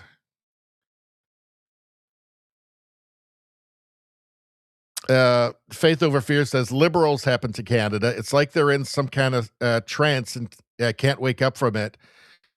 Well, the media, it's around when Trump became president, the media changed. It was always biased towards the left, always the left. It was always left leaning. But until that point, there was still an effort to just seem somewhat objective. And once Trump got elected, they just threw all that out the window and just became activists. And that happened in Canada. That coincided with Trudeau, who decided to remake the Liberal Party from what was, in the years after Pierre Elliott Trudeau, the Liberal Party kind of can't move back towards the center a bit. Chrétien laid off a bunch of government workers to bring down the deficit. The Chrétien liberals, Martin, they weren't crazy, right? So you had Junior came in and just totally reshaped the Liberals into a radical leftist party, competing with the NDP to see who could be craziest. And he radically reshaped the country, and in collaboration with the media that had given up on objectivity. They were just all in on becoming liberal activists at that point. And that has hopefully that has changed the country and harmed the country in terrible ways. Hopefully not totally irreversibly, but it may not be irreversible. It may be that Canada is just a left-wing country now, that it's a one-party state, that the Liberals will just keep winning. If that's the case, Alberta is definitely going to be gone at some point, and a lot of Canada's talent and wealth will flee. That just it will have to happen. I know we have to see. We don't know. Canada might be a one-party state now. It might have turned into San Francisco or New York. If it does, Canada's done. Canada will break apart eventually, if that's happened. It will, if we're still in first world status. I'm not sure that we are, but it will become a very poor country, and it will just break apart at that point. And foreign powers will just pick at the pieces.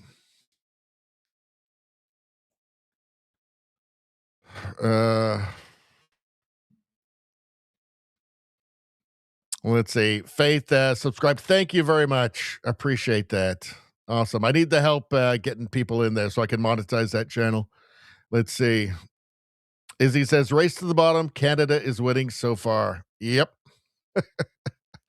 Total madness. All right, let's get to the last tab of the evening. I might save some of the longer stuff in here for Sunday night because we're 4 hours in. We don't do a lot of 4-hour streams these days, so this is an extra value stream. By the way, everybody subscribe wherever you are and send money and become channel members so you can watch the premium streams on Rumble.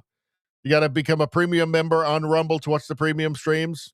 If anybody on YouTube wants to become a member there too, I got to be honest with you, I don't offer anything extra. It's just to help me out because I literally, every bit of energy that I have for the channel, I put into it, and I just don't have time to do extra stuff or energy to do it. But if you like the channel, go ahead over on YouTube there. Rumble, the same thing. But on Rumble, you actually do get the premium streams, which are for members and for Rumble premium members. Hilarious. This is how a great comedian delivers political jokes that both sides can laugh at. Well, I took a brief look at this, but I haven't watched it all the way through. Let's take a look. I'm a liberal, but I will say this. Republicans are better when the shit finally goes down. That's true. Like, if there's a zombie apocalypse, I'm switching sides immediately. Immediately, and so would you. If you're a liberal, which side you want to be on when the zombies come? You want to be with a group that includes everyone? I don't think so. That group will die quickly. No, you want to be in the group that loves guns and hates outsiders. That's the group. That's the group. Liberals wouldn't make it. The zombies would come and liberals would be like, let's just let them in. They're a marginalized group. Let's just let them in. Let's just let the zombies, the alive impaired. Let's just let them in. I'm a liberal, but I'm so glad that comedy is back, right? That's how you do it. Right? He's a liberal, but we can laugh at his jokes because it's based in reality. Let's see. This one I think we'll have to save. You guys sent this in. I think we'll have to save that for Sunday because it's just too much brain power for me at this point. 4 hours and 12 minutes in. This is funny. We've seen this before.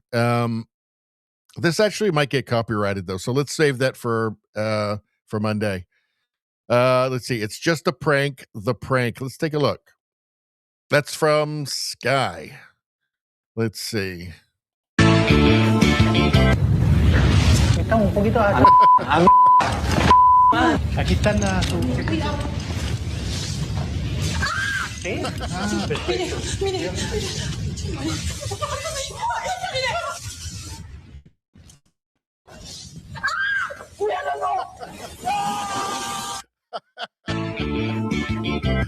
Oh, that's cruel. That's cruel, but it's good. Liked it. I like it a lot. Let's see. Tim Burchett, Tennessee 02. We are all under some kind of warning with the potential for ice and snow. This is for Rosie. I think we lost Rosie a while ago. It's better to be safe than sorry. Don't take this lightly, folks. Make a plan to hunker down and check on the animals and seniors in your life. So, yeah, ice and snow. They don't get a lot of it there. So, it's difficult to handle. Michelle Obama, I can't do it. I'm sorry, I can't do Michelle Obama right now. I just can't. What's this? Explain this to me. I am Ken posted. Tim Burchett said, if only Noah had a double wide. Well, there you go. So, I don't know. I like it. I'm not sure it makes a ton of sense, but I like it. James Woods is a national treasure. Protect him at all costs from Sassafras 84. Let's take a look. Lemon is the dingleberry hanging off the ass of American journalism, okay? And let me tell you, when CNN got rid of him, they didn't wipe hard enough. Lemon is the dingleberry hanging off. I think that Don Lemon is auditioning really, really hard to get back into corporate news. He's trying really hard. I think he hurts himself and makes it less likely the harder that he tries. But I think that's what's happening. I think it's kind of humiliating for him to be an independent journalist. Have a YouTube channel. God, that's so, that's so beneath him. So I think he's working really hard, but I think he hurts his chances with what he's doing, like breaking the law on camera, for instance.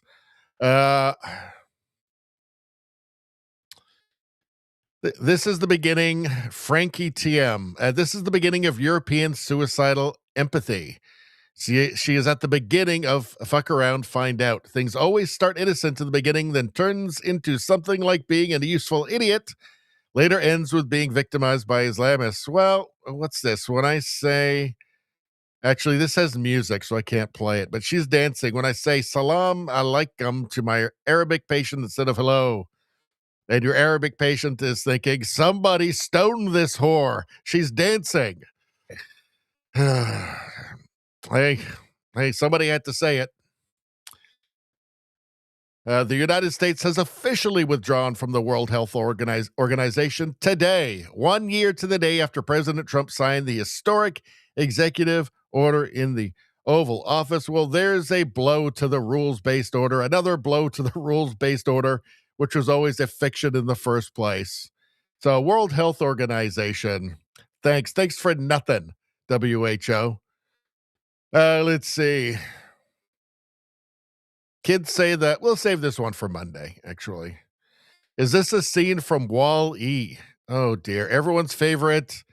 I don't even know what that so this is from a gathering. It's not AI. Now somebody asked Grok if this was there's Wall-E, scene from Wall-E, yeah. Hold on. Somebody asked Grok if it was, where is that? Grok, is this real or AI? I hope it's AI. This video appears to be real footage from a BBW, Big Beautiful Woman convention or party where participants often use mobility scooters. Similar events like BBB Bash are documented online. No clear signs of AI generation in the frames or searches. So, big, beautiful women. Huge, beautiful women. Now, I didn't really want to do this, but I don't make the rules. And there is a button on my on my Stream Deck. And again, I don't want to have to do this, but these are the internet's rules. And I'm on the internet, so I got to follow the rules. 1 second. Just wait for it. Just wait for it.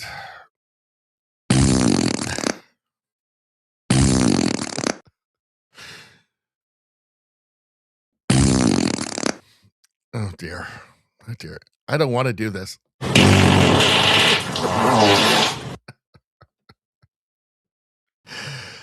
Oh, no. Oh, no. Why did the internet make me do that? Why did it make me do that? So I would say the fact that you can't walk is a sign that you're doing something wrong. Maybe it's not that beautiful. I mean, it's the height of delusion, right? So this kind of delusion has been encouraged by leftism. This is leftism. It's cultural Marxism that is responsible for this, right? This delusion, these delusions, healthy at any size, right? It's cultural Marxism that's responsible for this. Everybody has to have their own identity and be oppressed, right? So, it's colonialism that tells you that that's not attractive. That's the only reason. You've internalized racism or misogyny or something. That's the only reason, right? It's totally healthy to have to not even be able to walk around, that you have to ride on a mobility scooter. I don't know. Doesn't make any sense to me. Somebody should tell these poor women the truth, quite frankly. Let's see. Let's go. Let's go. We'll save that for Monday. We'll save this one for Monday too. How long is this one? I think I got to shut this down real quick. We'll save that for Monday too, actually. This is good though. I want to see this. There's a palate cleanser. So the cat saw its 9 lives flash before its eyes. So I guess they've got a rug that looks like that. The cat has no idea. It's just, oh, all right, I'm safe. And the dog too. The dog's like, whoa. You know, it's interesting because their eyes are different. Their vision is different than humans. So it's interesting that it works on them as well. All right. Oh, wait a second. It's AI generated slop. God damn it. Who sent this to me? God damn you. It looks so real. It looks so damn real. Can't tell anymore. That just looked totally real. Oh, well, now I'm embarrassed. I got egg on my face. God damn AI. God damn you. This was not there when I put this into the bookmark. Somebody sent this to me. Some scoundrel. This one here, founding mother of GPS. This is not true. Dear Gladys West, the founder of GPS technology we use today, passed away a few days ago. She was one of the hidden figures. Brilliant sister. Founder of the GPS technology we use today. No, she contributed. She was not even a really huge, like, this was something that was developed over decades. There is no one particular person. There are 3 scientists who are actually credited with it. She contributed to one part of what makes GPS work. Very smart woman, right? Deserves tons of credit. But stop lying. Like, just stop lying. Like, stop trying to steal credit. For God's sakes, we know what you're doing. It's got, look, BLM in the corner. Would she, if she were alive now, like, would she appreciate that? Just blatantly lying, trying to give her false credit? I mean, come on. Smart woman. She deserves credit. Just don't give her all the credit for political reasons. Come on. So dumb. This is good. All right. We do have to watch this. This is a good one. Here's a joke I like a lot. My cousin Randy is maybe the dumbest person I've ever met in my entire life. Dumbest guy I've ever met. The other day he comes up, he goes, Anthony, check out my new tattoo. It's the Japanese symbol for awesome. No, Randy. That's a swastika.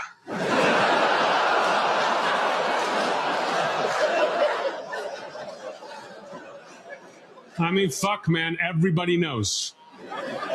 Everybody knows. That's the German symbol for awesome.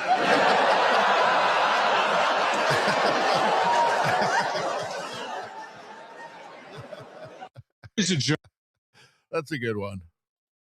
All right.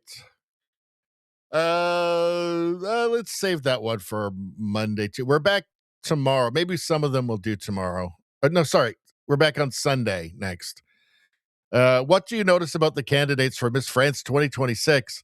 Well, the funny thing is that I immediately started looking at their crotches to see if they have bulges because I assumed it was that they're all men or something. But no, they're not.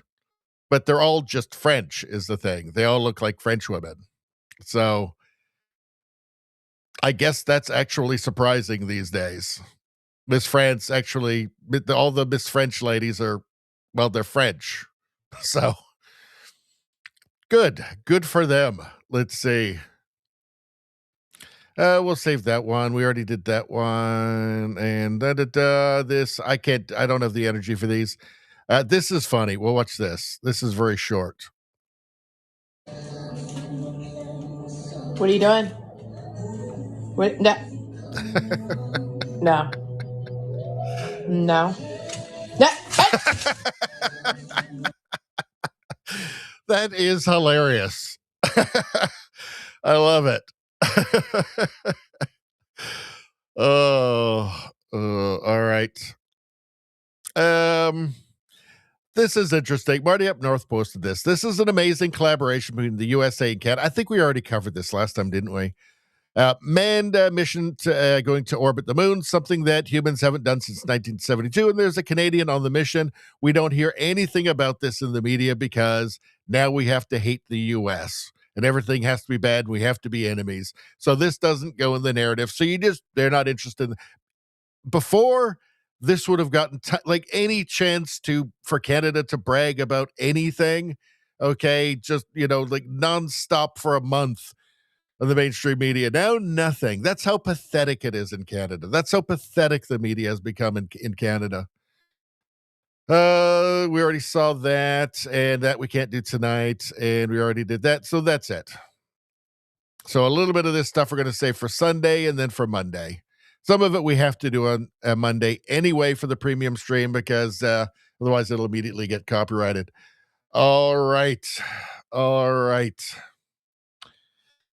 So that's it. Let's go through the chat here, and we'll finish off the chat.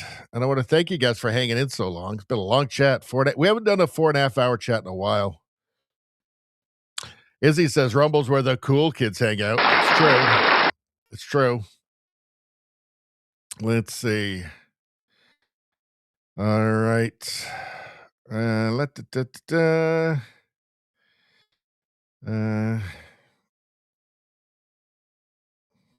Spambot says next. What's next now? I don't know. What's next now? Is this a Link Monkey thing? Spambot, Mitch Sylvester interviewed. Well, is there a link? Don't think I see a link. Hold on. Let me see. Liberals perfect. Next. So what next now? I don't know. I don't see any links.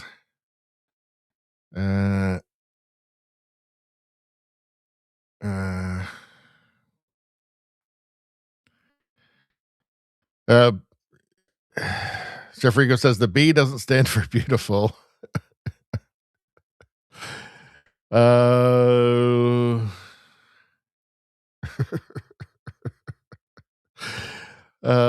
Let's see. All right, I can't read that. Jeffrigo says, I'm fat. I know it. I need to lose weight. That's why I stopped drinking and started working out. Good for you. Good for you. I think that Tom Howell actually mentioned something about you doing that. What did he say? An absolute legend. There you go, sir. Scott Howell approves. I think he said something else as well. Hold on. And it is the best thing ever. But oh my gosh. Again. Yeah, that's the thing too. Like I've put on too much weight. I need to lose some weight. I'm not rascal fat. I'm not scooter fat, but I need to lose some weight. My back hurts a little bit. I got to do it. Working on it, all the time, trying to figure it out. But, that's what you do instead of just letting it go and be saying like, well, I'm just going to be beautiful at 500 pounds and everybody has to agree. Now, unfortunately, Chef Rico, that does make you a fascist. So I'm sorry. Let's see. Trudeau Survivor says those are well-engineered scooters. 100%. They probably go through like one a week. Let's see. Yeah, Izzy says I could use some work myself, but I'm not mobility scooter fat, thankfully. Yes. Well, we don't let ourselves get to that point, right? Faith says, good show. Thanks for the good laughs. Well, good to see you. Hopefully we'll see you next time. All right. Izzy says, no female penises. How can that be? On the Miss France ladies? Yeah, amazing. Let's see. All right. Chef Rico says, good night and God bless. Bambot says, I did that when you had the obese whales on the screen. That's what you were I know you don't like those. I know you don't like it. Let's see. DJ says, go Romania. A lot of people like Romania. Romania is great this time of year. Bosnia is fantastic too, I got to say. All right. Well, I guess that's it, folks. I'm done. 4.5 hours. That's my limit these days, I think. At my advanced age, that's my limit. So, but I want to thank everybody for coming out. The chat was really great tonight, actually. Thanks a lot, you guys. It made me laugh quite a bit. I didn't get a stitch, though, this time. So you have to make me laugh harder next time. But yeah, if you guys weren't here, I'd just be ranting to a cold and indifferent universe. That would be depressing. But because you guys are here, it's not depressing. It's fun. So if you guys keep showing up, I will keep showing up and hope to see everybody on Sunday, 6 o'clock Pacific time, 9 o'clock Eastern time. Everybody have a great weekend. And yeah, we'll see you soon. Thanks, everyone. Oh, hold on. Wait a second. Do I have to do? No, I think we've done all the raids I needed to do. All right.